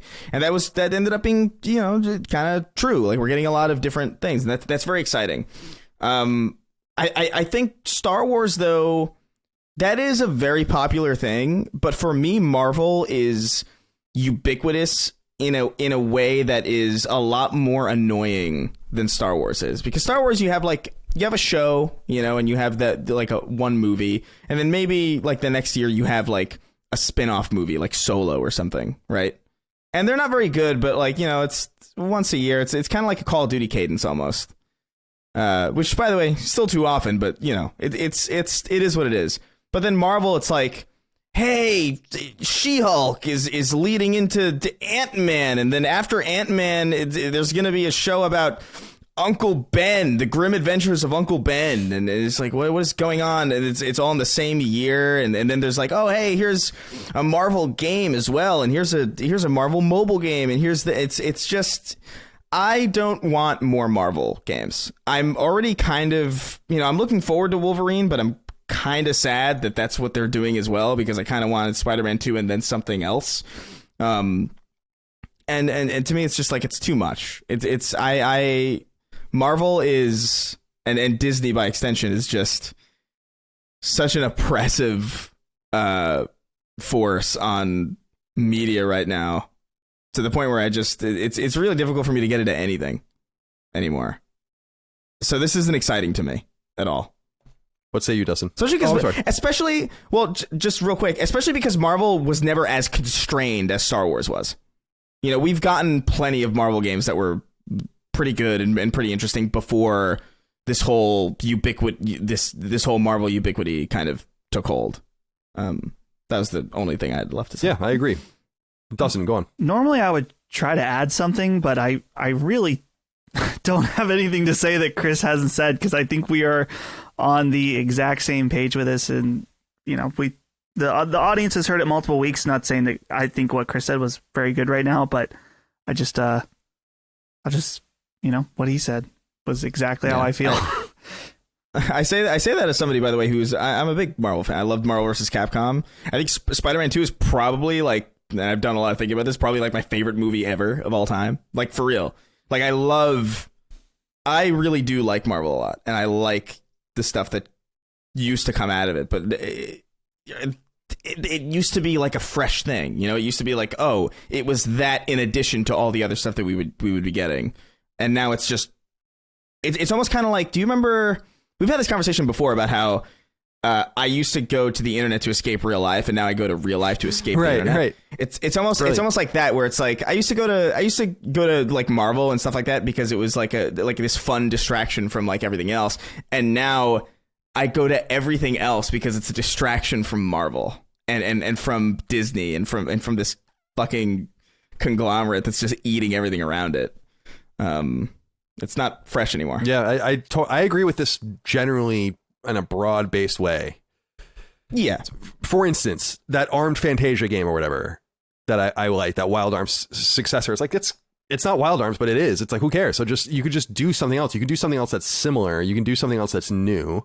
There's just a bunch of new ideas out there that I would rather have explored than Marvel and Star Wars and all these things just mined over and over and over again. I think I would rather eat a bullet than subscribe to Disney Plus at this point. Like, seriously, it seems like it's just the comic book and Star Wars factory. If you're not into that, what is it for you? Yeah. Honestly, it might even be like a net, like kind of this, there's probably a big silver lining to it for me, because it's kind of forced me into avenues that I otherwise wouldn't have probably checked out. Like, I don't know if I would have, like, even things like Yakuza, that I got like super, super into, like with Like a Dragon. Like, I arguably forced myself to get into Yakuza because I just needed something that wasn't, Star Wars, Marvel, Disney, or just like, a Call of Duty, or just like another thing, another variation of the same thing I've been seeing for so long. I need something. So I don't know, maybe I have to thank Disney for forcing me to just like try different things, but at the same time, it's like, bro, calm down. Chill. It's like when Harper Lee wrote a sequel to To Kill a Mockingbird. And what? I remember I was so deeply offended by that. And it's up to her. She can do whatever she wants. But I was like, what the fuck are you doing? To Kill a Mockingbird Revengeance. It was that Watchmen show, or that Watchmen book or whatever, and a lot of people, I remember my brother was aghast by it, especially because of what it did to some of the characters and stuff. But I bring that up only because it showed me, I think at that earlier time, just 8 years ago or whatever, it's like, man, nothing is sacred. To Kill a Mockingbird sequel? Wait until you see the animated series. It's crazy. I know. That's the anime series. I think that's going to be, I just think, oh my God. So when people are like, man, there's so many, don't you want Disney Plus? There's so many Star Wars. There's so many. I'm like, no. Every time you tell me there's a new Star Wars thing, I get more and more glossy eyed. You haven't seen Andor? I don't even know anymore at this point. I know that, again, I really think that part of what makes things feel special is the treatment of them. I think that is a relevant piece of it. See, what made Mega Man, as I brought this up in the past, Mega Man 9 and 10 were so special because they just came out of nowhere.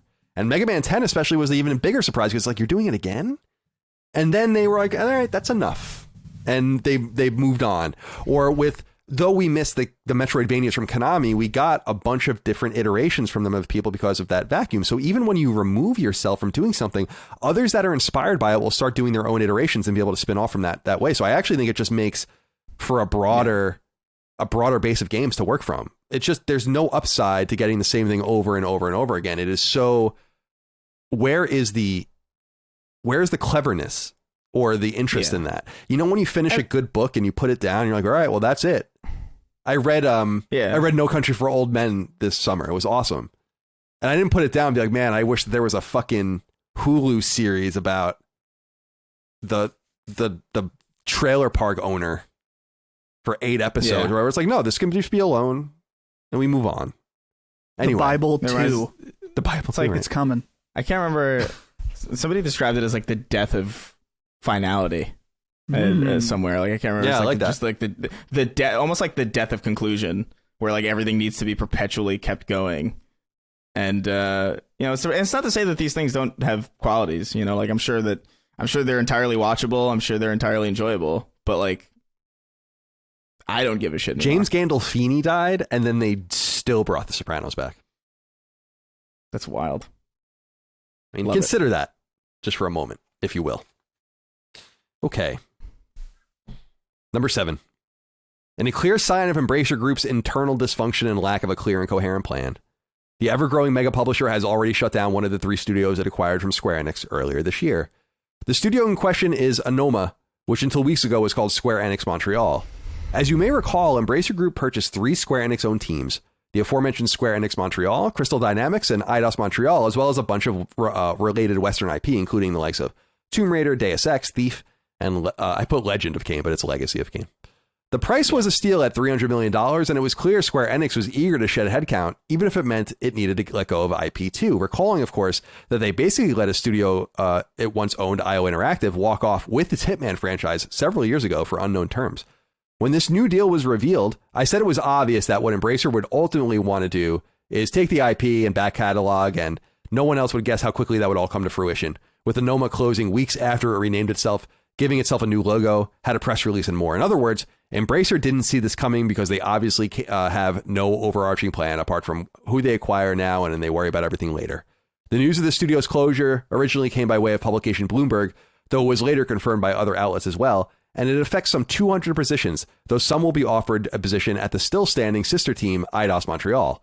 Square Enix Montreal's focus on mobile style and more casual puzzle and accessible fare was apparently the reason for their downfall. You may recall that some of its earlier games, like 2014's Hitman Go and 2015's Lara Croft Go, eventually found their way to PlayStation Vita in some really solid ports, as well as PS4. And though Eidos will act as a net beneficiary of some of these deals, I'm fucking up today. And though Eidos will act as a net beneficiary of some of these heads, they've also had a game canceled that was under development during the Square Enix days, as well as the death of whatever Anoma is making, as apparently Embracer wants a more hardcore console and PC-centered approach. And similar to Crystal Dynamics, Eidos Montreal has apparently been signed to work on an Xbox game, essentially trying to create some revenue. According to Bloomberg's Jason Schreier, the team was working on a Stranger Things-inspired game that was canceled, and now has 3 projects in the works. A new IP, a Deus Ex game, and at least 1 Xbox game in the form of Fable, with potentially more. Dustin, let's go to you first.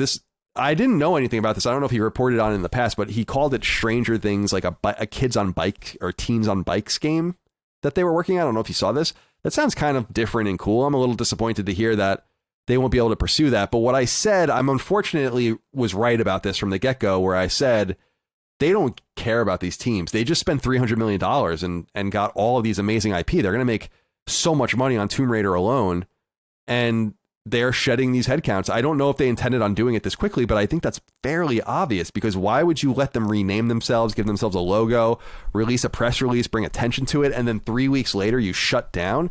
I think this just shows that Embracer really doesn't know what it's doing. It's unmanageable at its size. Yeah, I'm just imagining, thinking about like working on the press release, making the new logo, thinking that there was a plan or a future in place. Like where do the wires get crossed on something like this, where it's like 1 week you're making a logo and literally the next year completely being shut down? It's just it's weird, and it's, I guess, indicative of just Embracer as this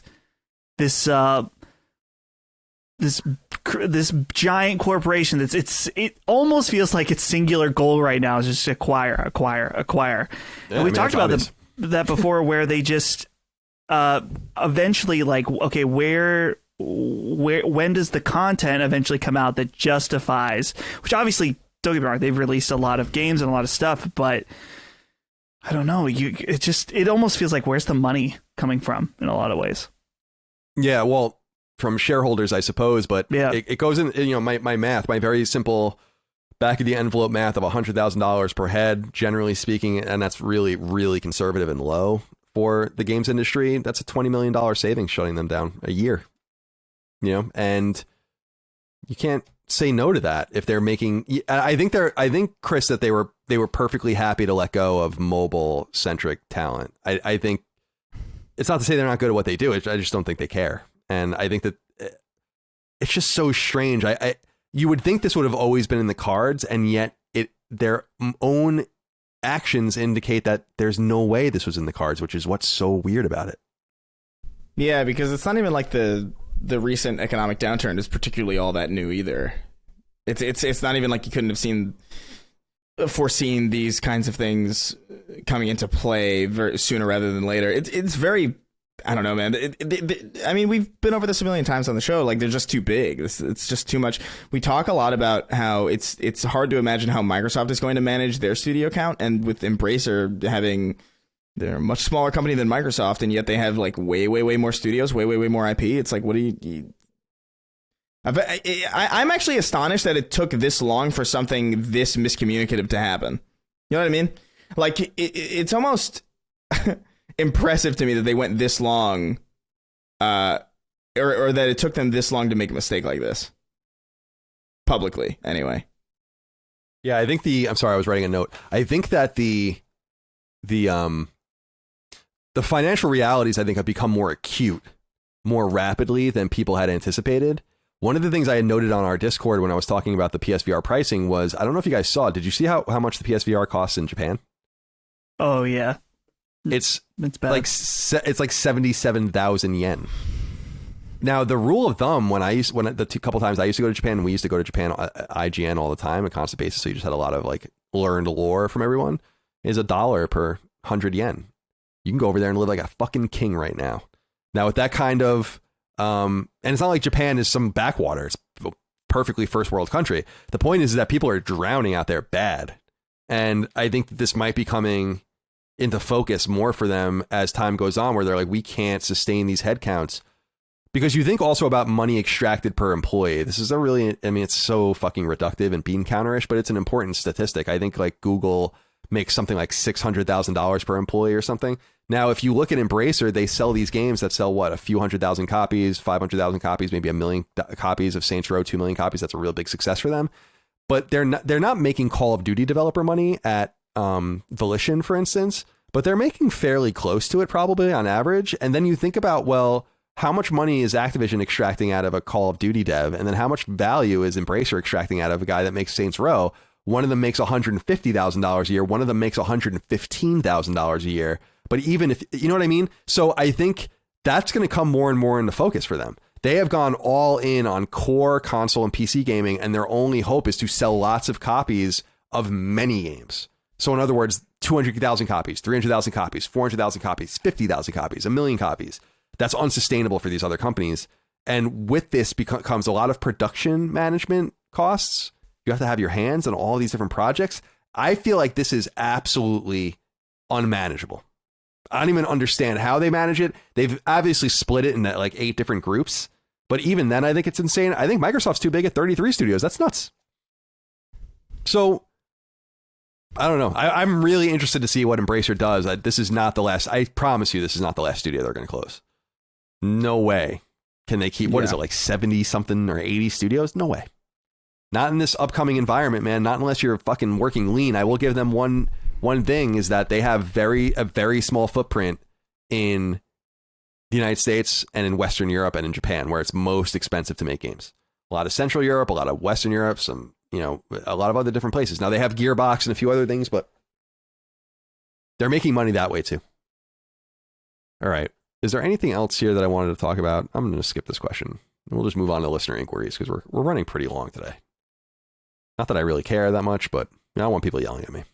So let's get into listener inquiries. 6 questions, comments, concerns, thoughts, and ideas from the audience over on Patreon, patreon.com/laststandmedia. We'll start with Timothy Martin. He says, hey boys, greetings from sunny Spain. I want to take a break from the PSVR discussion and ask about your opinion on 3 games we seem to have lost in the bubble. Have lost the bubble on despite tentative 2023 release windows.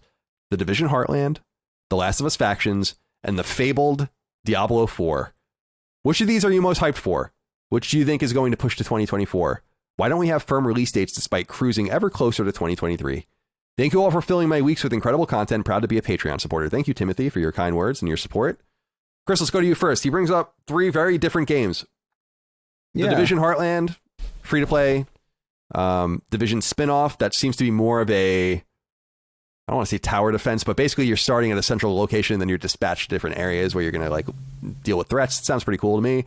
The Last of Us Factions, we really don't know what this is yet. It's pretty clear that this is going to be a full game, and I wouldn't be surprised if you could play some of Factions by yourself too. We'll see. And then the fabled Diablo 4, as he says here, the long in development successor to Diablo. It's been a long time. In fact, I was looking, I couldn't believe this. It's because I remember when Diablo 3 came out, everyone was like, it's been so long since Diablo 2 came out. It is basically the same amount of time. We're dying. It's crazy. I just couldn't believe that because I remember it felt like people were like, oh yeah, now they understand. But then it just took another 10 years. So let's Chris, let's start with you. Which of these games speak to you and why? And do you think any of them will get pushed to 2024? Go through what Timothy asked here. Oh man, I feel like Diablo 4 has the most likelihood of being pushed just because we know so little about it, and also it just feels like one of those games where I don't think they're in a position to get it wrong. They really need to nail it. As far as the Division Heartland's free to play, they're going to find their audience. I'm not really all that worried about it. It's you. It's all you. But and Last of Us Factions, that to me is the one that I'm most curious about, because I feel like so part of what's fascinating about Last of Us Factions to me is what it means for Naughty Dog. And what it means for Naughty Dog is that, so Factions is meant to, or at least we're meant to learn more about it next year at the very least. So that's 2023. The original Last of Us came to PlayStation 3 in 2013, I believe. Right? Am I wrong? Sounds right. Yeah, 2013. June 2013. It's about 9 years of Last of Us for Naughty Dog. And I'm curious as to whether or not it's going to show in this. And what I mean by that is it's obviously a multiplayer centric type of experience. Obviously, I believe this is going to no doubt fill kind of the contractual obligation of maybe one of these live service titles. It'd be weird if Last of Us was not in that fray in some way, shape, or form. It's got a lot of, it's got a lot of baggage, but it's got a lot of heft behind that name as well. But multiplayer is a very, very different vibe. A lot of people join multiplayer games to explicitly to have fun. And I know that, Naughty Dog, when they were talking about The Last of Us 2, they were like, I wouldn't exactly describe The Last of Us 2 as fun. And it was like, people memed about it a little bit. Obviously, we all understood what that meant. It's the difference between fun and engaging. But I wonder if The Last of Us Factions is going to carry the tone of Last of Us Part 2 in a multiplayer setting, and I wonder how well that would land, or whether or not they're going to kind of adjust what The Last of Us is in order to fit a live service title in such a way that it doesn't fully compromise what The Last of Us is, but also doesn't run the risk of kind of alienating people who just kind of want to hang out in a social space or in a free to play environment with their friends. I'm really, really curious as to how this is going to turn out. Obviously, we don't know much about it. I feel like that's probably, in my opinion, is probably going to be pushed. I think I have because that game also is something that like needs to be really, really polished and really, really good. You can't put out a Last of Us Factions mode that looks like Fortnite, you know, like that would be really bad. I think. So they got to nail it. But I think the Division Heartland's probably going to land. I hope so. I don't see any reason why it wouldn't. Red Storm, we'll see what they're capable of. Looking forward to it. It's probably the most recent. I think that's easily the game that's going to be coming first. Dustin, what do you think about these three games according to Timothy's inquiries? The game that I'm most excited, but also the most skeptical of is Diablo 4, just because Blizzard, let's just say it, Blizzard sucks now. They really do suck now, which is really unfortunate because they used to be one of the best. One of the best. And they just consistently have let us down over and over. But despite that, I really, really love Diablo. I love Diablo 3. So I want this game to be great, but I just don't have any confidence in the team. So we'll see. I think that all three of these games probably will come out in 2023 just because these, at least Factions and Diablo 4, have had very long lead ups. And I believe there's already playtests for Diablo 4. I don't know. Yeah, people are playing Diablo. Right.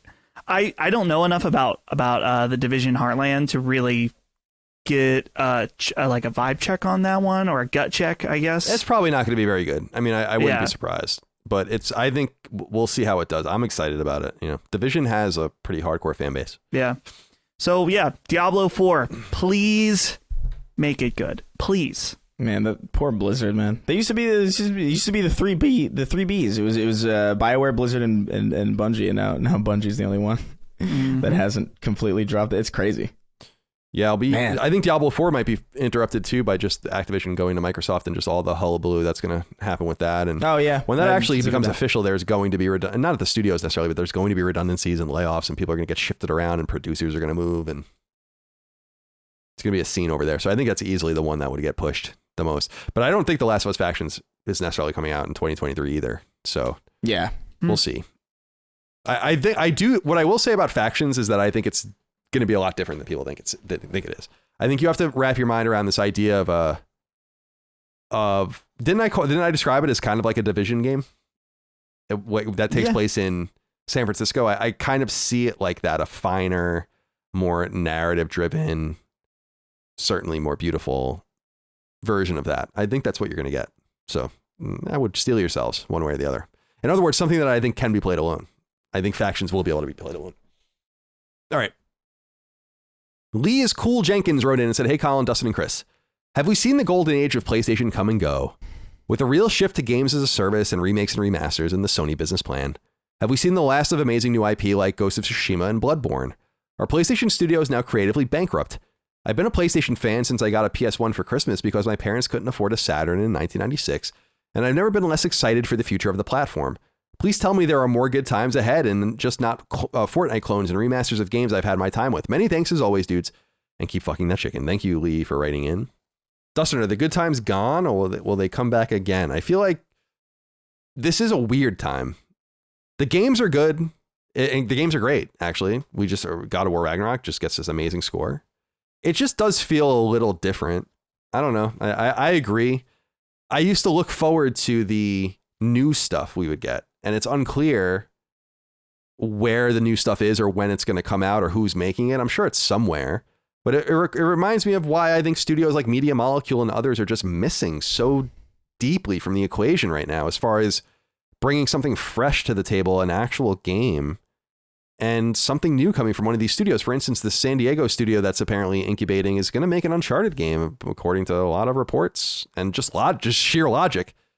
So does it feel like we don't have many new things ahead of us? So it's true that when you think about the games that are coming up, I mean, we don't know about very many of them, but it's like Helldivers 2, Spider-Man 2, Wolverine is an MCU style game. It doesn't seem like, where's the new big pop? Right. That's my thing, is that it's hard to say whether or not, like, have we seen the last of amazing new IPs, because I mean, Ghost of Tsushima wasn't really that long ago that we got that. No, it's true. But 2020. It's important to note. I mean, this was a point that I made about something completely different. But if you just look at the writing on the walls in certain situations, Studio Japan shut down, gone. Focus on live service games. The games we do know about, Spider-Man 2 sequel, that's, I don't know. It's like, I don't want to complain about Spider-Man 2 because I'm really excited about that. I want a sequel to that game. So it's hard to complain about sequels that are really desired. But at the same time, it is kind of, it's hard to say because the stuff that we do know, as far as like information, like the focus on live service, the shutdown of some of their more creative one-off stuff, the focus on stuff that's going to be very profitable. PSVR 2 having very limited first party and second party support. Yeah, exactly. These are all things that kind of feel like, yeah, we're moving out of the golden age for sure. It definitely feels like that. But I will say there's just a lot that we don't know. And that's kind of been Sony's thing, is just kind of leaving the cookie trail of what the next thing is and not showing the far out plans as much as they used to. So far out, man. It's hard to say. I'm sorry, Chris. Do you have anything you want to add? I don't know. Like it's difficult because like I feel like the golden age. It's like very difficult because I feel like golden ages are tied to nostalgia often, and I don't think that's necessarily unfair. I consider like the golden age of PlayStation, in my opinion, was PS1. Like I really loved the PS1 and the vibe around PlayStation 1 and how interesting it was at that time and how many iconic things came out of that machine, despite how new making games like that was. PlayStation 3 had a bit of a resurgence. There was a lot of personality going on, and I know a lot of people talk about how great the PS4 was, but you know, for a while there in the PS4 generation, it felt a little stale. And I don't know what exactly it was about it, but it just sort of felt like, okay, it just sort of, because I came from Xbox 360 to the PS4, and what I felt when I was on PS4 for the majority of that time was it sort of felt like, oh, this feels like Xbox 360 again, but it's less of a vibe. I don't know. There was something about it that was off. It felt like PlayStation was swooping into where 360 was, but not really making it their own in any real way. Outside of like, you know, we had obviously Bloodborne and they had good titles, but we didn't have that, you know, the Major Nelson or like the Summer of Arcades or like these like little things that gave it like a flavor. And the PS3 had that too, by the way, with Kevin Butler, and like we talked about it earlier with the ads that we're actually starting to see again, kind of a little bit with God of War Ragnarok, which is a great idea. For me, I feel like golden ages can come and go. I feel like just because we're coming out of one doesn't mean one isn't on the horizon or one can't happen in the future. I just think they're going to be very, very different. And, you know, we have to be open to receiving those shifts in style and shifts in approach. Because when we're too married to what we loved about the past, it's kind of difficult to see what's special about what's happening now. And I will admit, like right now is definitely like a lull. But I do think there's some really cool stuff probably on the horizon, and I don't know. I just don't want to get too defeatist about it, because I think it was very easy. Like imagine how Xbox owners felt the entirety of the Xbox One generation. You know what I mean? It was like 7 straight years. Jesus, imagine how they still feel. Nothing. Yeah. But then they started, you know, you got like, I still look at it and I'm like, man, Sea of Thieves really is fucking special. Like that is a crazy game. Like, and there's stuff coming out of it, like Psychonauts 2. Well, not them, but like, you know, they finished it. And like there's always time, or there's always room for things to kind of get back up to snuff. And I think we're definitely in a lull right now, but you know, we'll just get through it. Well, and it'll be fun. Lol. Yeah, I think you're absolutely right in the sense that there's obviously things coming. I mean, it's obviously. Yeah. We say that over and over again. This is clear as day. This is happening. But I feel like it's what I've been saying. I'm a little more negative just in the sense that I think we'll get new stuff. I just think you're going to be not you, but the general audience is going to be a little questionable about what some of these new IP are. A new game as a service shooter, a new multiplayer game, the revival of Twisted Metal, right? Like things like this. Every opportunity taken is an opportunity lost, like I always say. And I just want to see, where's the new Resistance? Guerrilla made Killzone once, then they made Horizon. What's next? Ratchet and Clank, Insomniac, Spyro to Ratchet to Resistance to Spider-Man. It's like I don't stop them. And this is the thing that I think is the imperative, though, unfortunately, is games are so expensive to make that when you introduce a game and it works in some fashion,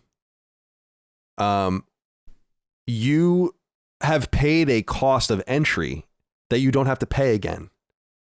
You've introduced a world, you've introduced characters, things to work off of, and so you utilize that. That used to be a tool that was common when games were made by teams of 5 people for $400,000. It's certainly true now. And it just, the risk of creating games. Remember what I said? PlayStation, although they bought Bungie and all these things, so it brought down the numbers, only made $250 million in profit. That's basically the stem to stern cost of making a game like The Last of Us Part 2. From the first writing on a fucking legal pad to the game entering your console. That's not much leeway before you're in the red. And I think they need to buy themselves more room with these games as a service to make some of the old stuff. And my only hope is that they don't get lulled by the siren sound of this games as a service money. And they forget why we're here.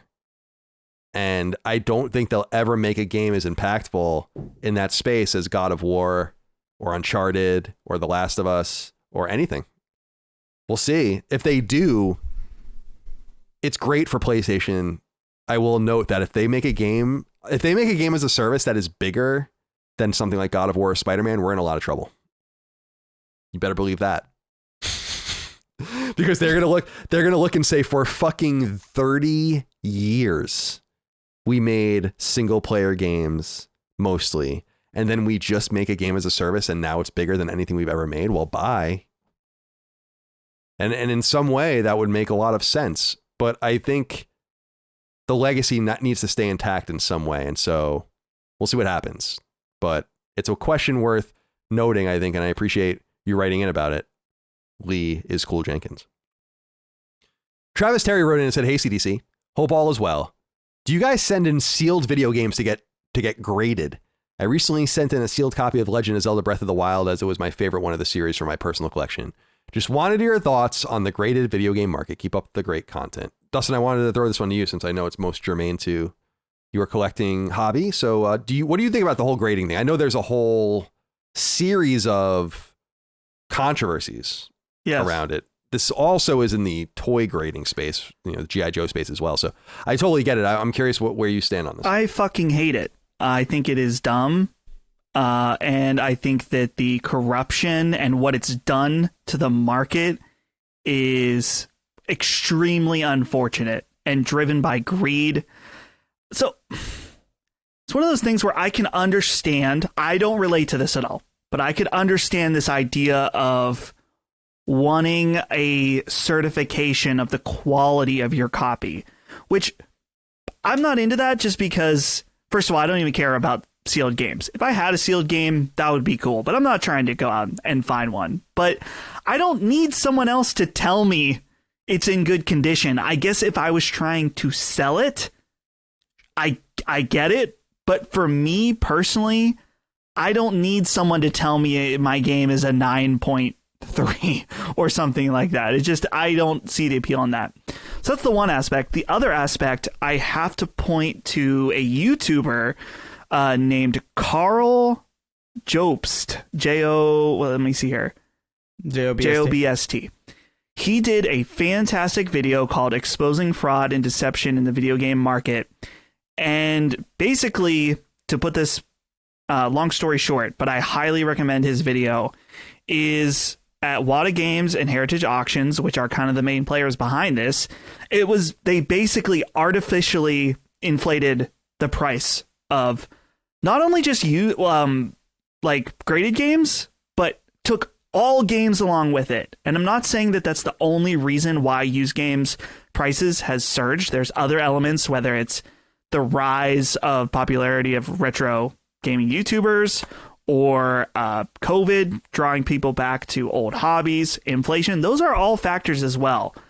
But when you drive up a copy of like Super Mario Bros. To $30,000 or millions of dollars in some cases, then yeah, it's going to elevate the entire market. And it was done in nefarious ways. And it seriously makes me so mad. Like, just because it's like this, it's a hobby that I really care about. I really enjoy collecting games. And it's funny now because of videos like this and the exposure of it, we've seen this market. It's not fully crashed, but you've seen it go down. And it's funny watching these people that simply got into it to make money. And I understand that some people get into hobbies to make money, and I get it. It's just annoying when it's your hobby. So I'm going to shit on it for that reason. But to see these people getting mad about this, like their investment into their sealed copy of Mario 64 go down in value, I'm like, yeah, get fucked. So that was a little long and rambly, but no, I don't like graded games. If you want to get your game sealed in a plastic box, more power to you, but it's not for me. Yeah, I can see. Remember when I bought Micah's Diamond and I was talking about how fascinating this whole industry was, as far as you have this valuable thing fundamentally, and then to secure and its value and illustrate it in a universal way, the GIA and these other organizations have come up. But the thing is that when the GIA says something about a diamond, it is universally accepted as being true. And the other important note is that the diamond is fundamentally valuable because it is rare. Right. And often one of a kind, wherein there is no necessary, the value in the games market is, and I hate when people said I was wrong about this, but I was totally right. And the prices coming down is a marker of that. It's happening in, whoa. Are you seeing this? Yeah, I lost Dustin, I think. Yeah. Good, fuck him. Yeah. All right, well. We'll see if back to season 1. Yeah, see if he comes back. Yeah, I know, right? How's it going? Why must these services put me in hell where none of them work? You can just keep that all in. It's fine, as long as it's still going. It seems like funny. It's still going. I insulted you when you were gone. Okay, good. Totally fine. But what I was saying was that people were upset when I would point out that there was one of the reasons that collecting was getting more expensive was because money was becoming so fluid because of the COVID checks that went out to people and all of the rest. Not to say that we didn't deserve these things. I'm not saying any of that. What I'm saying is people had more liquid assets, and then that's one of the drivers of inflation. So naturally everything is getting more expensive, and it was totally true. You could see it happen across eBay is like one of the great tools of just seeing this across all collecting. And I will disagree with something, although I think you will agree with what I'm saying. Sure. Which is that I don't think it's okay to get into collecting to make money. I think that's fucking weird. You know, why? Like, that shouldn't be your primary driver. The GI Joes I buy are worth a lot of money, and they're worth a lot more money than I've bought a lot of them for, especially because I've had them for some of them for a long time. I don't give a fuck about what they're worth compared to just having the collection and completing it. So I just feel like, I'm not saying it should be true for everyone universally for everything, but I don't know. I feel I don't really give a flying fuck if you lost money, if you got involved in GI Joes, for instance, in the last 2 years and are losing money now. If you're here for the money, learn your lesson and get out of here. And you're right. They did make it worse for everyone else in the game collecting scene. It's as I told you, dude, you would have cried if you saw the prices of things when I was in high school on eBay, like what they were going for. It was comical. Well, dude, I've been there. Dude, I had a copy of The Misadventures of Tron Bonne, and I sold it, and I thought I was getting away like $250. The game's like $550 now, and now I want it back. So I have that one too. It's great, and I do have a bunch of sealed games too, but not because I went out to get them, but because I just never opened them. You know what I do have sealed is which I think might be worth something, is the original run of Persona 4 on PS2. I have that sealed. Interesting. That might be worth something. I don't know. Wait, the original Persona 1 and 2 sealed? No, Persona 4 sealed. Oh, Persona 4. They reprinted those, so they're not as right. But I'm saying I have the original printing, so I don't know if that was if that's worth anything or whatever. But I have a bunch of rare things, but that's the point. When I gave him the Dagon to kind of steward them, that was, I guess, the point is I did it for the love of my brother, but also for the love of the game. We have 6 figures easily in games between Dagon and I, easily. And I was just like, you take them, because we love the games, I'm sorry. Do you still have that sealed copy of, oh my God, what the hell was it? Metal Gear Survive. Yeah, I have that. That's somewhere in here. Yeah. Yeah, that's worth it. That's a penny. I couldn't resist. $10. Get it graded.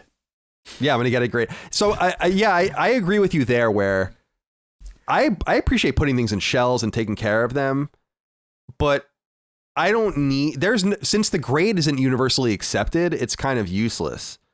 I know my friend Kenny that listens to the show and others are expert toy dealers. I would trust him to look at a G.I. Joe and tell me what it is. I don't need some sort of grade for it. I don't know. So I agree with you there. I think it is shady. And I've noticed, and I know my brother is a bedfellow with you here because I know that he is also really upset about it. Mm-hmm. And he often brings up, and he's right, that it's just put him off to Western games completely where he's just buying Japanese shit.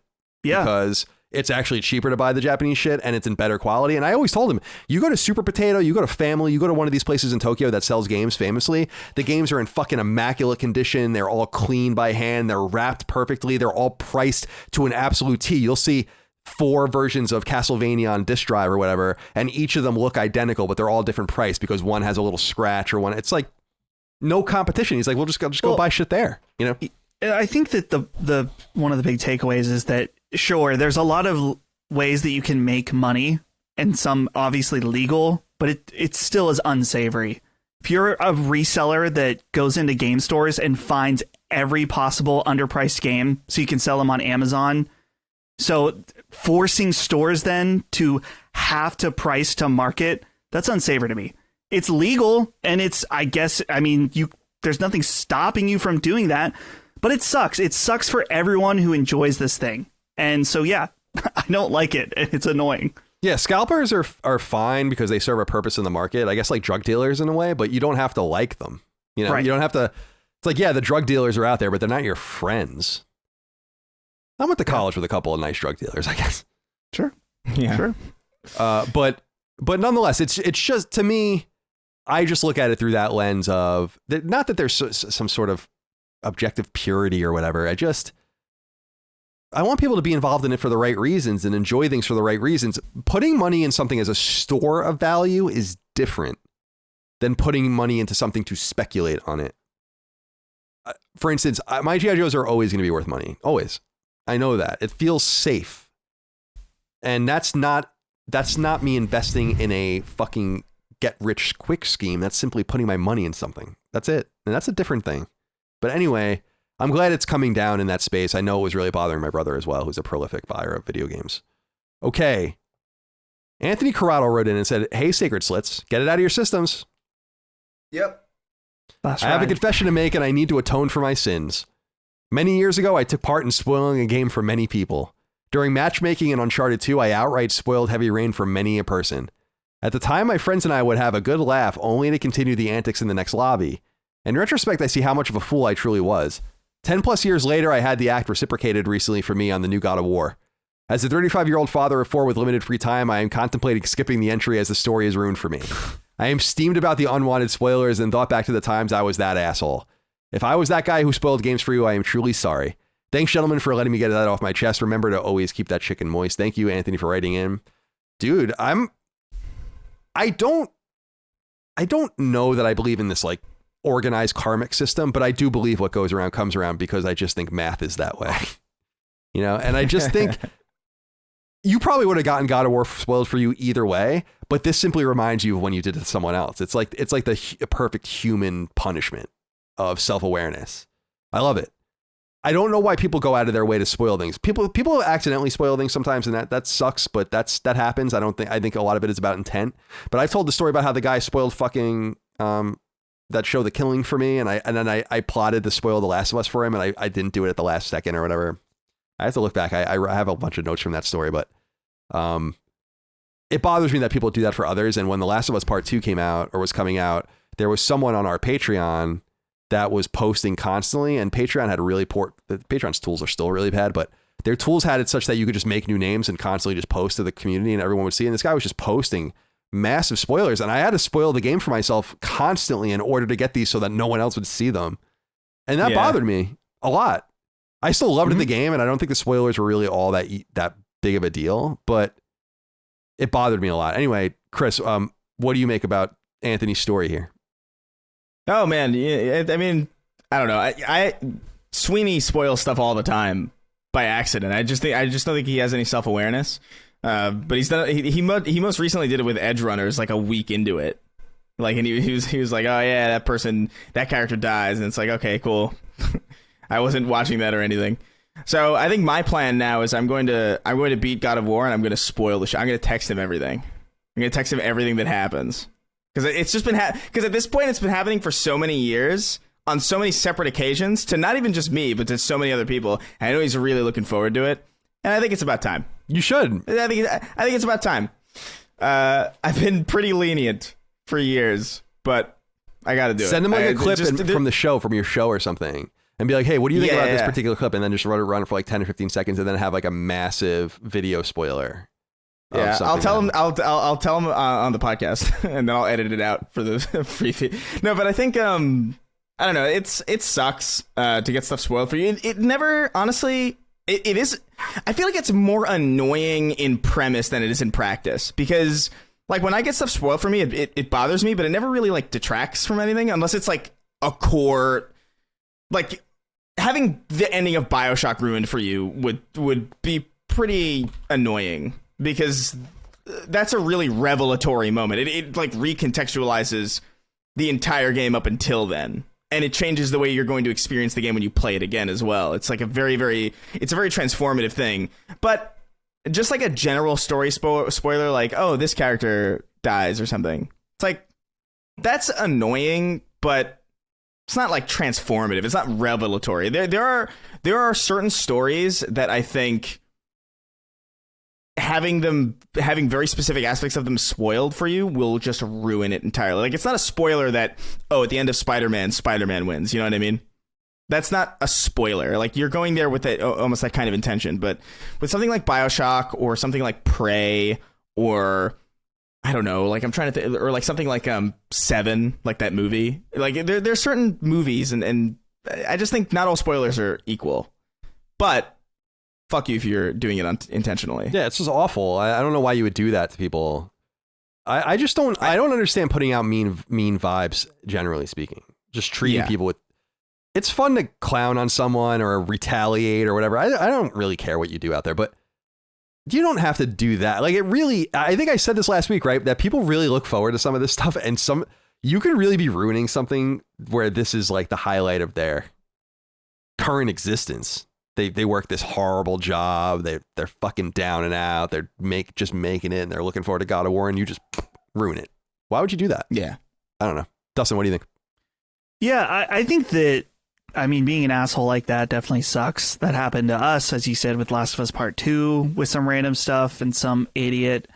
So that's annoying. I think sometimes people can be too sensitive to spoilers as well. Like, this is not a real example, but someone could be like, oh, I didn't want to know that Leon takes his coat off in Resident Evil 4. Like, it would have been nice. Like, I've seen examples like that where people don't want to know literally anything. It's like, okay, just chill out. Like, the problem is not everyone has the same barometer. And some people will be like Chris, this person dies, or this person isn't in it anymore. And they're like, oh, well, that's not really a spoiler. It's like, no, but it is to me. Maybe not to you, because it's not the ending, but I would have also preferred to not know that. So right, yeah. I try to be as sensitive as possible, even with old games. That's something you and I, Colin, disagree about, is that even if a game is very old, like let's say Final Fantasy VI, some people were not old enough to play Final Fantasy VI when it was out.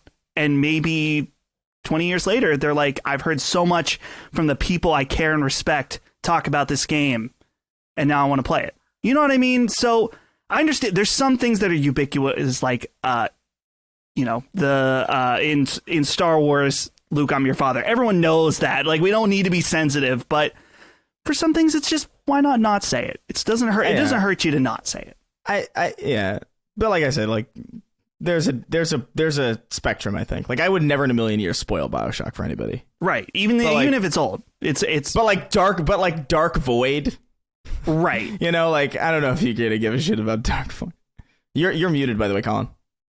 I'm sorry, I didn't realize. I said Nolan North is in that. I think Dark Void, right? That game with the probably.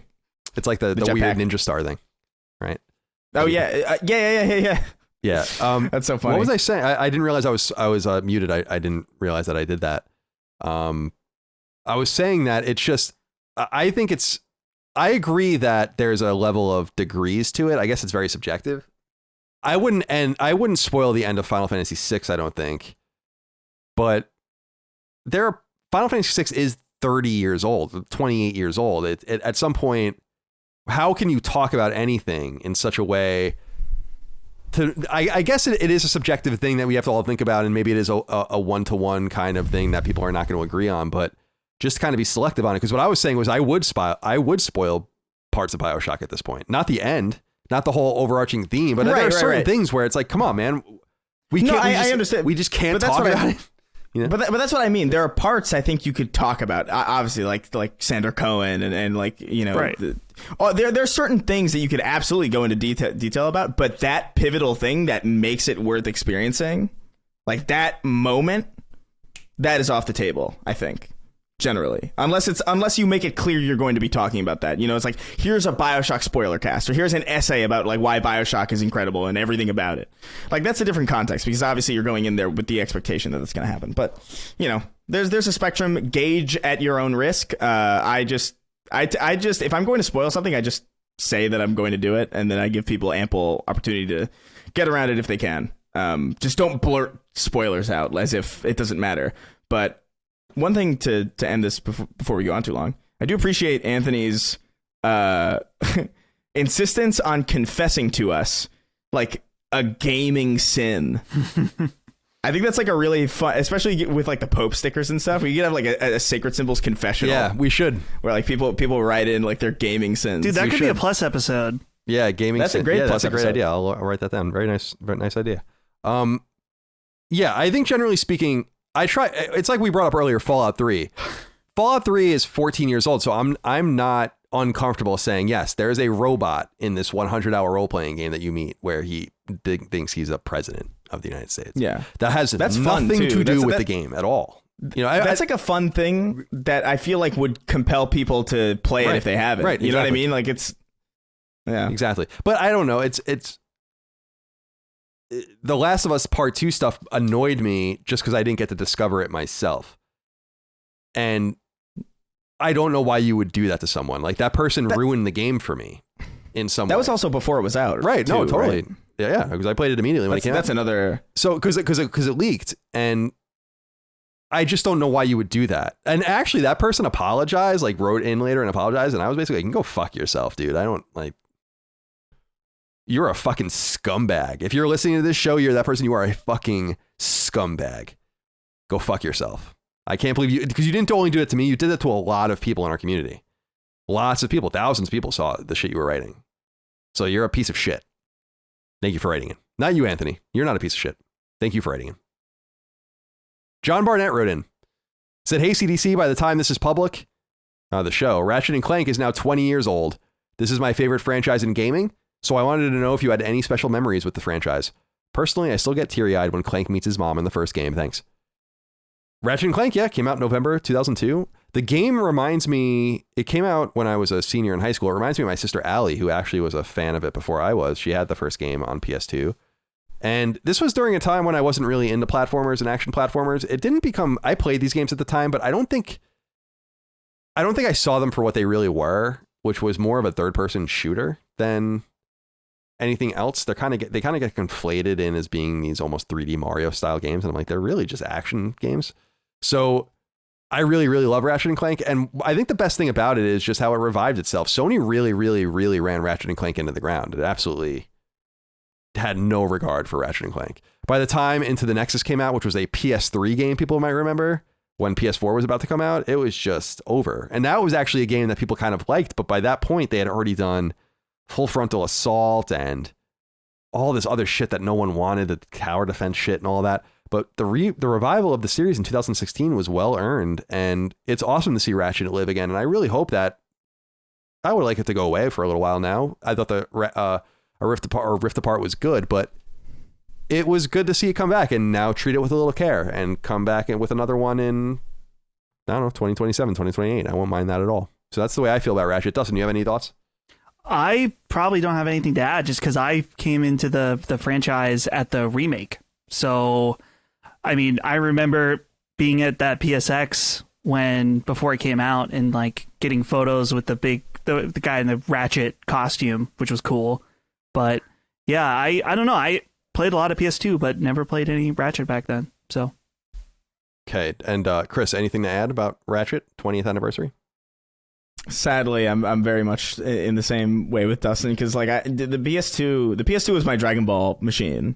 And I played like games like I remember like this Metal Arms Glitch in the System, which was like the most adjacent kind to like type of like third person like cartoony robot action sci-fi game. And I played that a lot, but I missed most of the big PS2 like exclusives. Like I missed Jak and Daxter, I missed Ratchet and Clank, I missed Sly Cooper. I for whatever reason they just like completely skated by me because I was playing Dragon Ball and fucking oh my god, Metal Gear Solid 2 obviously, and even some of the bigger ones like oh my god, what Shadow of the Colossus. I didn't play that until way later. So that was just a generation where I was just kind of like all over the place. But I thought Rift Apart was really good. Like, and I enjoyed it. I understand why it's endured for that long. I didn't have as good of a time with the remake because it ran really poorly when I tried to play it and I couldn't do it. That was like one of the first times I remember talking about on the show where I tried to go back to play something and it was 30 frames and I couldn't do it. And I remember talking to you about it. Like, oh man, I don't know if I could do it because I'm so spoiled now. They released the 60 frame patch right after I played it and platinumed it in preparation for Rift Apart. So that was nice. I appreciated that. That was back before you cared that much though. No, it's true. Like I didn't really think twice about it. It's worth noting I was thinking fall 2002 I actually would have been a freshman in college, not a senior in high school. So yeah, it was because a senior in high school was Metal Gear Solid 2, so that would have been the year before. And yeah, Ratchet was just, I don't know, I remember it was the PS2 era is my least favorite PlayStation era, to be perfectly honest. And so by far, I would say actually. And so I don't hold on to too much from that era. A lot of the games that I hold on to are actually third-party games and a lot of games on other consoles. So yeah, not too much from Sony's first party wasn't really a thing at that time. And Insomniac wasn't anywhere close to a first party at that point either. Anyway, Abram Buhner has the final inquiry. It's for me. He says, hey boys, fuck PSVR 2. I've got something actually important to talk about and it's aimed mostly at Colin. Capcom announced today that Mega Man 11 is the best-selling game in the franchise. What do you think that says about the future of the series? I would have expected a Mega Man 12 or X reboot by now, but we've instead been in this compilation purgatory for years at this point. I'm just surprised that Mega Man has remained stagnant given 11's financials. Maybe Capcom is funneling all of its resources into a big-budget, long dev cycle, Rayman Origins-style AAA return to form. A robot boy can dream. Thank you, Abram, for writing in. So I saw that this morning. Yeah, Mega Man 11 is now the best-selling Mega Man game, passing Mega Man 2, which came out in 1988. So it took 34 years, as someone had pointed out on Rockman Corner, for it to surpass Mega Man 2, which is, of course, the most famous Mega Man game of all time. And Mega Man 11's sales are still very modest. It is sold... Mega Man's cumulative sales across every Mega Man game is 38 million, with 1.6 million sold from Mega Man 11. The future of the franchise is, I think, bright. First of all, I think they are making a AAA Mega Man game. I think that's happening. Like, I think that there is a 3D AAA Mega Man, slick Mega Man game in development. And I think that would be really exciting to see. I've long envisioned what that could look like. I've long said on shows how I would do that and what I would do with Mega Man. And bringing it into probably like an open world third person game would be really cool, I think, and really fun. But I know what people like me want the most is Mega Man 12. And the only question is what style it will be. Mega Man 11 was not, it was good, but it messed with the mechanics and it was 2.5D, which is just really bleh. The game that a lot of people want is the connection between Mega Man and Mega Man X, because there is there are events that happen in between those two games. They're the same series, and we never see the events. In Mega Man X, we find capsules that Dr. Light has left behind with power-ups and information about what happened. And we never even see what happens in the Mega Man Classic universe. So there's all this time in between. And what people have long conjectured and what I would love is a game that connected them in some way to find out Mega Man and Mega Man X are two different things.